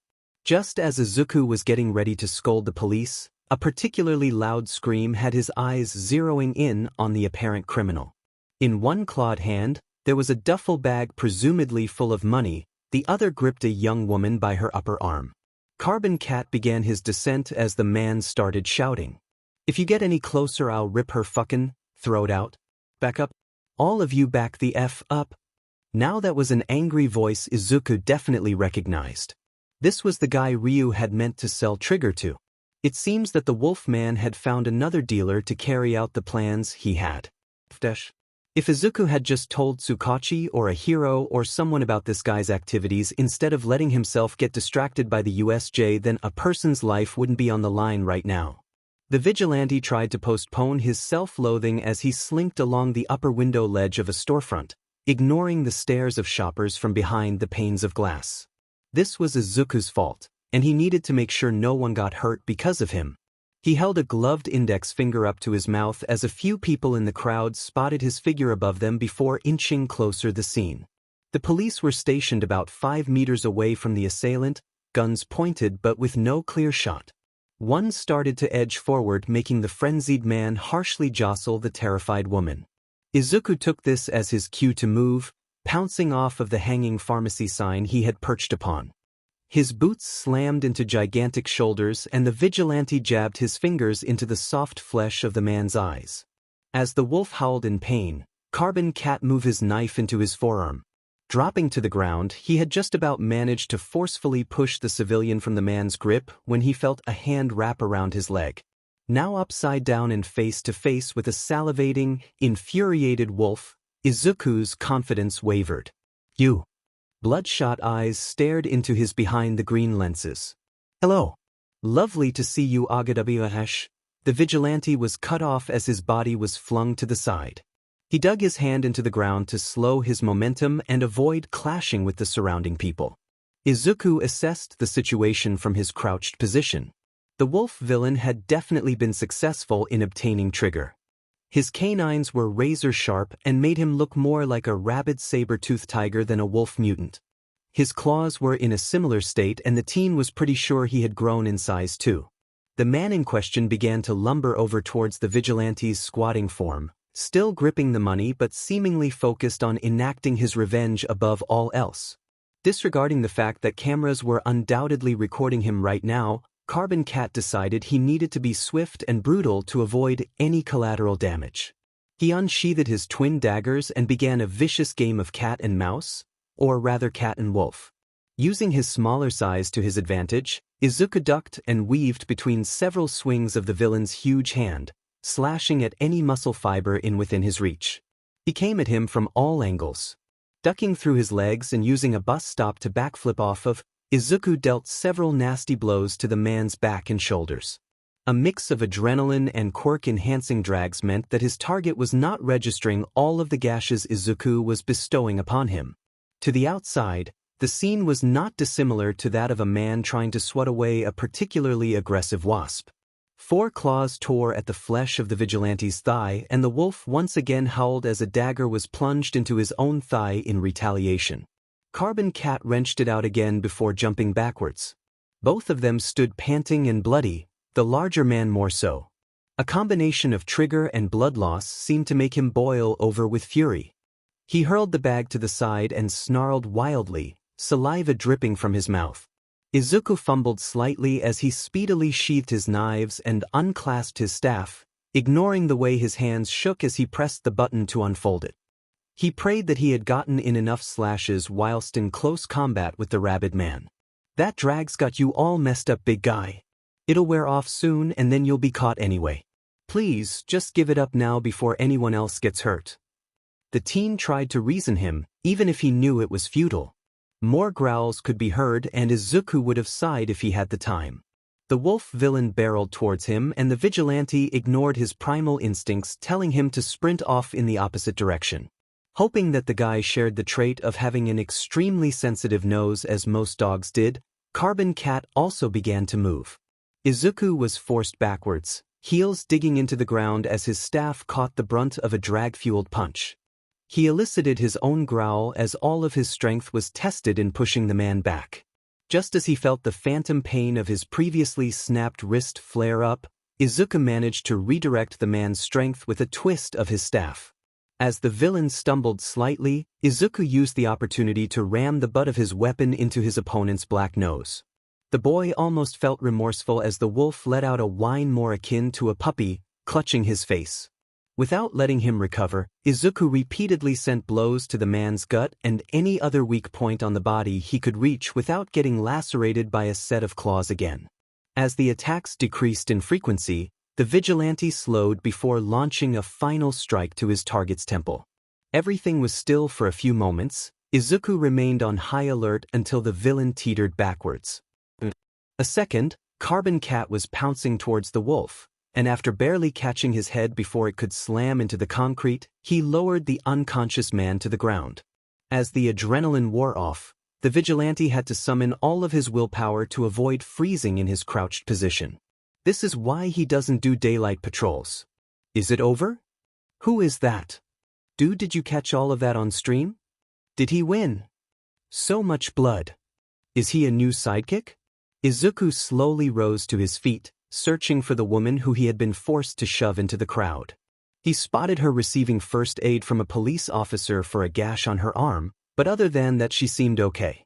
There were now 6 police officers who all seemed conflicted on who to aim their weapon at. In silence, the boy picked up the staff he had discarded seconds ago and reattached it to his hip. "Don't move!" One of them shouted and Izuku stood still, eyes flitting around in search of an escape. The pain in his leg became more apparent as his adrenaline wore down. "Put your hands on your head," slowly. Why are they arresting him? Is he not a hero? Wait, he's that vigilante that he's called him? Carbon Cat? He changed his gear. More murmured conversations broke out and Izuku cringed at the name drop. He needed to get out of here. He slowly brought his hands to his head, stalling a little before enacting his escape plan. When the guns lowered slightly, Izuku wobbled, pretending that his bleeding had leg given out as he knelt on the ground. "Hey! So he is injured? Go check it out." As soon as he heard one of the weapons being holstered, the vigilante made his move. He dashed to the side and the crowd flinched back, allowing him to leap onto the hood of a car. From there, Izuku planted one foot on the car roof and pushed himself off the vehicle towards a street lamp, the other foot kicking off the pole. He launched his body at the balcony window of a store, hands just about gripping the bottom of the railings as his legs scrambled against the brick wall below. As he scaled the building, the yells from law enforcement increased. A shot rang out and pieces of chipped brick fell to the ground below him. Izuku felt his body go rigid. Suddenly he was 12 again, knelt on the white linoleum floor of a convenience store with blood on his hawn. Carbon Cat swung his head around, zeroing in on the officer who had fired his weapon. "There's civilians in there. What the F are you doing?" His voice sounded impossibly angry due to the robotic distortion of his mask. The crowd began shouting at the police officers after the shock wore off. Izuku used the distraction to scramble up the rest of the building, not looking back again. Only when the sun began to set did Izuku stop running. The transition from fight to flight had him worn out as his legs carried him to a viewpoint of the city. There was a singular bench and the boy looked around before flopping down on it. He tuned into the police comms as he caught his breath. Post visual on Carbon Cat. Swatu? He's gone. Lost him in the train station. Keep searching, he can't have gotten far. Izuku sank into the bench, fatigue creeping in as the sun continued to dip in the horizon. He couldn't bring his body to relax, the idea that a singular gunshot could always send him back to that moment, that place. If he was just a little stronger then maybe. He sighed before rummaging around his various trouser pockets, almost wanting to cry with joy when he found both his cigarettes and lighters still intact. He scanned the seemingly deserted area once more, searching for any signs of life. Satisfied, Izuku retracted his mask and slid it up to rest on top of his hair. Lighting his cigarette, he finally took a moment to try and calm down after having his strings tightly wound up for the better part of the day. As smoke filled the air, his thoughts drifted to what this meant for him. Posts about him and his activities as Carbon Cat had been gradually increasing over the past 6 months, and after a very public, vicious fight, he dreaded to think what people would write about him now. Of course, he didn't care all that much for looking good in the public eye, but it was always helpful to be trusted when trying to calm down civilians or run an errand in full gear at 3 a.m. His ability to do recon would also suffer from this. No one in the underworld wants to be seen with a well-known vigilante. He groaned as his mind drifted to the upcoming sports festival. Several videos showcasing his fighting style in broad daylight was just what he needed 2 weeks before the event. Honestly, maybe he should just pretend he's sick. AG. You shouldn't smoke, you know. Izuku yelped as he shot up from his sitting position, discarding his cigarette and pulling down his mask. I can still see your hair, genius. Shinso stood 3 feet away from the vigilante who was currently debating jumping over the railing and into the suburbs below. This is fine. Everything is fine. Izuku can still salvage this. Hey! Never mind. Really?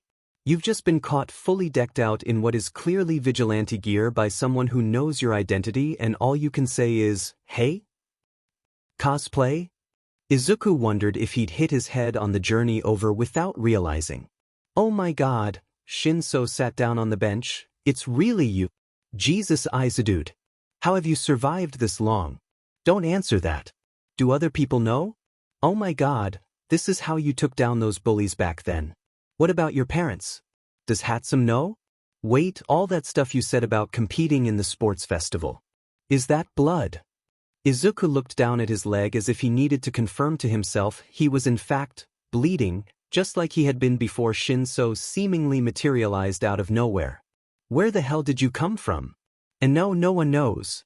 I'm perfectly capable of survival. You just caught me at a bad time. Izuku sat down next to the other boy whose expression was a mix between utter disbelief and doubt at Izuku's previous statement. I was sitting behind that tree.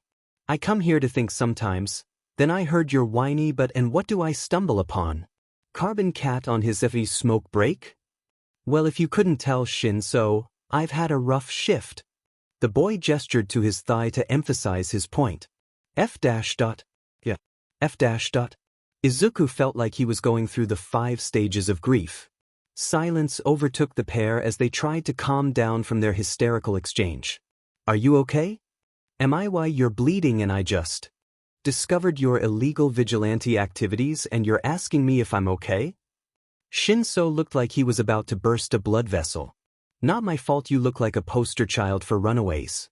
Mister, I come here to think with my gigantic duffel bag that has my school uniform poking out of it. Shinsu's head whipped down to his bag and his eyes locked on the offending item. An unmistakable red tie met his stare. You're very observant. His tone was clipped now that he too had been caught out. Comes with the job. They stared down at the city as the sky darkened. After a few minutes the silence was broken, this time by Shinso. I told my folks about my plans for the sports festival. It didn't go over well. They kicked you out? Izuku mentally prepared himself to commit arson. No. I left. I don't know. I can't go back there right now. They have no idea what it's like. The teen cut himself off as his voice got louder, taking a few seconds to breathe. I don't want to be around them right now. He looked down at the ground, voice quieter than Izuku had ever heard it before. The silence resumed and Izuku tried to pick which parts to process. Someone new. After 3 years, someone found out, and that someone is a friend of his. This is dangerous for both the vigilante and Shinso. Sure, he probably, hopefully, wasn't going to get turned over to the police, but Izuku couldn't demand that Shinso kept quiet. If someone else discovered his identity or somehow found out that Shinso knew who Carbon Cat was, then he could get in a lot of trouble, not only with the law but with Izuku's long list of people that he's set off. Hello? Earth to Izuku. Huh. Come on man, don't freak out on me here. Your secret's safe with me. It's more a question of whether you're safe with my secret. I can't have you getting in trouble because of me. I can't ask you to lie for me, which you'll probably have to do at some point, and not even mentioning the possibility of someone hurting you to get to me. I mean, I don't even know if I dealt with all of the members who saw my face back then, and if they see me with you then I dash. Izuku was spiraling and his breaths were becoming shorter and shorter. The boy's hands fumbled until he successfully tore off his mask in an attempt to get more oxygen. Hey whoa, wait, come on. Who are you talking about? Never mind that. Izuku. Breathe. You have to breathe. With me in and out. Shinso placed a hand on his shoulder and Izuku flinched so hard he almost fell off the bench. No, you don't get it. I can't still dash. The boy was crying now, voice hoarse. Izuku, I need you to reply to my question. What's wrong? You dash. Izuku's body went slack as Shinso took control of his mind, muscles losing their rigidity and face relaxing as tears slid freely down his freckled cheeks. Breathe with me, Shinso commanded, going through a breathing exercise for almost 20 minutes until he felt it was safe to let go. As the fog lifted, Izuku looked around, dazed. It took him a while to have a coherent thought. The sun was well and truly set by the time he gathered his bearings. It was odd. It was like he had been moved into the passenger seat of his own mind but simultaneously aware of the way his body felt as it panicked and subsequently calmed down. He couldn't tell if he felt hazy due to Shinso's quirk or because of his episode. Now that he felt he was back in control, he wiped his face and decided to deal with the matter at hand instead of addressing whatever that was. Our dash? His voice cracked and he tried again. Are you really not going home all weekend? Shinso narrowed his eyes but didn't object to Izuku's avoidance of what just happened. Not if I can help it. I have enough money for a motel. I'll be fine. Right, sure. You got any other clothes in there or just your school uniform? I have a few things. Why? Because we can't take the train whilst I look like this. Izuku gestured to his current getup. I just used my quirk on you without permission and now you want to go somewhere with me? Are you an idiot? Where to dash? You're staying with me. Now hand me some clothes. Izuku held out his hand expectantly, ignoring the way it shook, and he and Shinso engaged in perhaps the most dramatic staring contest of all time. Izuku raised his eyebrow after several moments, daring Shinso to deny him. The other boy slumped in defeat before turning to his bag, unzipping it and cursing to himself as he rummaged around. A purple hoodie with cat ears on the hood was moved in Izuku's direction. Not a word. The purple-haired boy said at Izuku's expression. I wasn't gonna say anything. He replied, unclasping the HS across his chest and shedding it before pulling his turtleneck off. If Shinso noticed his myriad of scars and remnants of injury from the USJ, he didn't say anything, instead picking up Izuku's gear and placing it in his bag, pausing at the black sweater. Dimin, that's heavy. He commented before shoving it into his bag. Yeah. Side effect of being fire and stab-proof. Not too sure about bulletproof yet. Izuku replied, lifting his arms so that his hands could poke out the long sleeves of the hoodie. Shinso looked as though he was going to remark on how big his hoodie looked on the other boy, but decided against it after receiving a look that communicated, may I remind you that this is your cutesy cat-eared garment, effectively destroying his leg to stand on. What about that? Shinso nodded his head towards Izuku's injury under the slightly torn cargo trousers. HM? Oh, people on the train aren't that observant. Should be okay. Izuku said nonchalantly, checking that all of his gear was now in Shinso's bag. No. I mean, doesn't it hurt? Oh, it's fine. I've had worse. The boy replied, looking slightly confused, as if that was reassuring in any way. This time, Shinso won the staring contest and Izuku relented. Okay. It stings a bit, But the sooner we get to my place the sooner I can patch it up, so can we please go? Fine. But I'm not carrying but if you faint from blood loss. It takes a lot more blood than this for that to happen. Izuku didn't catch the taller boy's slightly horrified expression at his statement, heading towards the stairs that descended into the suburbs. Jesus Christ. Shinso cursed under his breath before picking up his bag and following his idiotic friend. Between his fight with a quirk-enhanced bank robber, being shot at, adopting his friend for the foreseeable future and having a brush with hyperventilation, Izuku was dead on his feet during the train ride back to his apartment.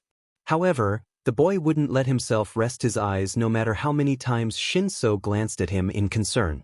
Izuku could feel himself becoming more jittery and had to take a moment to rein in his whirling emotions in order to get the other boy back to his apartment block in one piece. He felt the familiar numbness wash over him as he compartmentalized his anxiety. Not to point out the obvious, but it doesn't look like anyone's lived here in years. Shinso stated when they arrived at the building. They haven't. Follow me. Izuku led the taller boy to the second floor, too tired to register how creepy this must look right now. His hands searched his pocket for the key to the padlock on the door in front of him. As it clicked open, Shinso spoke again. Nice security system. Yup, state-of-the-art. Once they were both inside and the deadbolts were in place, Izuku began clearing the ratty armchair sitting in the corner of the studio apartment of files and discarded half-made gadgets. Put your stuff wherever, I'll take the chair and you take the mattress. Sorry it's not much. Bathroom is through that door. Sheet, do you have a toothbrush? You live here? Shinso questioned, taking in the multiple safety hazards that couldn't be hidden by the cozy vibe of the space. His face scrunched up when he noticed the kettle on the bedside table. Yes. Izuku tilted his head. Like I said, it's not much but it's safer than some sleazy motel or wherever you were planning on sleeping tonight. No, I mean, you live alone? In an abandoned block of apartments? And you sleep with something that boils water right by your head. I like making coffee first thing in the morning. It's convenient. Izuku felt the need to defend his living space after 3 years of surviving there.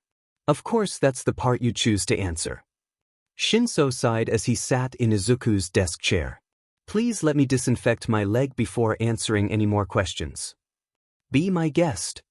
The boy replied, swiveling around in the chair as he fiddled with the radio sat on the desk. Technically you're my guest. Izuku grumbled, grabbing a pair of black joggers and entering the bathroom. When he emerged 15 minutes later, hair damp after washing it in the sink and leg bandaged beneath his clothes, Izuku felt panicked all over again. His hands shook slightly as he searched for a clean shirt after hanging up Shinso's hoodie in the bathroom. The quiet music playing from the radio felt out of place as Izuku tried to distract himself. Did you really get that scar from testing a retractable gas mask? The other boy's voice sounded equal parts worried and curious. Izuku paused for a moment before resuming his search, still not speaking as he pulled a jumper over his head. Look man, I don't want to force you to answer anything you don't want to, but don't feel like you can't be honest with me. I told you half my baggage the first time we met. You don't have to answer right now, but you're my friend. I'll listen if you want to talk. Shinso thought that something he had said had angered the shorter boy as he furiously busied himself tidying up the room, not meeting his eyes. That was until he heard a sniffle. Are you crying? Did I say something wrong? You really don't have tea-dash. No, it's just, Izuku turned, wiping his eyes hurriedly. I'm really tired right now and you're like, the first friend I've had in forever and you're just ambushing me by being so nice and understanding and all. Can you stop it? I'm not used to this. The boy whined. You want me to stop being nice to you? Yes.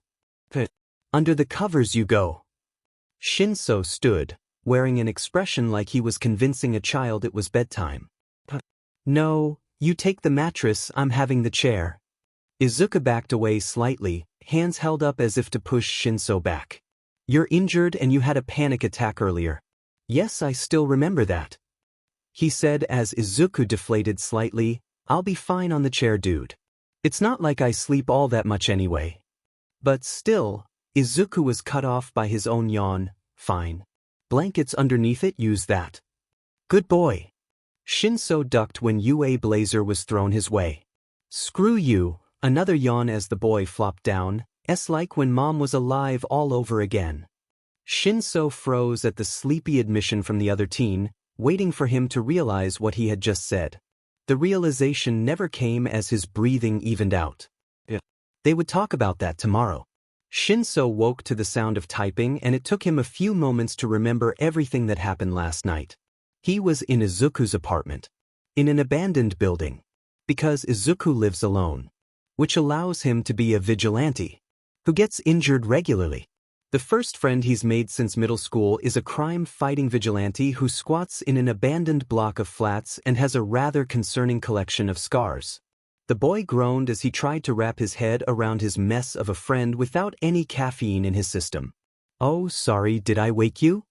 Izuku spun in his chair to face him, his white and green hair still messy from sleep. Nah, just severely caffeine-deprived. Shinso ran his hand through his hair as he watched the other boy stand, picking up a bottle and pouring some water into the scratched-up kettle. See, if you had slept on the mattress you could have used my genius system first thing. I still don't think having boiling water that close to your face would be described as genius. Izuku huffed a laugh as he crossed the room in search of 2 clean mugs, settling for a metal camping mug and a plastic cup. In the sunlight, Shinso looked around the apartment more. There was a large pin board that had a mess of red string and a knife stuck in it next to the chair he was currently sat in.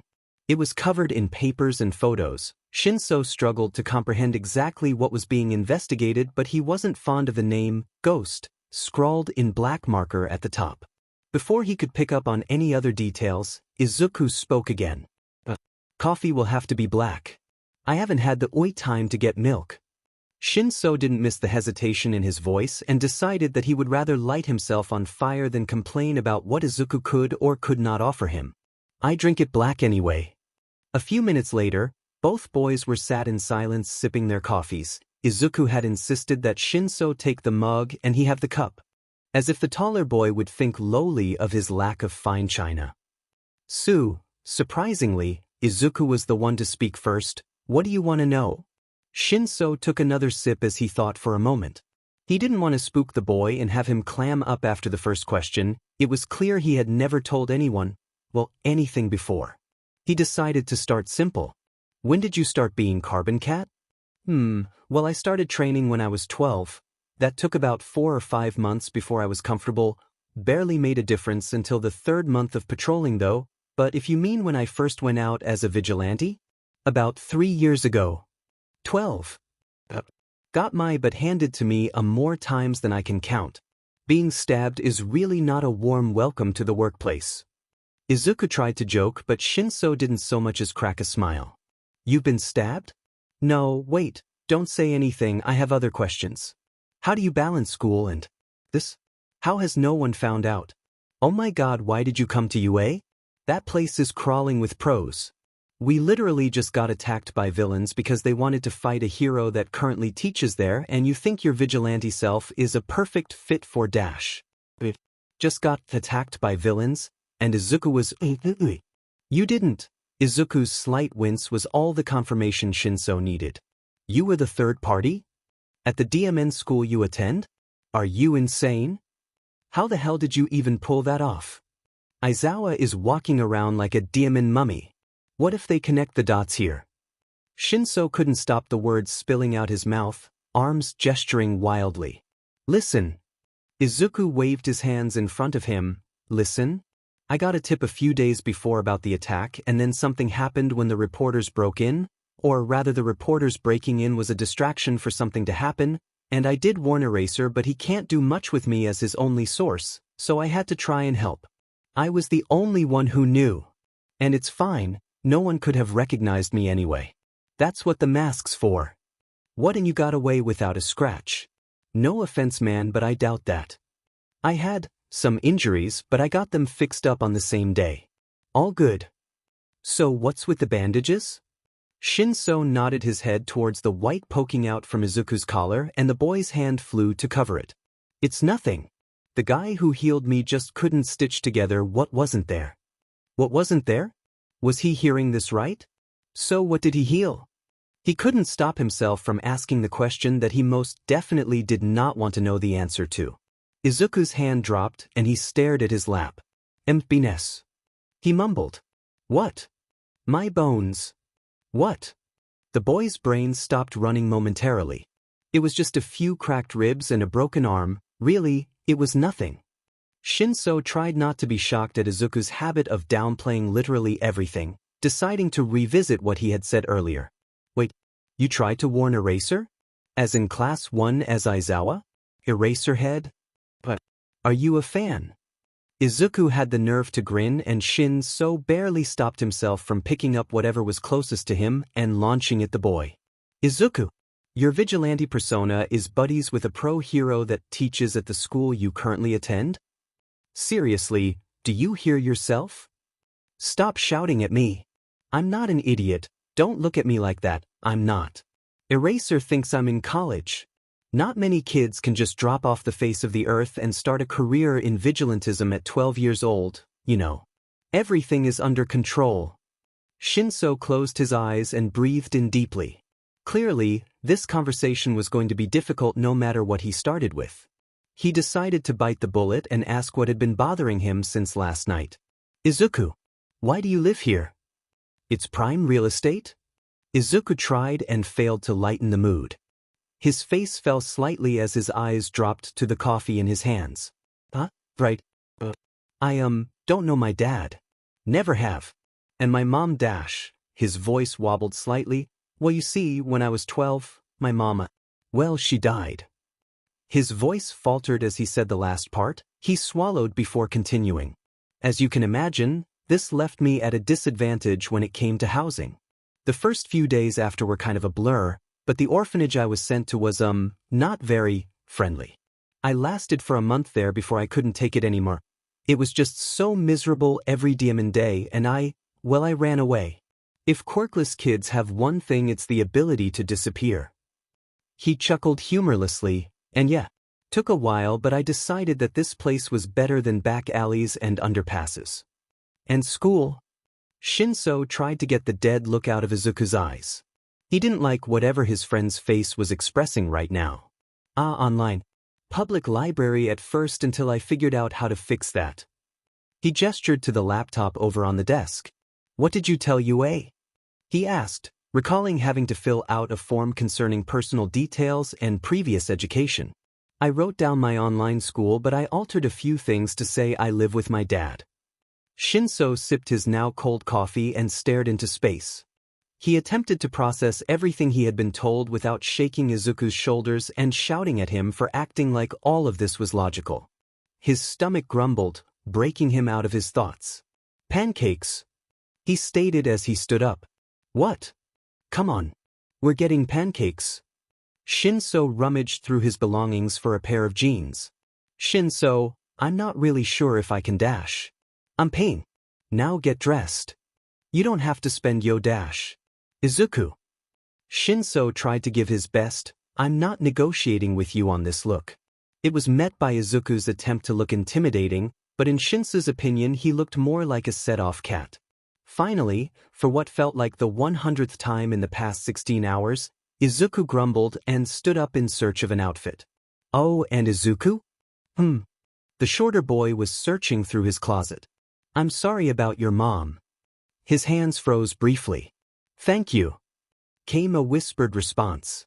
After a 20-minute walk full of grumblings from Izuku about how Shinso paying for him was completely unnecessary, the boys sat down in a diner. Izuku spoke again once they had ordered. You have told your parents that you're alive, right? Yeah, I said I was staying with a friend. Good. I don't want kidnapping added to my list of crimes. What other crimes are you committing aside from vigilantism? Shinso whisper shouted. A strange look crossed Izuku's face. In a second it was gone and the boy was grinning again.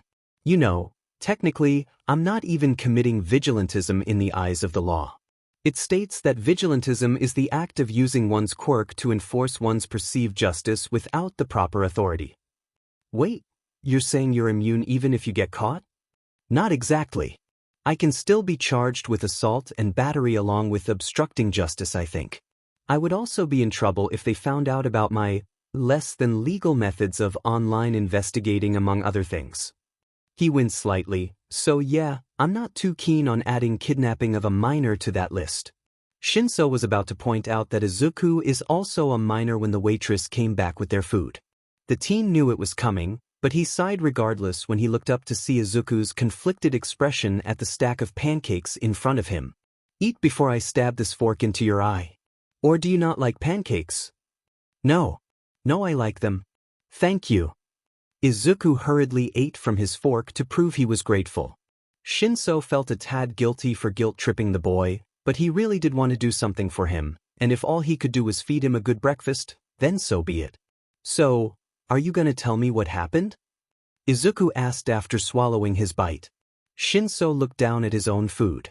He really didn't want to think about it right now, but after Izuku's display of honesty, he felt like he owed him at least an explanation of why he had stormed out of his house yesterday. Well, like I said, I'm planning to use the sports festival to earn a spot in the hero course. My folks knew that I applied via entrance exam and couldn't do a DMN thing. Izuku looked like he was about to object. Shinso was grateful when decided against it and instead continued to listen. Honestly, I could tell they were happy when I failed. They think I should just stick to getting a normal education with a normal job. I mean, I get it. It's hard watching your kid be ridiculed, but come on, can't they just support me for once? I already feel like the whole DMN world is against me, and with my parents on top of that, saying I shouldn't even try to be a hero because then everyone would know about my quirk, it's like they think it's justified that everyone is terrified once they learn what I can do. They don't even stop to realize that I would never, they act like I would do something bad even though dash. He cut himself off to avoid becoming too emotional in the bustling diner. Izuku waited, almost as if he was checking that Shinso was done before speaking himself. I get it. They may have good intentions, but in the end they're just hurting you rather than helping you. It's hard to argue with them over that, seeing as you know they just want to protect you, but still. You shouldn't have to deal with that. You would never hurt someone with your quirk, and they don't seem to realize they're insinuating everyone is right in their assumptions. You of all people seem to understand that line. What is it? Izuku tapped his chin. With great power comes great responsibility. It's not really that great of a power. Shinso mumbled, shoveling some pancake into his mouth. Well, I think it is. It saved me yesterday, did it not? Izuku's tone of voice told Shinso that this was his way of saying, if you talk down on yourself one more time I will hurt you. Right. Izuku beamed and the taller boy honest to God felt like he was being blinded. After clearing their plates, Shinso decided to clarify something as it would eat away at him all day if he didn't. You're really okay with the fact I brainwashed you without consent? Izuku stopped sipping his drink and set it down. It's fine, Shinso. It was a last resort, and it's way better than going through the entire process. 1010 would be brainwashed by you again. I trust you. So, no harm done. The boy turned slightly red at his words. Shinso would have poked fun at him if it weren't for the way his own ears were heating up. So, are you flying blind into the sports festival, or do you have some sort of plan? Izuku questioned, changing the subject. Both. I took your advice and started training in hand-to-hand combat after the entrance exam, but I'm still a novice at best. Aside from that, well, what can I even plan for? They change the events every year. He sighed out the last part as he leaned back in his seat, letting himself feel frustration rather than fear at the possibility he'll fail again at the festival. Demon, you actually listened? I don't know whether to be flattered or scared. Well, you and your vigilante-induced fighting skills made it hard not to take you seriously. What about you? Have you decided to go for it? Oh, come on, I didn't mess them up too bad. And I'm not sure, especially after yesterday. Izuku trailed off. I'm guessing you mean whatever happened with your leg? Yeah. Way too many people saw me fight, and if any more videos get posted, well, it could be bad news for me, quite literally if any reporters decide it's good enough to talk about. Was it really that bad? Why even patrol in the day, aren't more heroes active? Shinso tried to gauge whether Izuku was being overly anxious. Yeah, happened right in Mizudafu Center. And yeah, they do, but they don't always make it in time. Shinso watched Izuku's expression change from annoyance to guilt as his hand nervously ran through his hair. It was my fault anyway. If I had just got that guy arrested before getting so distracted by the USJ, sorry I'm complaining too much. I'm sure it will be okay, maybe if I practice well enough before the festival. He trailed off for a second time, seemingly forgetting Shinso was sat across from him. The taller boy decided to let Izuku get lost in his own little world whilst he looked up any information on this fight yesterday. He resisted the urge to curse aloud when he saw the range of videos pop up after entering Carbon Cat Fight. Looking up and checking that his friend was still mumbling to himself, he turned down his volume and clicked on the shortest video.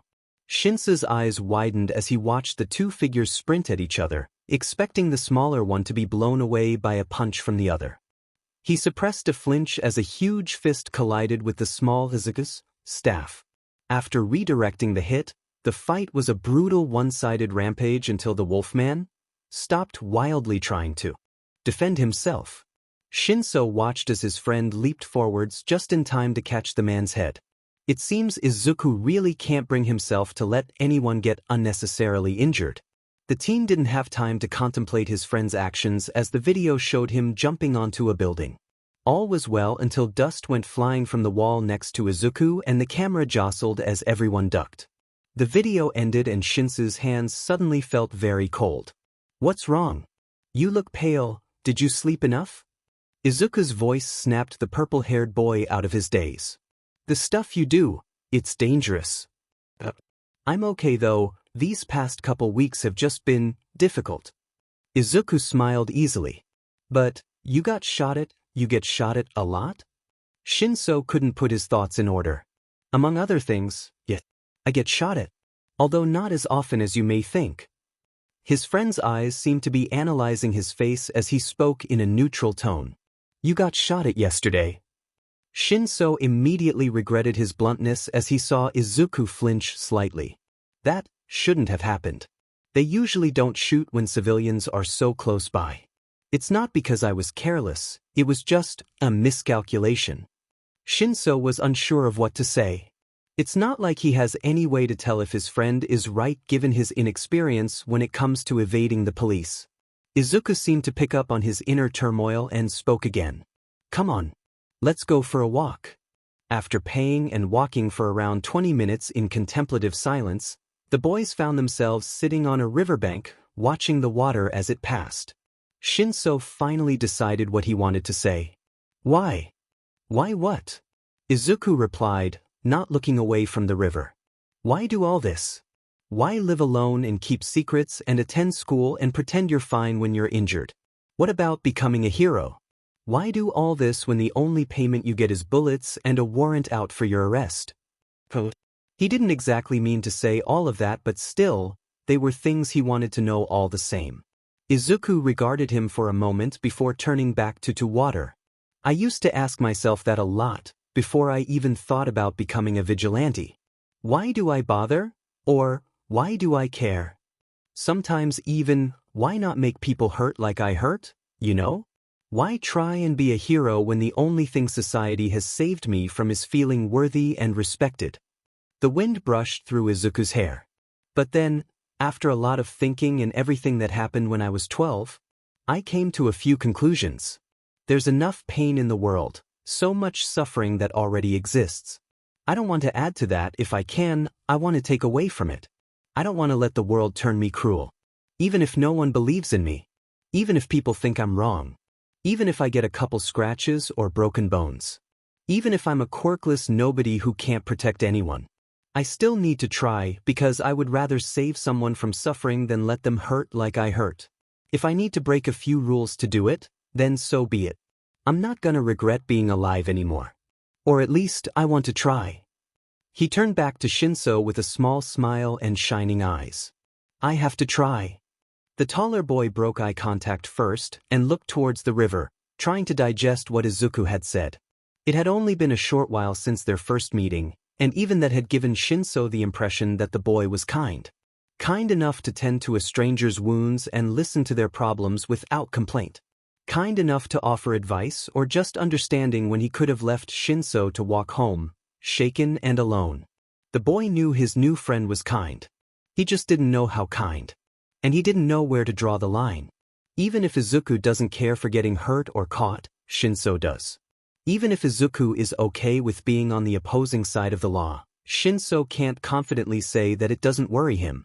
Even if Izuku is okay with giving himself away until there's nothing left to give, Shinso isn't.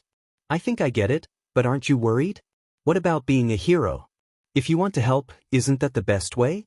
The safest way? Shinso watched Izuku's eyebrows furrow before smoothing out again. I can't be a hero. Or at least, the way things are now, this is the best I'm gonna get. I think I've known that since I was quirkless people like me, I'm not made to be in the spotlight. To be a face that someone sees and thinks, I'm saved. To provide that comfort, that's reserved for people who shine. People like Kaken, if learns how to be human. He chuckled humorlessly. Sure, there are other paths in heroism, you'll probably end up an underground hero, but the before? Before getting a license, before graduating, before saving anyone, it's gonna be one hell of an uphill battle. Completely vertical, if you will. I'm sensing a here. Izuku laughed, a real one this time. A good one. But I'm gonna try, I think. Even if I can't be a hero, I still want to try. I'll start with the festival and see how that goes. I'm not gonna stop being Carbon Cat, I don't think I can, but in future, well, saving people would be a lot easier if I wasn't a criminal. Plus, if I'm good at one thing, it's never knowing when to give up.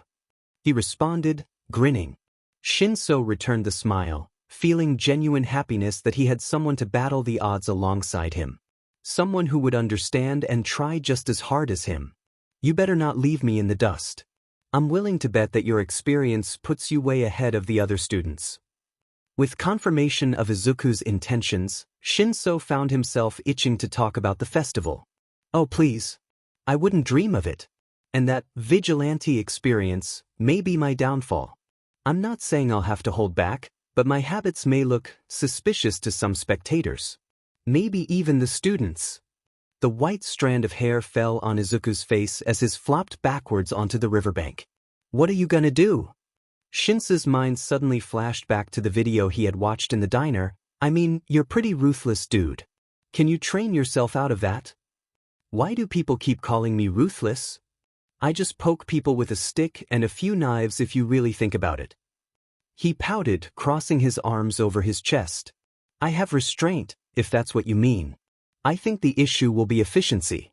If I want to do well, I have to do things efficiently, but if I want to protect my identity, I have to look inexperienced. So, what are you gonna do? He asked again. Well, a new weapon for starters. I'm thinking a fake sword, probably bamboo. I can make that in around 3 days and it shouldn't require too much getting used to. It's essentially a staff with a handle. The boy gestured as he talked, his brain was seemingly already picturing the weapon in his hands. Aside from that, it feels so arrogant to say this, but I'll probably have to make a few mistakes on purpose. Take a hit or not take chances that would end a fight. I don't know how well that side of the plan will hold up, seeing as we don't actually know what we're up against.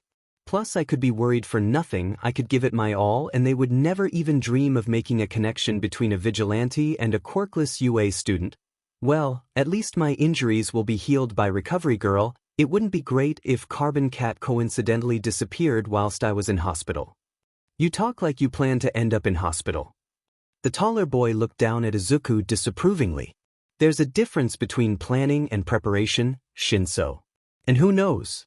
Maybe Kaken will blow me to smithereens upon seeing me. Albite.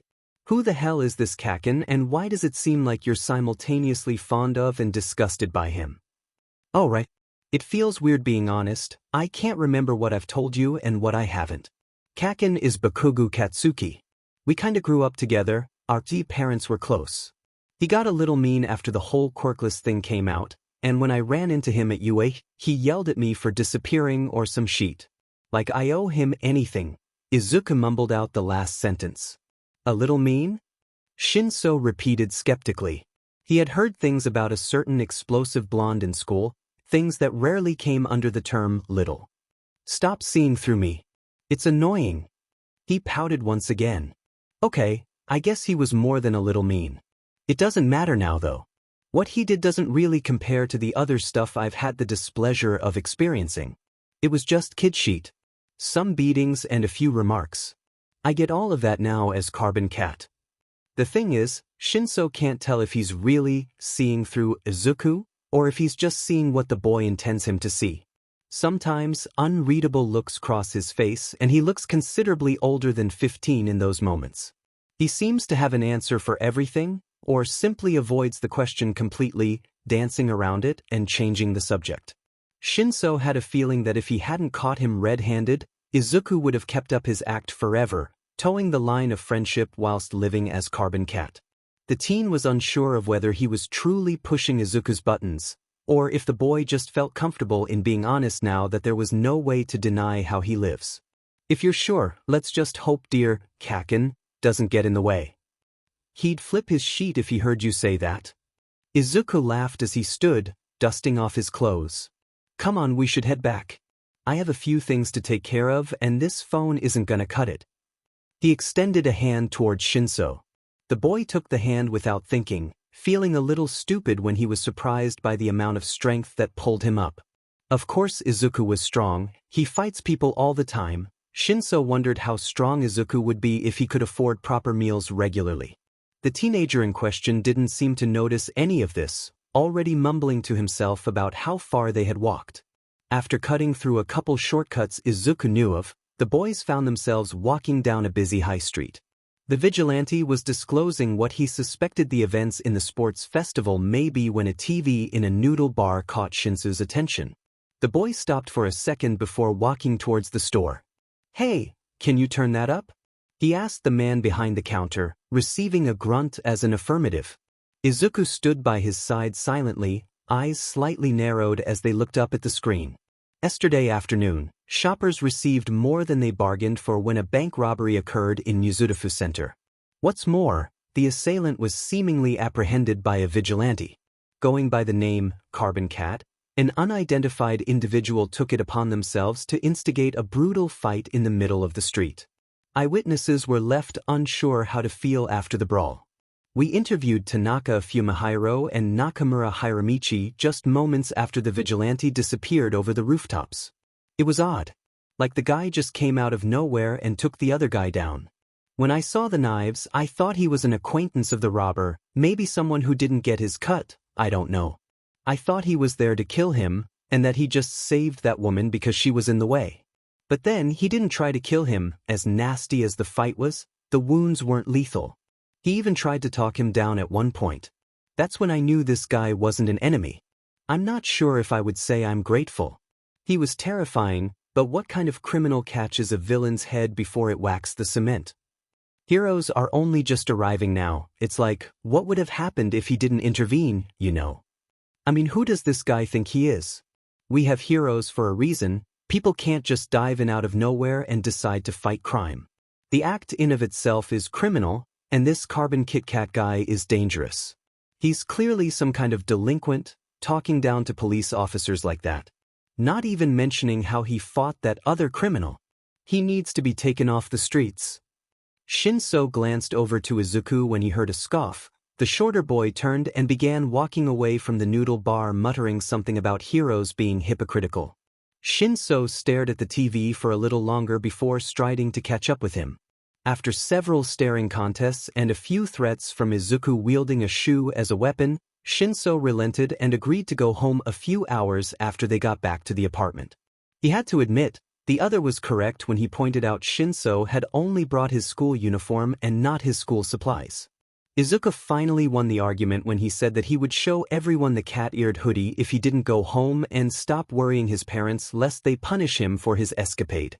Deep down, Shinso knew that the boy would have let him stay if he needed it, but he got the feeling that Izuku would rather him go home to a safe and warm house than have him stay in the abandoned apartment block with him. The teen in question turned to Shinso once they reached the train station. Text me when you get home, okay? Sure. Don't die or whatever it is you plan on doing tonight. I'm not patrolling tonight, so there will be no dying, probably. That's reassuring. The boys stood a little awkwardly, as if they weren't ready to be alone with their thoughts just yet. I'll be fine, Izuku. Only I know, right? And I haven't been seen with Carbon Cat. There's no connection to make. Yet. The teen said quietly. We'll cross that bridge when we get to it. You have enough to worry about. You trust me, right? Yes. He answered quickly, much to his apparent embarrassment as his ears reddened slightly. It's not trust that's the issue here. I wouldn't be angry if you backstab me, you know? Just don't get hurt in the process. Shinso desperately wanted to run to Aizawa-sensei and shout, guess what your idiotic vigilante said to me? Please whack some sense into him. At that very moment. Instead he flicked Izuku's forehead. I'm not gonna backstab you or get hurt.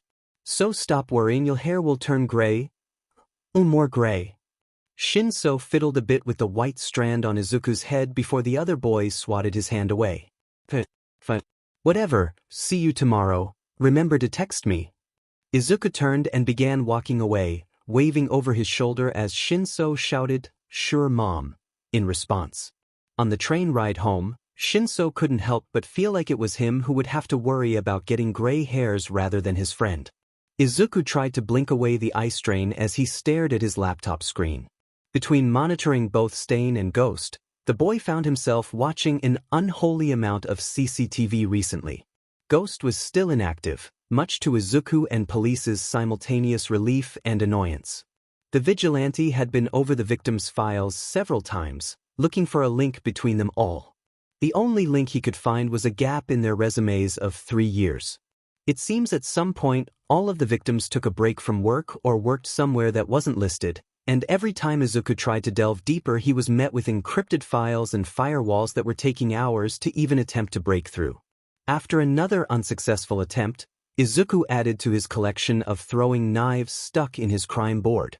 Upon doing this he realized that he should take a break if he still wanted to have a crime board by the end of the day. Hence, his eye strain after hours of watching footage possibly related to Stain. The man was more nimble than Eraserhead, which was quite the compliment in Izuku's eyes. He was a phantom, but this agility he possessed had only convinced the vigilante further that Stain and Stendhal were one and the same. Izuku had found old footage of Stendhal taking down a few high-ranking gang members, and when comparing their moves, the boy found an odd similarity. He couldn't tell if it was some ritual or something more thanks to the awkward angle and grainy quality, but every time one of Stain's targets fell victim to his paralysis, he brought his hand up to his face a few moments beforehand. Izuku ruled out a religious action under the assumption that if Stain was praying for his victims or himself, he would include his faith in his infamous monologues. He knew that serial killers tended to have small rituals or habits, but Stain does this action no matter what position he's in, and it doesn't seem like he takes time to savor the moment. This had the boy leaning towards a more literal explanation for the gesture, but what? And how could Stain know he would paralyze his victim a few moments after completing the ritual? Izuku felt the start of a headache behind his eyes and looked to his clock, the red digits telling him it was 3:34 a.m. He had been at this since he dropped Shinso off at the station, trying to distract himself from the new addition to his reality. He could only hope that Shinso was right and that nothing bad would come of him knowing Carbon Cat's identity, but the discomfort Izuku felt at someone knowing so much about him wasn't going away. It had been around a decade since he's told someone the entire truth about himself. Lying was safe. Lying was comfortable. Lying allowed Izuku to control the world around him. His mother never knew of the stuff Kaken and Co. pulled in middle school. The police didn't bother to follow up where he went after that night. No one knew where he lived or how he lived. And nobody knew he was Carbon Cat. Shinso knew a lot more than Izuku wanted him to know, but the vigilante felt that any efforts to push the boy away would be futile. He would rather stay close to Shinso so that he could protect him if need be than distance himself and let the boy get hurt. Upon coming to this conclusion, Izuku stretched and popped several joints in his body before unceremoniously flopping down onto his mattress and falling asleep. Purple guy. Why aren't you on the train? Greenbean. Had to get in early to go order materials for sports festival. Why do you miss me already? 3. Purple guy. And to think I was just ABT to offer you coffee? Greenbean. Shinso, my beloved. I take it back, please bring me sustenance. Purple guy. Yeah, that's what I thought. See you in 30. Izuku smiled as he tucked his phone into his pocket, walking towards classroom 1H. He wanted to put in an order for all of his supplies as soon as possible to give himself time to adjust his fighting style. As he reached the classroom, he frowned slightly at the silence that greeted him. It seemed he had been too optimistic in thinking Majima-sensei would be there to greet him. Maybe the staff room? As the teen walked the corridors, he felt an eerie sense of déjà vu. The last time he had been here, he had been trying to intercept the League. The hallways were just as empty, but for a very different reason. Before he could think about it further, he reached the staff room door, hesitating in front of it. Should he knock? That's what he did in middle school, but his teachers would either ignore him or already be expecting him so that they could issue whatever punishment they thought he deserved that day. But surely he can't just waltz in? Isn't it polite to knock? Would they be annoyed at him for bothering the teachers before class starts? Do you need something, kid? Izuku jumped so hard he almost headbutted the door. He spun around, annoyed at himself for not picking up on someone's presence. Until he realized it was Aizawa. Figures. I need to speak to Majima-sensei, but he wasn't in the classroom. He should be here in a few minutes. Wanna wait inside? Is that okay? Izuku could slap himself for not keeping the surprise out of his voice when Aizawa raised his eyebrows slightly. Why wouldn't it be okay? Right, of course. Sorry, it's early and my brain isn't working yet. He laughed awkwardly. No need to apologize. Aizawa sighed as he opened the door, making a beeline for the coffee machine in the corner.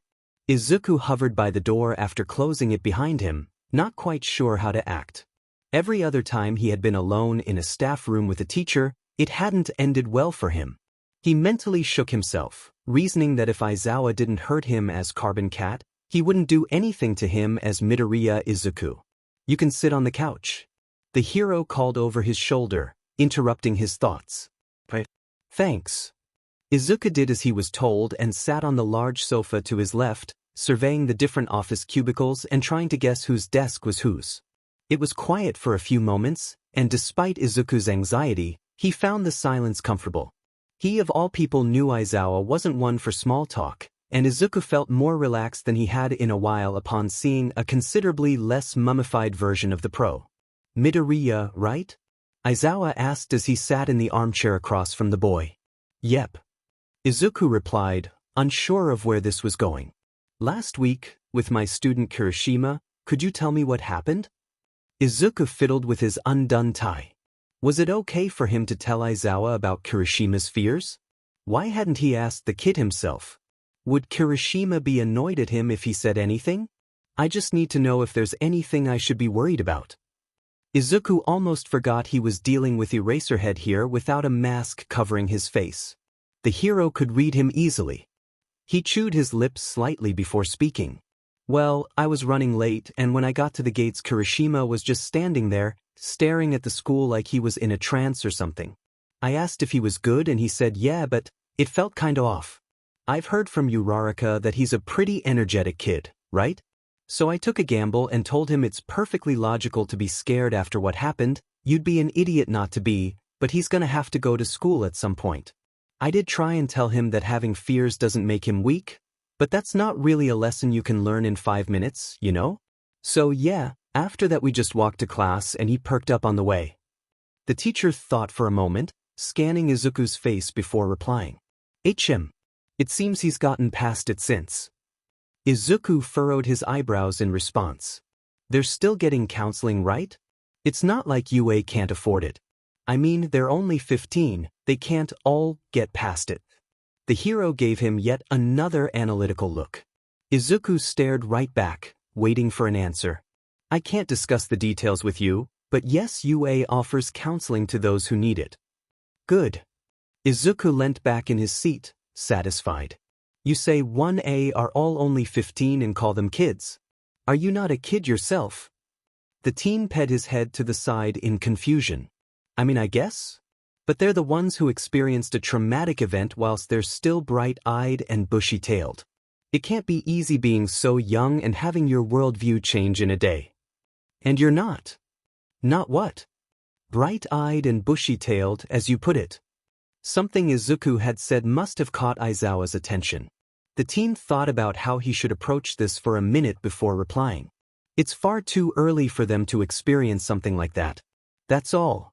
The teacher's face remained neutral. Izuku thought for a second he was going to let the silence sit. You're right. Again. Izuku resisted the urge to let out a sigh of relief. Ugh, please stop reminding me about the whole gate thing, sensei. That was an unlucky guess if I've ever seen one. The boy whined, feeling more relaxed at a change in topic. The league would have attacked with or without you being suspicious of the gate, problem child. Aizawa commented, how have you already dubbed me as a problem child? We've spoken like 3 times. Call it intuition. Before Izuku could retort, the door to the staff room opened to reveal a skinny blonde man in an ill-fitting suit. The vigilante had seen him around the school once or twice and had considered calling UA's HR department to ask why the frail-looking man was deemed fit to work. He didn't think Nedzu was so evil to deny an employee their retirement. Aizawa? Who's this young boy? The man was chipper despite looking like he could be placed in a medically induced coma at any given moment. Toshinori. This is my Jima's #1 fire starter, I believe, Midoriya Izuku. He told you about that? Izuku turned to look at Aizawa. Unfortunately. He responded, sipping his coffee and looking back to the new arrival. Nice to meet you, Toshinori. Sensei? Sensei is fine. What brings you here, my boy? The man replied hastily. Izuku felt something start to unravel in the back of his mind but ignored it in favor of replying. Oh, I'm waiting for my sensei. I need to put some orders in for the sports festival now if I want to have time to prepare. Are you interested in competing? Aizawa asked as the blonde man made his way over to his desk. Kinda. My friends say I should go for it, but I'm more interested in how well they do, to be honest. My one friend really needs this to get onto the hero course after the entrance exam. Didn't work out for him. Izuku cringed at his slip-up, hoping the teachers wouldn't berate him like they did in middle school. And you? You have no interest in the hero course. The pro finished his coffee. HM? Not really. At UA, no physical quirk, no dice, it seems. Seriously, robots at the entrance exam? That's basically like saying, if you're not a battering ram then you can't be a hero. Which is crazy, because my friend Shinso is gonna be a great hero. And you're a pro and you wouldn't fare well against a machine given your quirk. Your best bet would be to get close and pull some wires out, but that's time-consuming. Even if the kids were smart and found a way to compete without brute force, they would never rack up enough points to be considered. It's a stupid bias test and I wouldn't have passed. So no, wasn't interested in the hero course. Izuku lowered his hands, which had been gesturing his points, a little surprised at how angry he'd got on Shinso's behalf. You seem to know a lot about me. Aizawa responded, mouth slightly upturned at Izuku's rant. Yeah, I was a big hero nerd as a kid. My room was decked out in All Might merch. The boy kept his tone lighthearted, pushing down any memories that threatened to surface. His efforts were in vain when Aizawa asked his next question. And now? Grew out of it, I suppose? He smiled a little painfully, hoping Majima-sensei would walk in and free him from the conversation. But you're going to try at the sports festival, right, young Midoriya? Toshinori spoke up. Izuku was shocked slightly at the concern in his features. Yeah, took a bit of convincing, but I might as well. It could be fun. It's a serious competition, kid. People will go far when they have something to prove. Aizawa said. Very true, Aizawa. You say you don't have a physical quirk? I'm sure this time you'll have many opportunities to show it off if you're creative. Toshinori voiced enthusiastically. Show off my quirk? Huh? Izuku thought to himself before replying. Maybe, but I could also show off my gear. He smiled. Oh God, Midoriya. What gear? Please don't tell me you're going to use that laser sword you and Hatsum were gushing about last week. Majima entered the room, carrying a clipboard. Sensei, so close, I'm gonna make a wooden sword. Bamboo preferably, believe it or not I would rather not burn holes through children. Oh, and I need a few things for backup just in case. Smoke bombs are allowed, right? What's with the papers? Are those hero costumes? Can I see? Izuku's words came out rushed. Over the past 2 weeks he had taken a liking to his teacher. The man wasn't patronizing nor did he raise his voice often, both were qualities that landed authority figures in Izuku's not too bad books. Let me get you a copy of the regulations before you list your hellish requirements, and yes, they are hero costumes. You'll be working on them this week now that the heroic students have had time to think of improvements. He handed Izuku the clipboard and the boy scanned it eagerly. Almost instantly, Izuku's face scrunched up. He dug out a pencil and notebook from the depths of his tote bag, hair falling in front of his face as he leant on the sofa and started sketching. Who does UA allow to design initial costumes? This is so, it's like sexist pre-quirk era costumes. Is that even practical? Doubt it. He spoke to no one in particular, making notes frantically as a few more teachers arrived. I think it's cute. A woman's voice came from behind him. Izuku didn't need to look up to know it was Midney Nemuri-sensei. You're an R-rated hero, sensei. It directly ties to you quirk's effectiveness to go for a specific look. It's practical. These girls haven't decided what image they want yet and some of this is decidedly impractical. Invisible clothes were created 7 years ago, there's no excuse for just gloves and boots for Hagakure. Midoriya, please wait until we are actually inside the classroom to dissect any costume flaws. You're gonna make us late. Majima sighed, heading towards the door. Izuku looked at the clock and realized he had to greet Shinso soon. He hurriedly packed up his things as he said his farewells to the staff. Aizawa-sensei, please send Yaoyorozu and Hagakure my way at some point today. Thank you. He called as he ran after his teacher. Enthusiastic kid. Nemuri commented in Izuku's absence. It would seem so. Aizawa replied, refilling his coffee. You don't usually interact with support course students, Aizawa. Has young Midoriya piqued your interest? Toshinori asked. For now, he's Majima's problem. He's got good instincts, but if he wants to pursue the support department then it's his decision. You think he could make it into the hero course? What's his quirk? Nemuri couldn't contain the surprise in her voice. Aizawa didn't compliment a student's potential often. I didn't say that. And I don't know. The pro replied, rummaging under his desk for his signature yellow sleeping bag.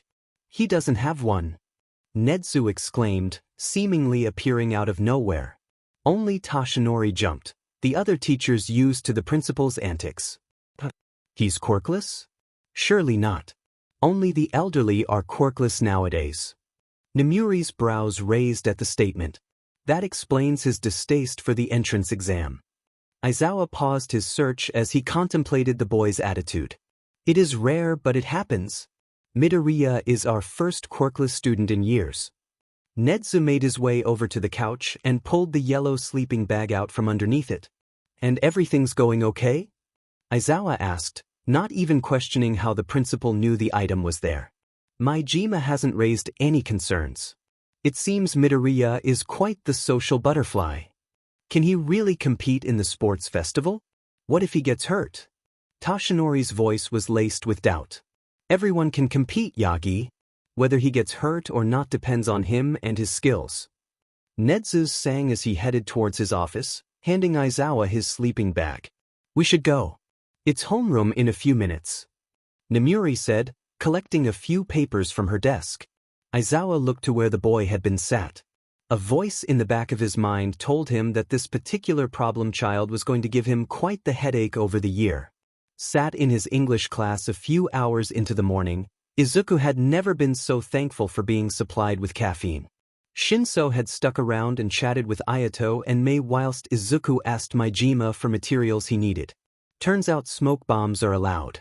So far, Izuku had been dealing with his core lessons fine. The support course had 2.5 days a week dedicated to them, the rest is reserved for the workshop.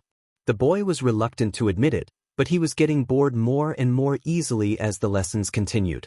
He didn't regret graduating high school online, but it currently had him sketching costume redesigns in his English book.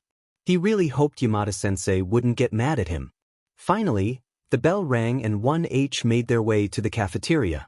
Izuku's mouth was already watering at the prospect of food he hadn't eaten since Shinso had bought him pancakes yesterday, his investigations keeping him busy. I can't wait to get back to the important stuff. I need to adjust the fan in the jet shoes and the output of the jetpack. Mei whined as they walked. Just how many jet-based items are you gonna need, Mei? Izuku laughed. As many as necessary. Shinso said you think the first round will be a race, right? Getting in the air may be my only option. I'm not 100% on that, and it's a qualifier. You shouldn't use all your fuel in the first round. He sighed as they entered the cafeteria, waving when they spotted Shinso in the line. I will if I need to. If I want to dash. Showcase my babies to the world, I need to get to the third round, right? Izuku cut her off, grinning. Oh, shut up. Just because you're going back to ye olden days and making a wooden sword doesn't mean you're better than me. What are you, some sort of support gear hipster now? Is that it? Are you gonna start telling us our phones have tracking devices in them next? Phones are inherently traceable, you know this. And no, like I said, the boring wooden sword I'm making, as you so eloquently put it this morning, does not make me better than you. I'm just jealous you get to make all these gadgets whilst I'm gonna be stuck whittling in the back of the class. The bickering continued as they got their food. Well, make something fun then. Or you could assist me, you know, donate your genius once in a while. I do help you. It's not my fault Sensei separated us because he couldn't handle a controlled explosion. To be fair, it spooked Ayato so much that all the spanners in the vicinity levitated. Well, no one got hurt? Your hand got burnt. Details. The pair reached their table and greeted Shinso. Shinso, please inform Izuku here that almost getting his hand barbecued during a test run of the jetpack is a necessary piece of information when discussing the fallout of a controlled explosion. Izuku stuck his tongue out at the girl as she mock-quoted him. Since when did you care for workshop safety regulations? Shinso raised an eyebrow. Since me and my dear assistant were separated because of his disregard for them. She replied. Who are you calling an assistant? Also, taking a controlled risk does not count as disregarding safety regulations. Izuku shoved some noodles in his mouth. So if I stood right next to one of your inventions trying to evaluate its output, said only one way to find out, and then proceeded to get up close and personal with a controlled explosion, it would be fine? Mei asked, sipping her juice as she watched Izuku's eyes narrow. I feel like this is a trap. Jesus Christ. Shinso pinched the bridge of his nose. Shinso. Language. Ida reprimanded the boy and Izuku snickered. Are you guys arguing over your inventions again? Uraraka asked as the pair sat down. Not my fault these people are small-minded. Izuku gestured, chopsticks in hand. Me? Small-minded? I'm gonna shove that wooden sword so far up your dash. Hatsum, please. Not at the table. Sorry, Dad. Ida's face turned red at Mei's comment. Now, let's not bully Ida. Old habits die hard when you're raised by a pro-hero family. How's your brother? Izuku inquired. Tensei? I believe he's okay. A recent case has been stressing him out, but he cannot discuss the details when he visits. Shinso raised an eyebrow at Izuku's question. The boy shrugged in response. So what if he kind of uses Ida to grasp how Ingenium is handling Stain? It pays to be resourceful. I hope he can work it out soon. Uraraka smiled. If he needs assistance, then he can use some of my babies. The jet show dash. Mei, Ingenium has engines in his arms.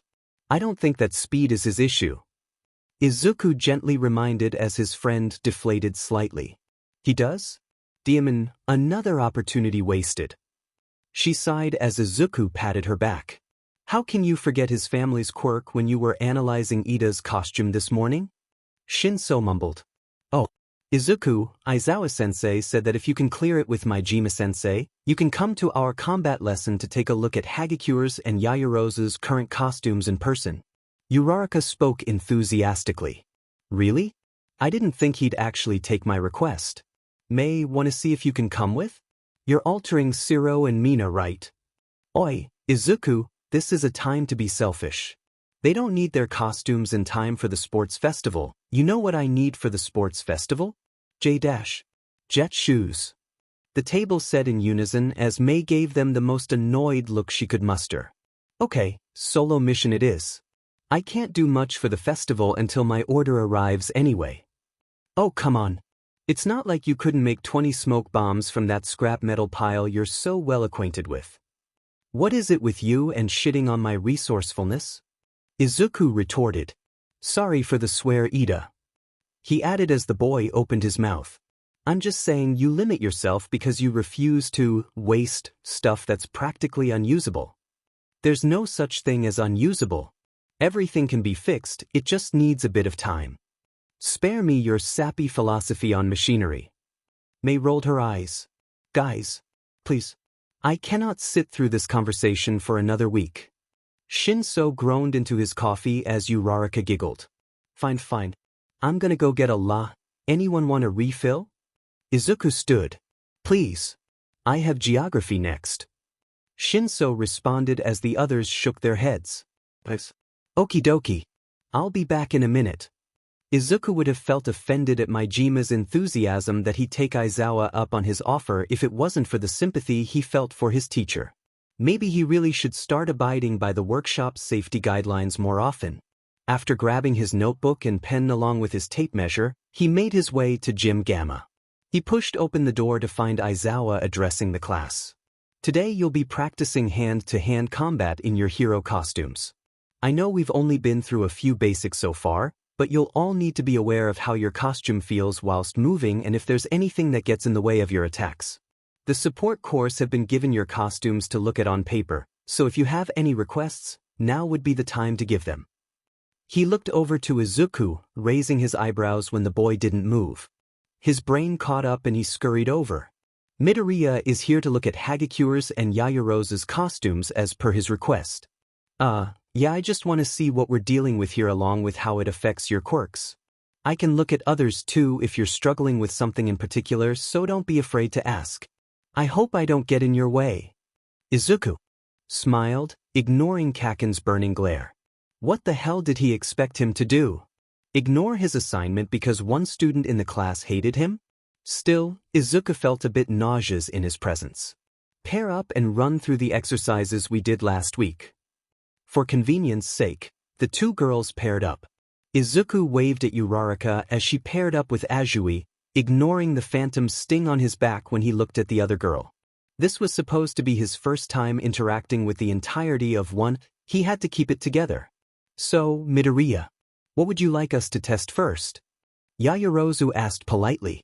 To start I think we could just discuss initial design flaws. Your quirk was listed as creation? Can you tell me how it works? Izuku flipped open a notebook, pen in hand.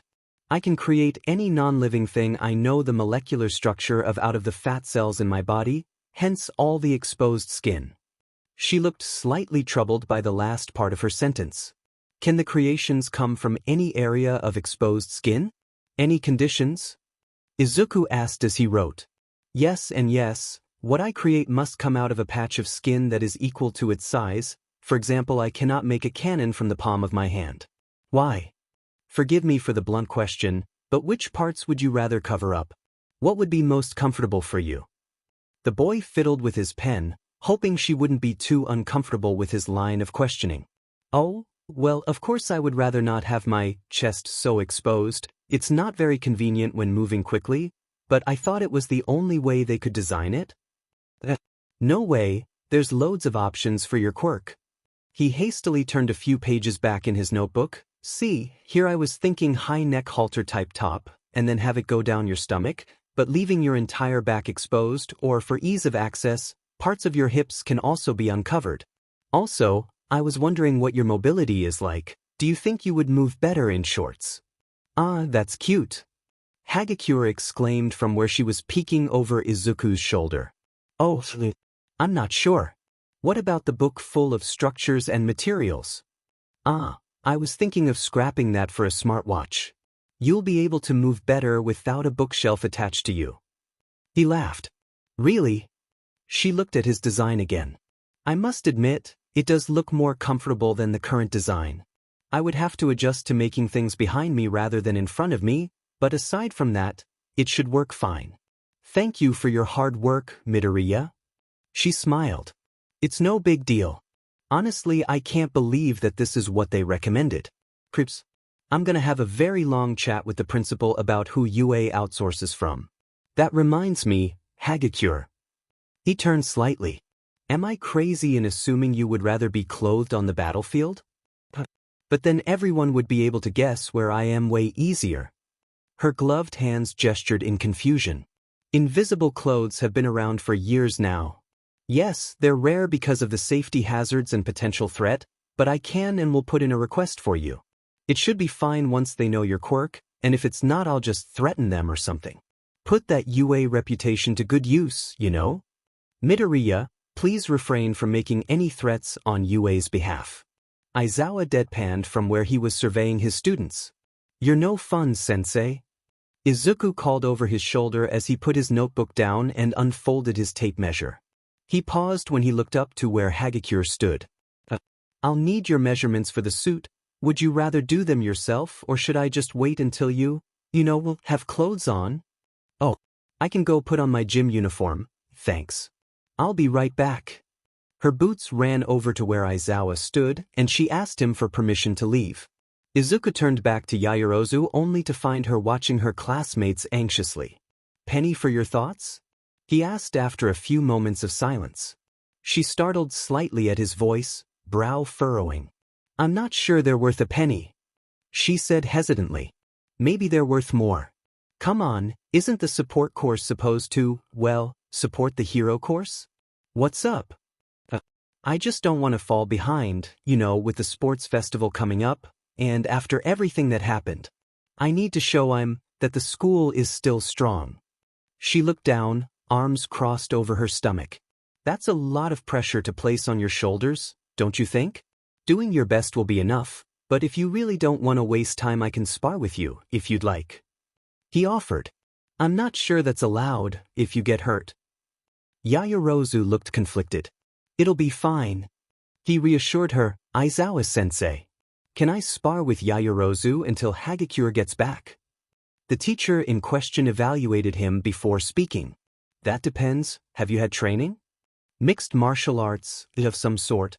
If you're asking whether I can hold my own, then yes, I can. Besides, I'm sure Yaoyorozu will be gentle with me. Izuku smiled. Fine, but I'm watching you closely. If you get injured, Majima will have me doing his paperwork for weeks. Are you sure he won't send you a thank you note? Izuku joked. After ditching his blazer and shirt, leaving him in his black t-shirt, he stepped onto the mat. He sensed a few pairs of eyes on him as the scars scattered across his arms were exposed. Izuku suddenly felt very thankful that the t-shirt covered most of the burns on his upper arms. The girl looked at her teacher for confirmation before joining him. Izuku assumed a standard fighting stance, arms up and knees bent, waiting for her to make her move. After realizing Izuku wasn't going to instigate anything, the girl seemingly bit the bullet and lunged at him. Yaoyorozu had training, Izuku could tell. Not a particular type of martial arts, but a good grasp of offense and defense. What let her down was her hesitance. The boy decided to let her know he wouldn't be hurt so easily so that she could feel free to go all out. Blocking and redirecting a fist meant for his stomach, Izuku held her arm in place as he hooked his foot around her ankle. Yaoyorozu gasped in surprise as her back slammed into the cushioned mat they were stood on. The wound on his thigh ached dully at all the movement, but it wasn't enough to worry the boy. Seriously, I've had training. You won't hurt me just because I'm not in the hero course. Izuku offered her a hand up. When the teen accepted it, her eyes held a hardened resolve. Izuku resumed his defensive stance, waiting for significantly less time for Yaoyorozu to strike. He got lost in the rhythm of blocking and dodging. The steady beats of fists hitting his arms was only interrupted by him ducking or jumping to avoid a sweeping kick. He wouldn't quite call it autopilot, seeing as his version of autopilot usually involved trying to incapacitate his opponent as soon as possible, but it was something close to it. After a few minutes, his injury started to sting slightly, so Izuku decided to go on the offensive. He feinted a kick right and used Yaoyorozu's reaction speed against her. They tumbled to the floor as the boy locked her arm in place. She tapped out after a few seconds of unsuccessfully trying to shift her weight. "You really are experienced, Midoriya. I'm sorry for doubting you." She spoke, offering him some water. "No worries. Any additional requests after moving around in your costume?" he asked, accepting the bottle. He ignored Aizawa's stare as he drank. He really would prefer to get through the day without another odd interrogation. "I don't think so. The new design should be more than appropriate concerning mobility compared to this, although if you change the material, I would like to know. I can repair my costume using my quirk if it's damaged, so I need to know its properties. You should be fine on that front. Most costumes are made of the same materials to cut costs, so you usually have to put in a request for a different material, like I'm planning to with Hagakure." Just as Izuku finished speaking, the doors of the gym opened and the girl in question stepped in wearing her gym clothes. "Sorry I took so long. Turns out I left my uniform in the classroom instead of the locker room." She apologized as she ran over. Her figure stopped a few feet away from Izuku. "Yaoyorozu, did you guys fight? Did he say something inappropriate?" She turned to the other girl. No, nothing like that. We were sparring." "Oh, and how long did Midoriya last against you and your fancy skills?" Hagakure joked. "More like how long did I last against him? He's an exceptional fighter, or perhaps I'm just inexperienced," she trailed off. "Nah, you're pretty good, you just think a bit too much. At the end there where you finally started reacting and not thinking, I got you because you had tunnel vision for how I was moving. I'm not very good at explaining. You basically need to find a middle ground between thinking of your next move and reacting accordingly, aha." Izuku ran a hand through his hair. Why did he just give an impromptu lesson? It's not like she was asking for pointers. He suppressed a groan as he realized the girl probably thought he sounded like a D-dash. "You got all that from a 5-minute sparring session?" Yaoyorozu looked surprised but not angry to Izuku's relief. Yeah?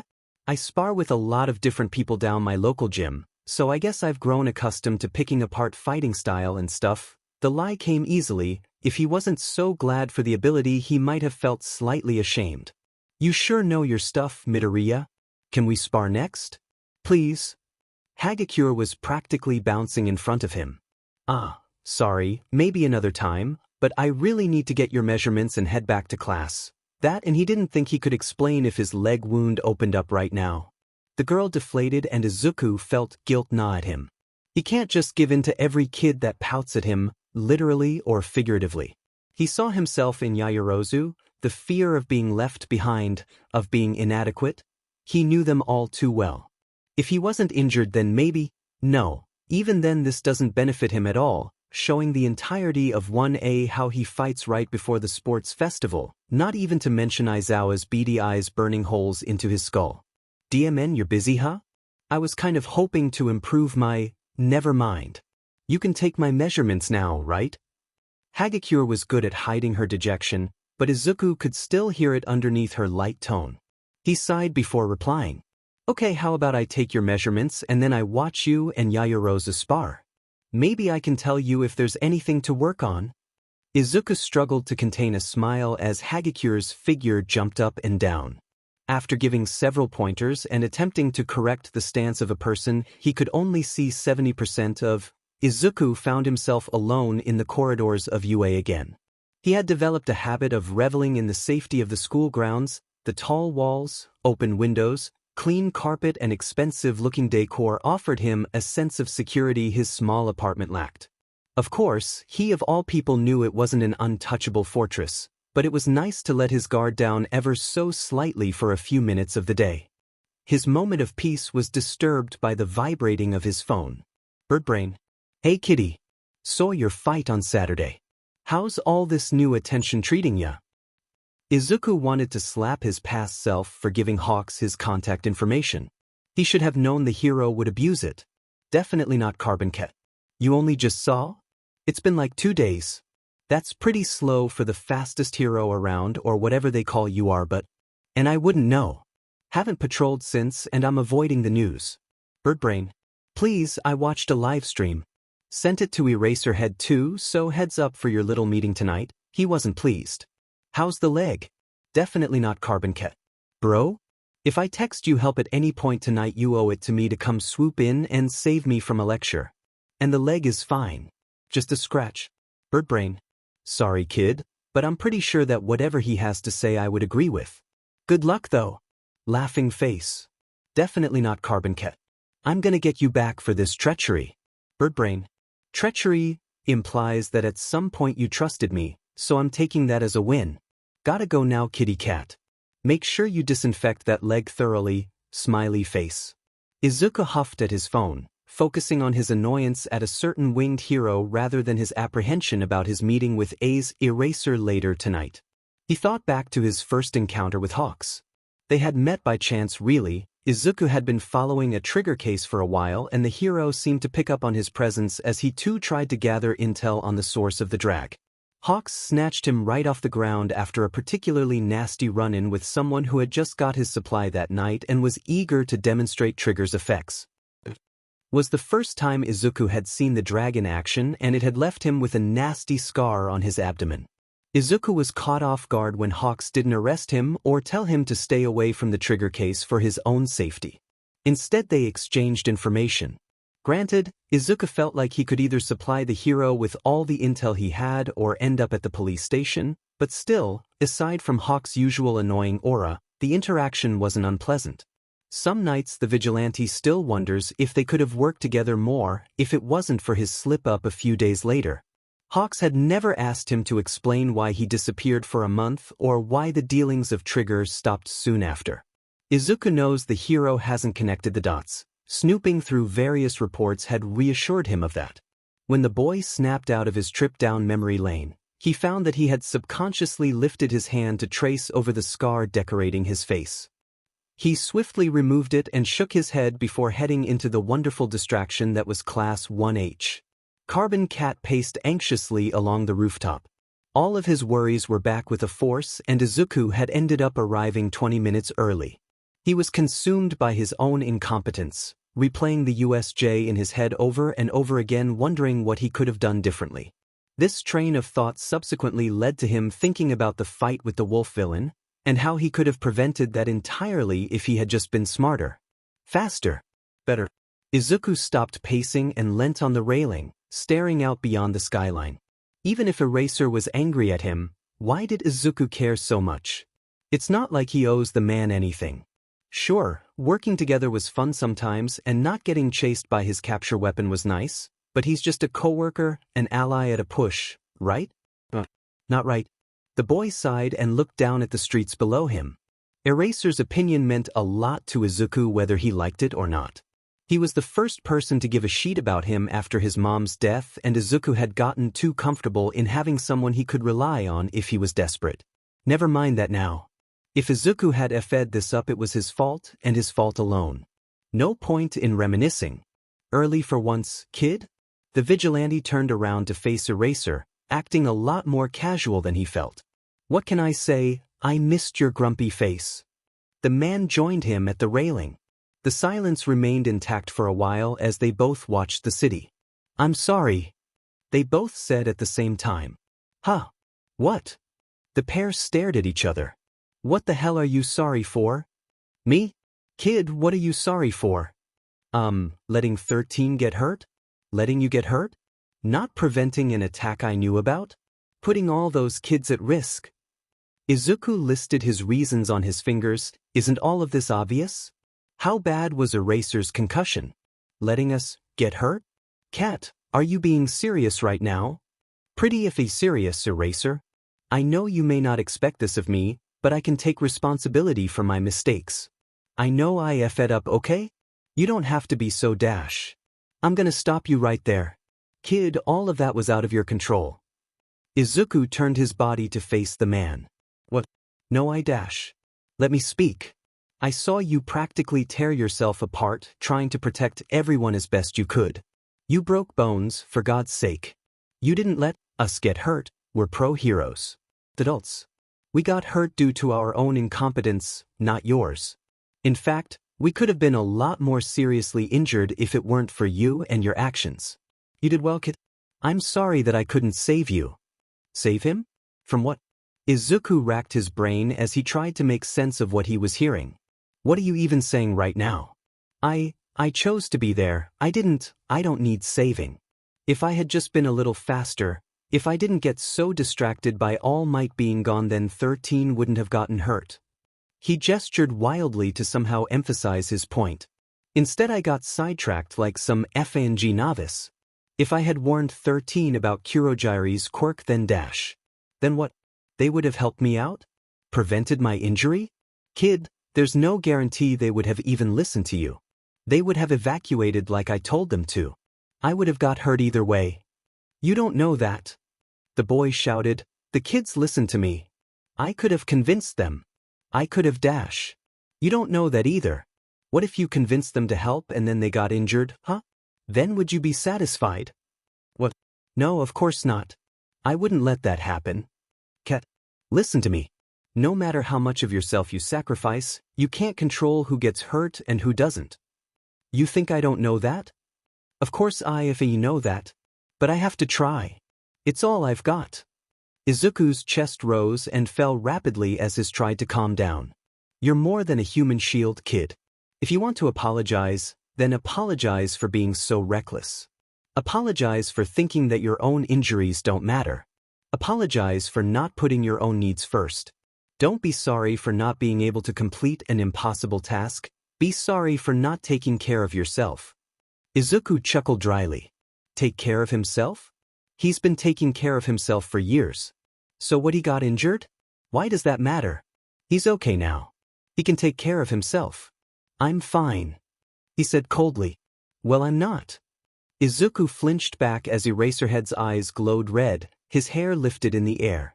The moment was gone almost as soon as it arrived. The hero looked up at the dark sky as he tried to calm down.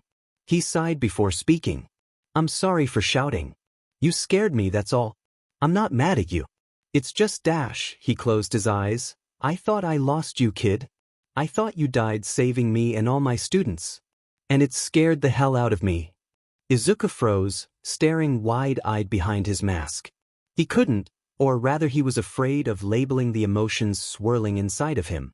A lump rose in his throat and in seconds he was striding towards Eraser and hugging him. The man went stiff at first, but slowly put his arms around the vigilante's shoulders, albeit slightly awkwardly. I'm sorry. Despite the distortion, Izuku's voice was soft. I'm sorry. I didn't know. I know, kid. I know. Eraser pulled back after a few moments, still holding Izuku's shoulders. Just try not to scare me like that again. Izuku sniffled. But, scared you'll fall victim to a heart attack, old man? He laughed. It felt odd as he tried to dislodge the lump in his throat. I wouldn't be surprised at this rate. How's the leg? The man smirked slightly as Izuku groaned. Oh my god, it's fine. Why is everyone treating a scratch like it's some mortal wound? The boy flopped and sat down, legs hanging over the building from where they poked out beneath the railing. It was a pretty nasty fight, cat. Wanna talk about it? Eraser asked as he sat next to him. I was just tying up loose ends. I let the guy off one time before getting caught up in the USJ. Of course he goes crazy on the day I start patrolling again. Just my luck. I bet the press is loving my quick way of doing things, huh? He responded sarcastically. You put the man in hospital. He was 3 times your size at least. Of course they're eating it up. Yikes, really? I didn't think I was that bad. Is he okay? Izuku chewed his lip. He'll be fine. Worry about yourself first. You should lay low for a while. No more ruthless daylight fights. Izuku leant his head on the railing as he whined. Can you people stop calling me ruthless? Is it some inside joke between you and Birdbrain? I prefer the term efficient. Efficient. Yeah, well, your efficient methods often result in heavy blood loss and a trip to the emergency room. Oh, come on. Don't tell me you're still hung up on that job we did with that creepy cult. I apologized to you like a million times. What, you want me to start carrying a wet floor sign for the next time I cut someone up a little bit? How was I supposed to know you would slip and bang your head on an altar? And I've told you a million times that the environment you fight in can be crucial to winning, you shouldn't add more hazards to it. In my defense, they said they wanted a blood sacrifice. God, just don't do anything crazy for a few days, alright? I can't deal with any more texts off Hawks or distressed phone calls from Tsukachi about whatever mess you've gotten yourself into. Yes, sir. Izuku saluted. Speaking of Tsukachi, does he have any news on Stain or Ghost? I know Stain's kinda out of his jurisdiction, but police talk, right? And why are you concerned about the Stain investigation? Eraser's eyebrow rose skeptically. Heard he's moved locations, that's all. I want to be ready if they can't catch him in Hosu and he decides to make the trip to Mizudafu. I'm sure. Even if I did believe you, there's not much to say. Still no leads on his quirk, residence, identity, or movements. Just like Ghost. DMN. Wonder if they're brothers. Maybe I should start a true crime podcast and name it Bloodily Related, or some shit. You of all people should not start a podcast. You already need to cut your screen time in half. How do you know I'm not perfectly responsible when it comes to being online? Because of the amount of tips you send me or Tsukachi at 5 a.m. after surveying CCTV for hours. I dread to think how much caffeine you consume in order to function in society. Yeah, like you're any better. I function fine, thank you very much. Really? Are you forgetting the time I had to catch you with my scarf before you walked straight off a building after neglecting sleep for 3 days? Do you have the memory of an elephant or something? We found the missing kid, didn't we? The pair reminisced for a few hours, making up for lost time and smoothing out their worries as they sat on the rooftop. They danced around their emotions with sarcastic comments and skeptical looks, both painfully aware that they wouldn't have it any other way. After everything that had happened, just being here, having this slice of normalcy, it was enough. Izuku wasn't one for promises. They were fickle in the grand scheme of things. Eraser felt the same, preferring actions over words. But their parting words felt close to one. Keep yourself safe, kid. I can try. That's all I ask. The days passed steadily as Izuku kept himself busy.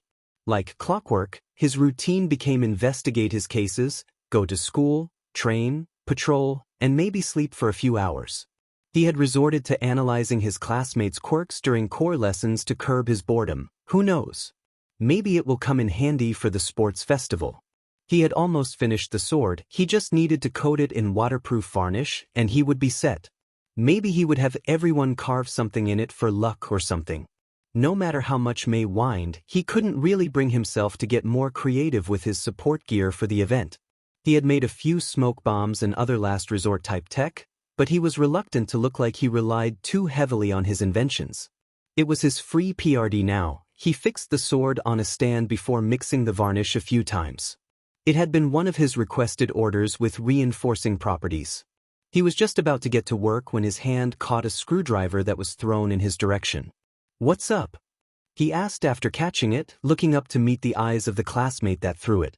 "Your friend is here to see you, we called your name like 5 times. The boy replied. Sorry. I was in my own head." Izuku looked past him to the door. Sure enough, Shinso was stood there. "Thanks." He smiled before heading over. "Hey." Shinso's monotone voice greeted him. "To what do I owe this pleasure?" Izuku tied up his hair as he followed his friend out of the classroom. "I was bored, and I can't really discuss this with you at lunch." This piqued the vigilante's interest. "HM? What's wrong? Are you in trouble? Do you need me to dash?" "What? I'm talking about this." Shinso pulled out his phone, unlocking it before showing Izuku a post on a popular hero forum. Posted by Cull8erboy on Wednesday 9:54 p.m. Video. A group of kids messing around at a skate park. Camera moves slightly to reveal a short figure dressed in all black talking to the group. Cuts to one kid handing the figure a skateboard. They're unsteady at first, but the group records him and cheers when they land a trick. The person gives back the board and pats the kid's shoulder. Video ends. I went to my local skate park and I came across Carbon Cat skateboarding with a few neighborhood kids. I went up and talked to the guy to see if he was in cosplay, but he had that freaky voice modifier and did a few more crazy tricks. I should have recorded more, but honestly I was having a bit of a crisis. The dude was super nice and we had a few good laughs. Like, was he really the same guy that sliced up that villain last weekend? It was kind of a crazy thing to see on a Tuesday. If anyone has any other videos, LMK. 106k likes, 8.8k dislikes. Counts. God of Bis, DMN Carbon Cat can kickflip? Respect. Volley 68 ball. OMG, wait, I saw a clip of him doing a handstand on a longboard on the Vigilante Russ forum. I'll link it here, https. Video.file.37673grd. Hide reply. Fisher friends. Wait, what? I know he has balance and all that, but that's kind of insane. Pro thinker. I'm dying. He's a whole but vigilante and he's spending his time playing games of skate with a bunch of kids. Seriously, what's with this guy's personality? Show 3 replies. Endeavor no one. WTF? Why didn't anyone call the cops? That criminal shouldn't be anywhere near kids. Or is he recruiting to start some gang violence? What has the world come to? Izuku looked up at Shinso as he handed the phone back. The taller boy wore an unimpressed expression. What happened to laying low like Eraser told you? They're good kids. Izuku laughed sheepishly. Look, one of them saw me passing and challenged me to a game of skate.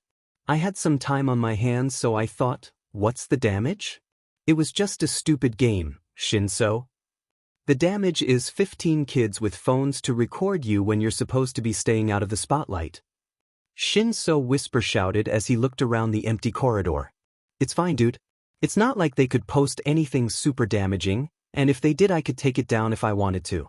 But I won't do that because I'm not some corrupt politician. What's got you so worried all of a sudden?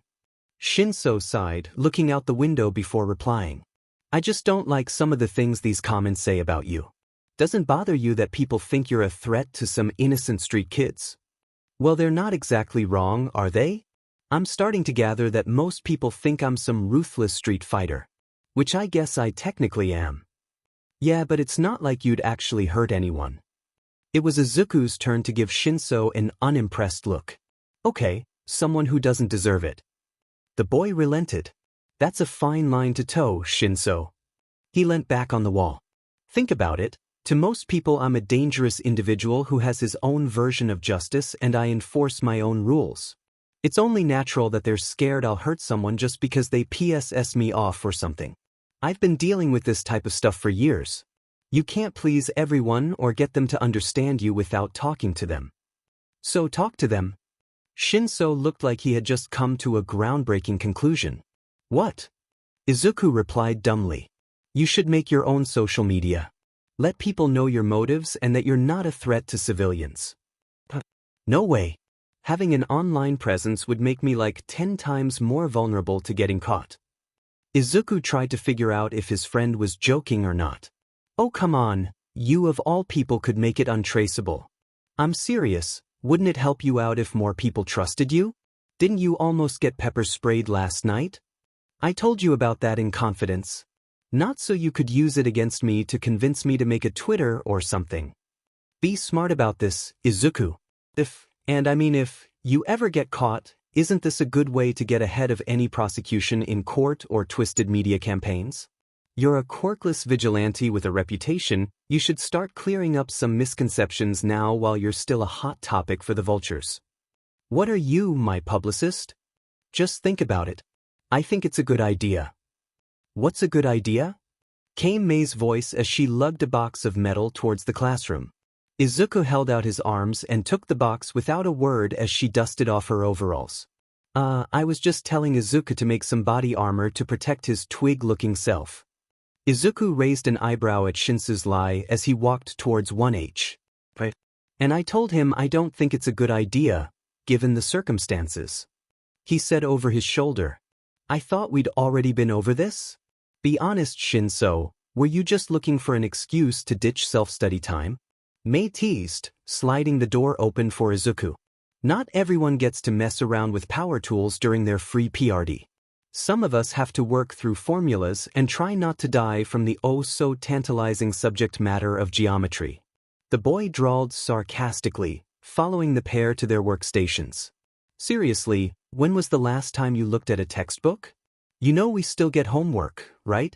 I cried into my history textbook last night. Mei replied, rummaging through the box Izuku had set on her table. But the assignment was only on pre-all-might heroes who had significant fights in Japan and the accelerated mutation of quirks and diminish in police performance. Izuku pet his head to the side. Not everyone is an all-rounder like you, nerd. Some of us struggle with complex topics. That's complex. Mei paused to stare at him before turning to Shinso. Permission to hit him? Permission granted. What? Wait, why ask Shinso for permission? I'm the one getting hit here, all you. Izuku yawned as he walked out of the classroom and into the deserted halls. He had stayed slightly later than intended after the bell rang, adding the finishing touches to a few devices after proving to Majima that there was no way they would explode if he was left unsupervised.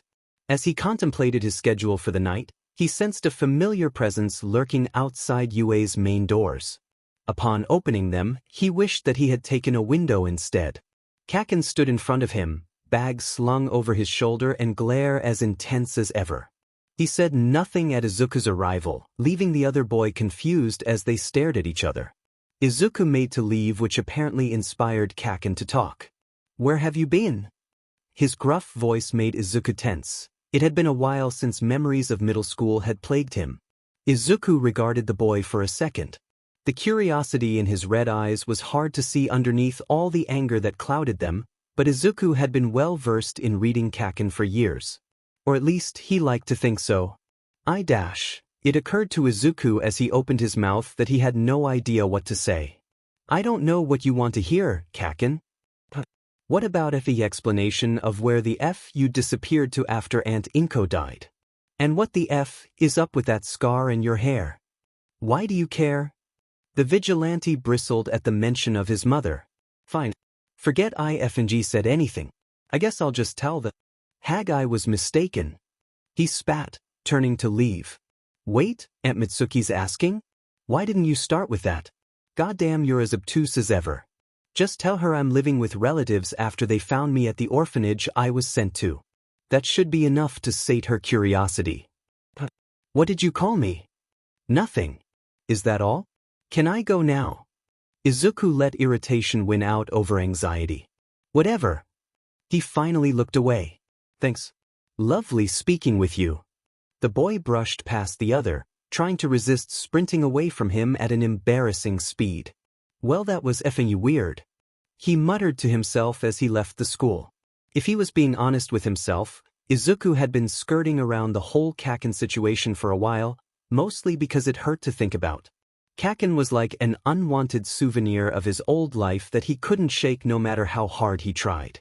The boy reminded him of the good and the bad. Memories of the time spent with his mom wrestled with nightmares of red-hot hands on his shoulders and the crushing weight of his own flaws.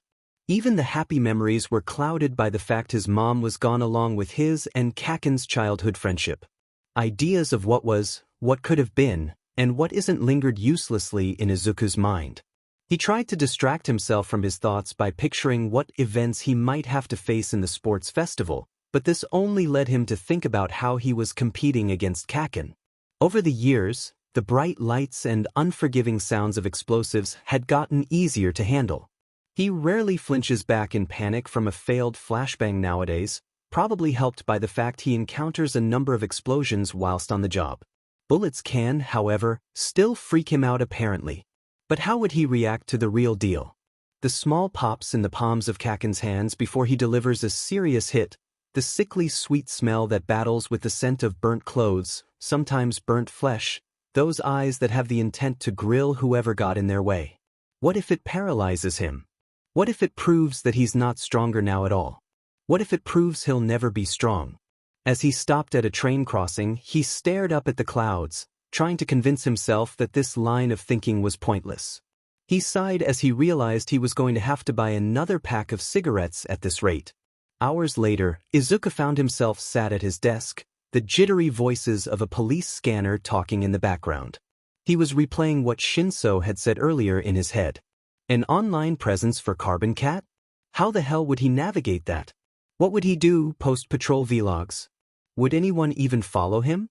Of course, his friend had been right when he said that Izuku could easily make sure it was unable to be traced back to him, but still, if anything, Carbon Cat needs less of an online presence right now.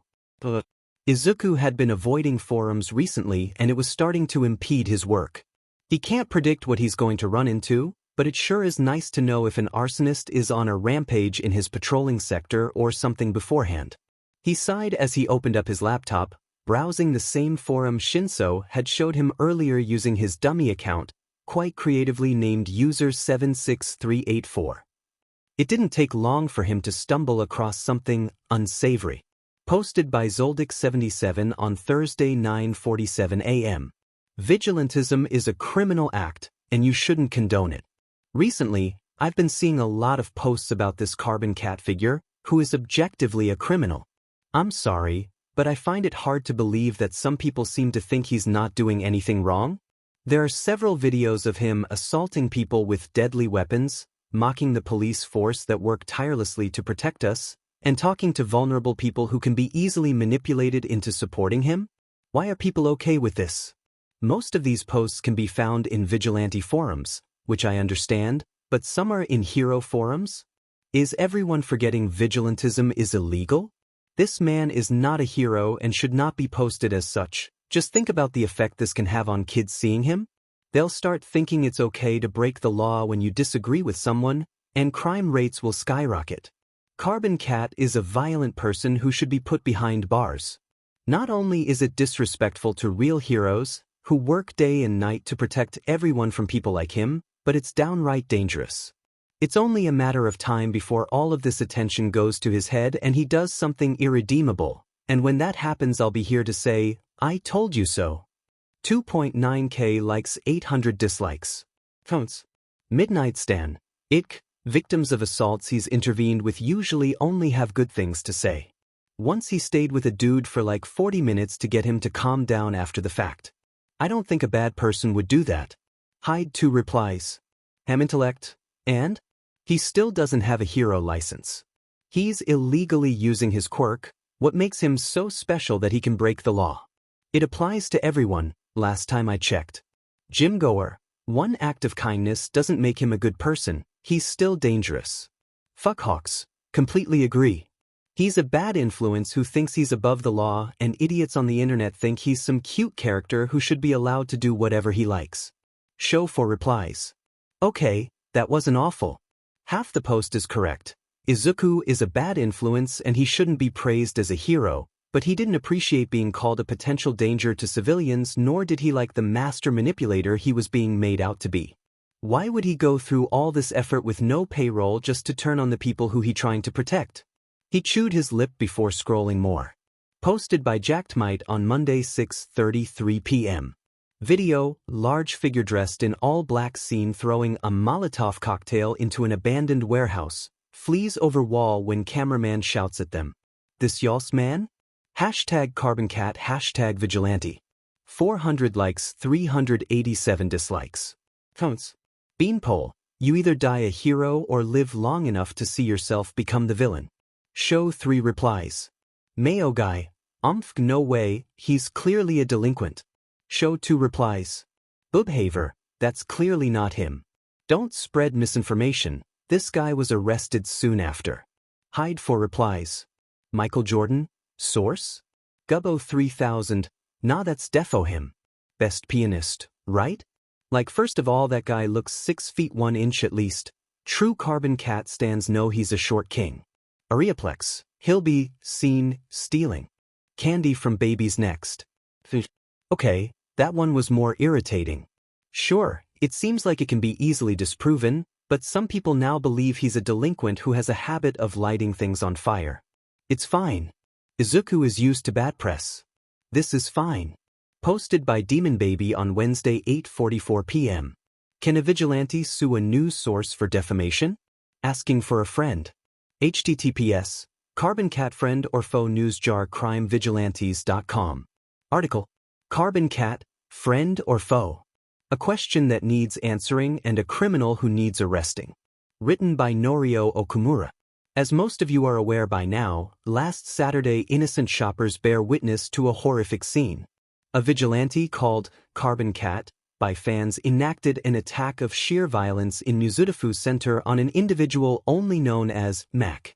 At around 4 p.m., the streets of Mizutofu saw police give chase to Mac as the man was suspected of robbing Norinchukin Bank of 770 yen. Upon reaching the center, there was a scuffle with a civilian, and before the police could peacefully handle the situation, Carbon Cat interfered and gave Mac one of the most severe beatdowns this area has seen in years.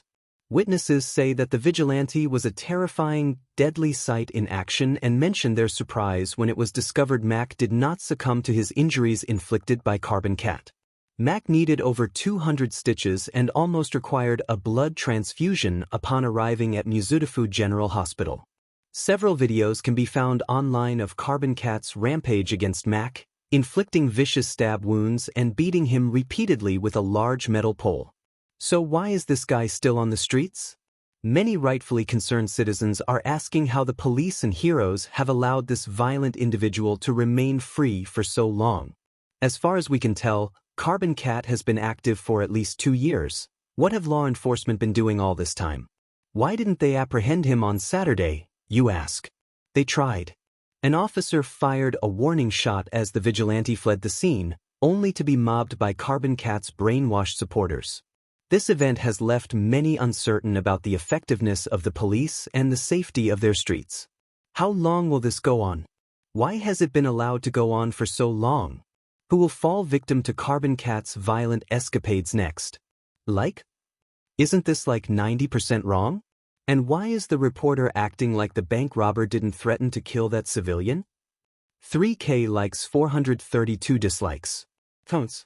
Kpat. Damn, this is so biased, what the hell? How does this guy still have a job as a journalist? Show reply.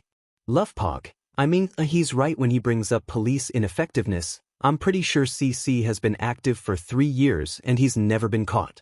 Show for replies. You're 404.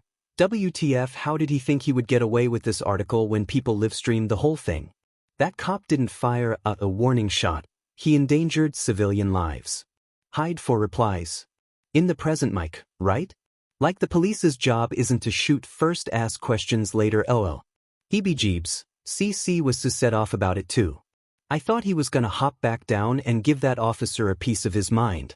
Nothing but respect for MY Vigilante. Percy Smackson. Maybe if he didn't resist arrest? Then you people try and make him look like a victim so much. He's a criminal, just like the article states.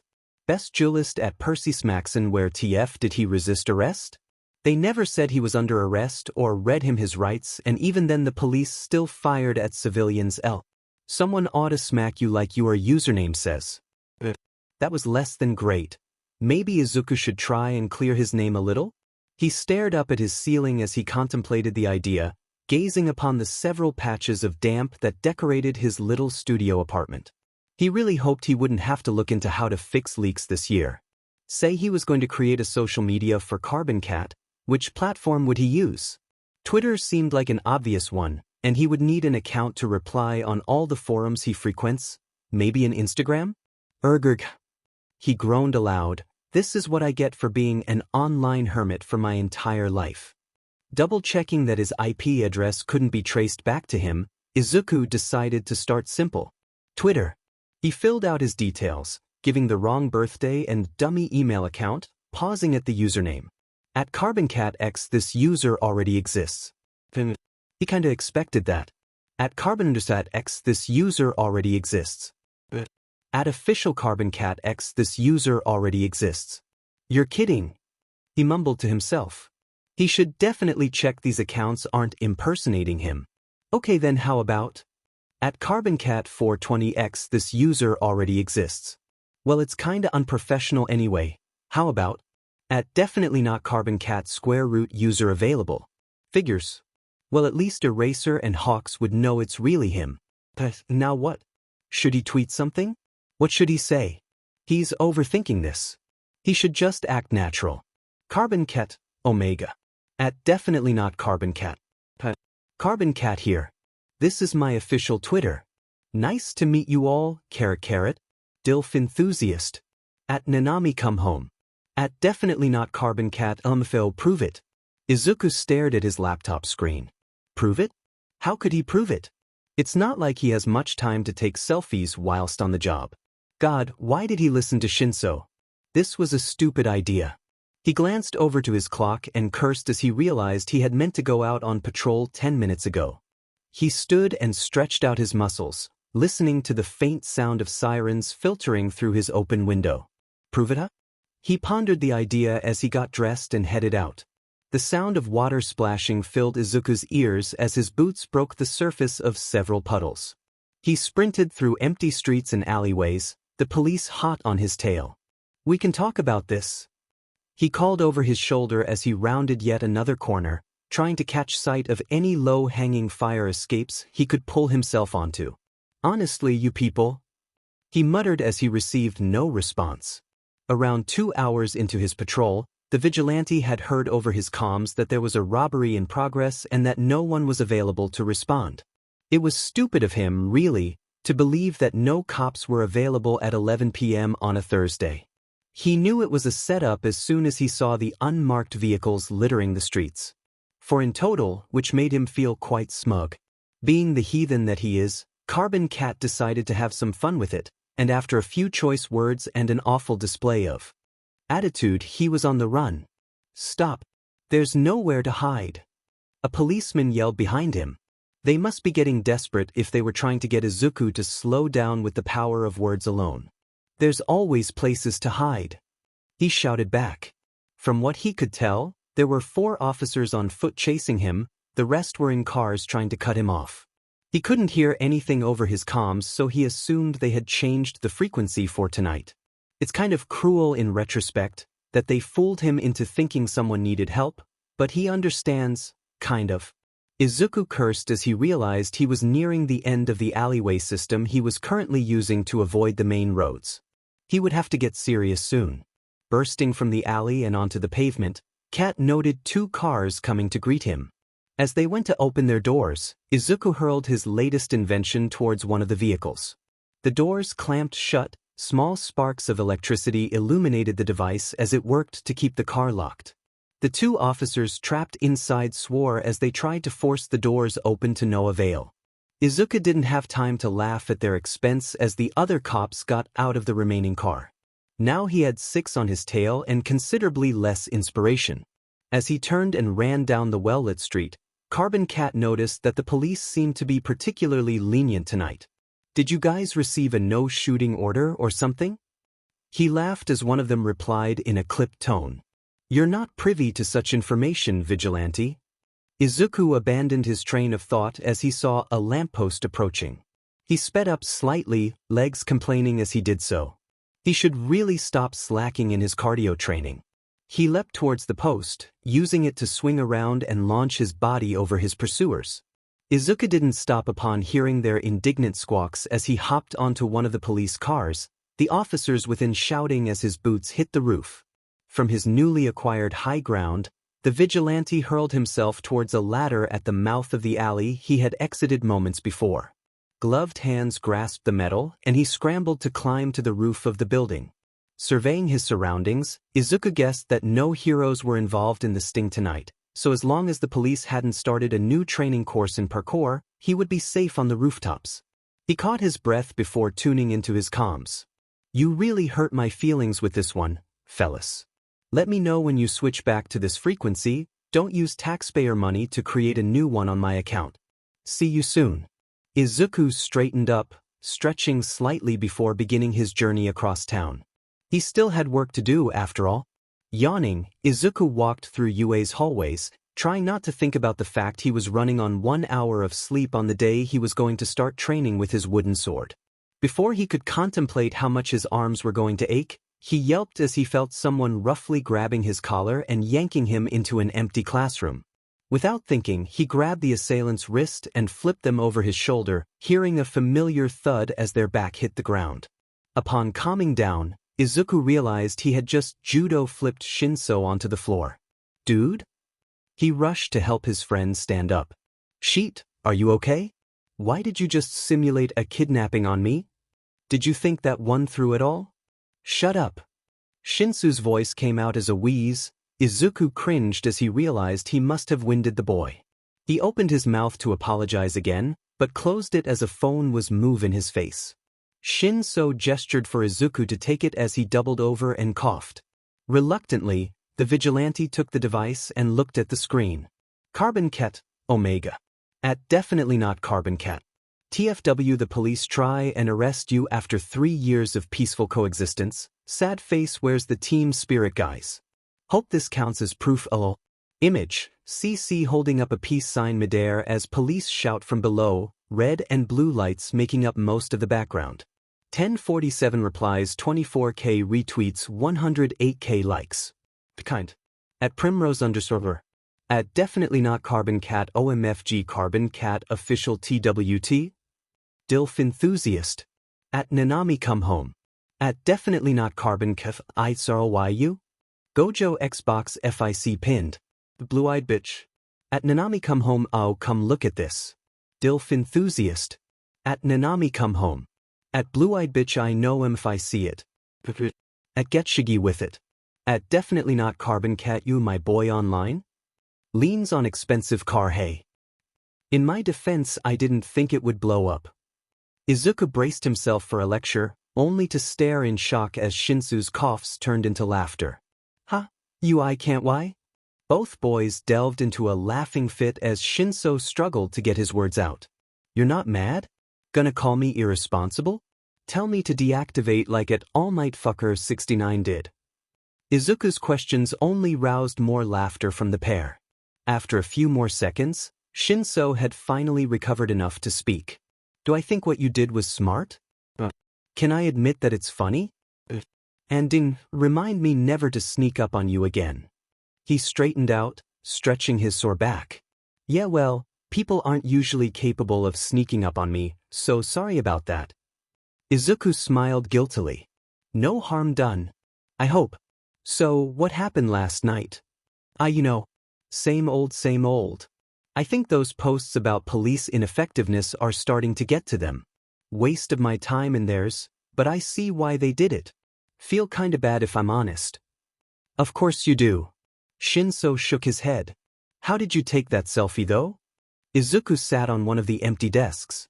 Well, I saw them before they saw me and I was feeling a little spiteful. They had this whole fake robbery planned just to smoke me out. Fing wasteful. He muttered before continuing. Someone had asked me for proof, so I thought, if they want to mess with me, I'll mess with them too.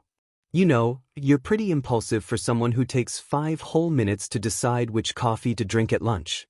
What can I say? It's been a while since I've been spoiled for choice. My brain can't take it. Feels wasteful if I have black coffee here and at the apartment. I'm thinking mocha today. Izuku's eyes trailed to the clock behind Shinso, checking how much time they had before class. You never say home. Izuku's eyes traveled back to Shinso. He pet his head to the side in confusion. The apartment. You never call it home. Izuku thought for a moment before responding. No. Guess I don't. He hopped off the table, picking up their bags from where they dropped them in their scuffle.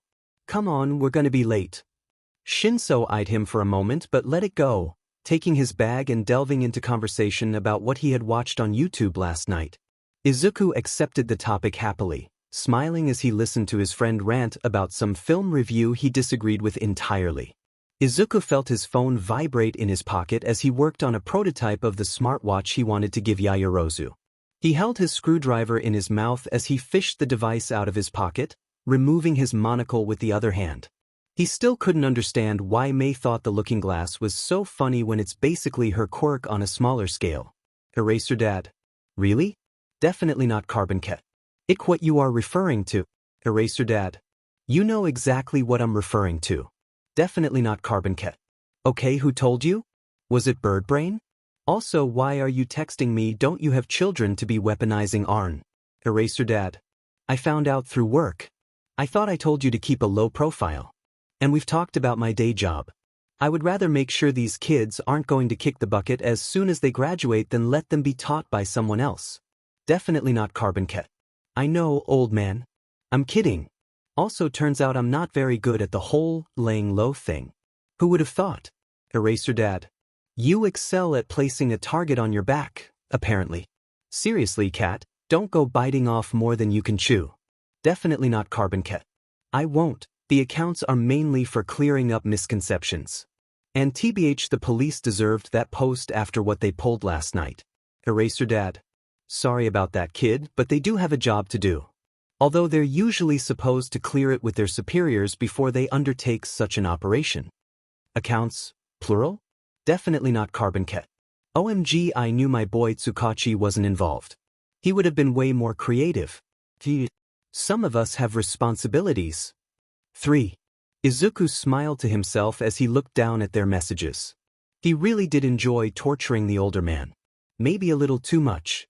Sometimes he wonders just how far he'll be able to push it before Eraser finally snaps and goes back to trying to throw him in jail, or worse, stops interacting with him entirely. Midoriya, since you seem to be so bored that you're on your phone, you can go and fetch more welding masks from storage. You know where that is, right? Maijima's voice carried over the chaos of Class 1HS workshop. Yes, how many? Izuku stood, tucking his phone back into his pocket. As many as you can carry. Challenge accepted. He went to say something to Mei only to find her deeply interested in how to deploy a net from a gun, so he decided to leave her to it. Yue's storage department is a little freaky at best, spooky at worst, but Izuku likes to believe that he's above being afraid of monsters in the dark. He's a vigilante, for God's sake. Pieces of scrap metal that look like abandoned animatronics should not scare him. Amongst the old tools and equipment that's used once in a blue moon, the storage room holds projects of past students that used to be on display or things that got put on the back burner and never recovered. No matter how much money UA has, it seems that even they couldn't avoid the stereotype of a dimly lit storage area. Welding masks, welding masks. Izuku spoke to himself, filling the silence as he searched the shelves. Walking further into the room, the boy commented on how this place was bigger than his shitty apartment, definitely not flinching when a few stray wires hit him in the face. Rounding another row of shelves, Izuku spotted some welding gloves and made his way over to the area. You're kidding, he muttered, staring up at the very high shelf that was home to the welding masks. Izuku sighed, looking from left to right for any sign of a stool or ladder. Of course there were neither.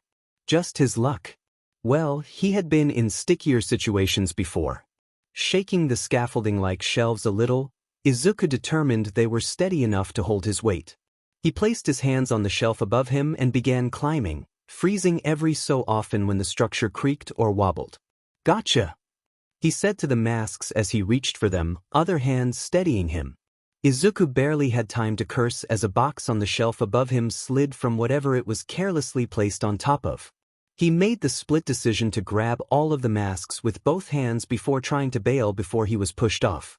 He was half successful. Metal clanged as it hit the floor, disturbing the silence of the storage room. Izuku found himself sat amongst the welding masks he had managed to pull down with him and various pieces of radio equipment. He sighed and rubbed his head, ignoring the way it ached slightly as he started tidying everything up. Yawning, Izuku left the storage room with his hands full, eyes peeking over the box he decided to steal and its contents.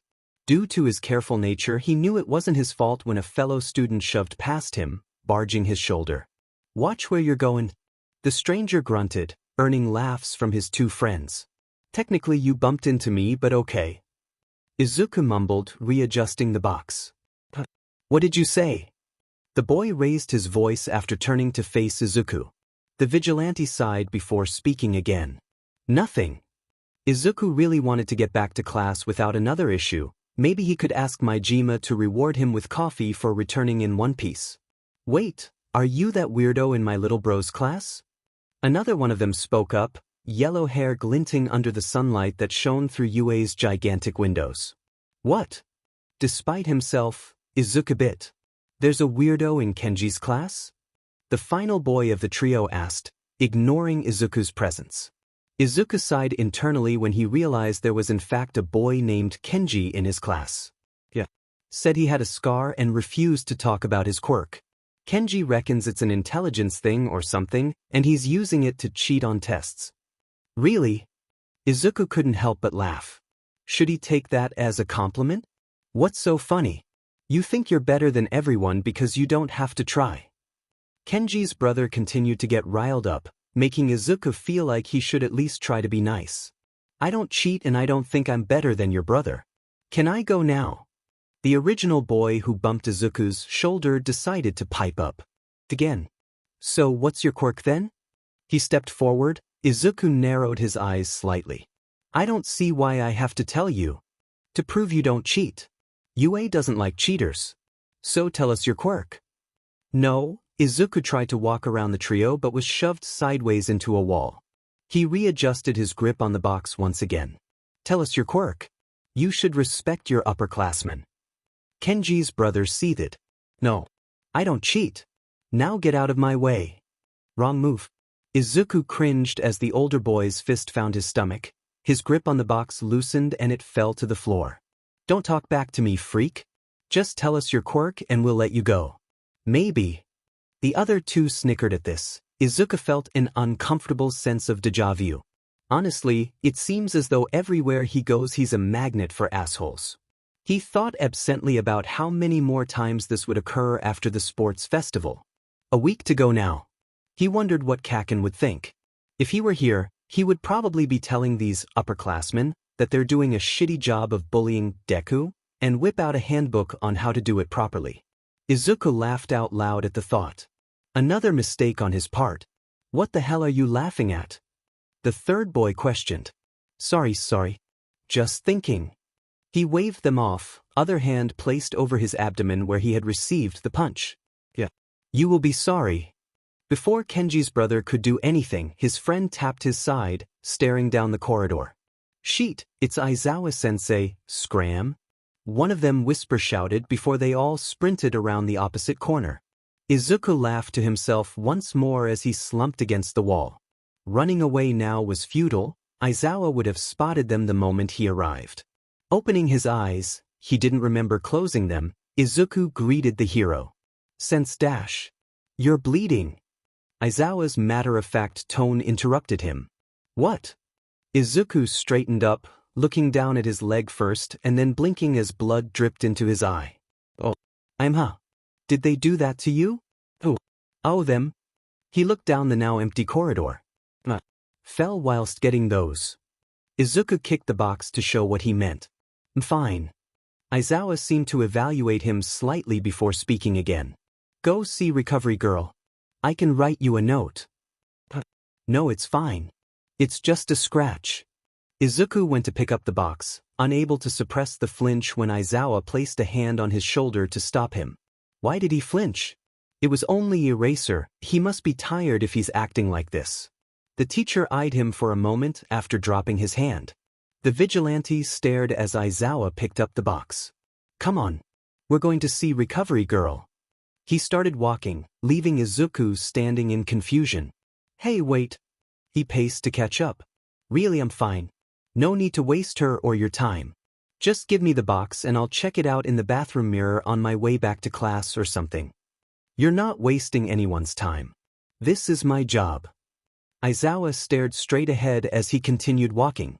Yeah, when it comes to your students, which I am not. Come on, just hand over to Dash. Problem child, we're going to see Recovery Girl. You are an injured student and I am a teacher. Okay. The hero stopped walking, giving Izuku an exasperated expression. Izuku tried to summon the energy to argue or even stare the hero down, but he found himself resigning to his fate. Fine. He grumbled, folding his arms over his chest and looking down at his feet. They walked in silence after that, better to get this over and done with. Upon arriving, Izuku wilted a little as he realized he couldn't rely on Aizawa to do all the talking. He shook his head at the childish thought. It had been a while since he had attended any doctor's appointments. Last time his mother had handled everything. What's the problem, dearie? Recovery Girl spoke as Aizawa set the box of masks on a vacant bed. Hit my head apparently. No concussion though, I'm pretty sure. He laughed nervously. I have to check anyway. Sit on the bed for me. How did you do it? The hero gave Aizawa a side eye as she asked this as if to say, how, under your supervision. Honestly, Izuku was too focused on the fact that the teacher wasn't leaving to care. Had to get something from storage. High shelf.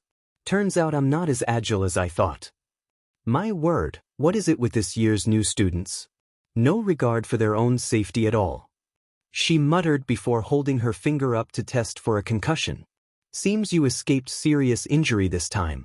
I'll heal you right up and then you can head back to class. Izuku thought back to the time Aizawa had given him a gift from Recovery Girl all those weeks ago, mentioning something about stamina. He tried and failed to picture the man asking this favor as he stood in a room with the pair. Before he knew it, his hair was being pushed back and Izuku was kissed on the forehead. He froze up, shoulders tense as his mind flickered back to the last time someone had done that for him. Slightly damp hands from washing the dishes cradled his face, an utterance of, "Be careful," for whatever trip he was about to embark on. Soft smiles and a feeling that could only be labeled as home. "Kid!" Izuku jumped at the close proximity of Aizawa's voice. When had he moved? Never mind. He needs to get it together. What? I'm fine, sorry, zoned out for a minute there. He laughed, a smile easily gracing his features. You're crying. No, he wasn't. Izuku touched under his eyes and realized he was, in fact, crying. He rushed to stand and grab the box, itching to leave. What up? I'm fine. I have to go dash. He paused as he suddenly felt fatigue hit him like a ton of bricks. What? This shouldn't be happening, she only healed a cut. Midoriya? Izuku's eyes rolled to the back of his head, he registered an arm catching him before he hit the ground, and then he was out.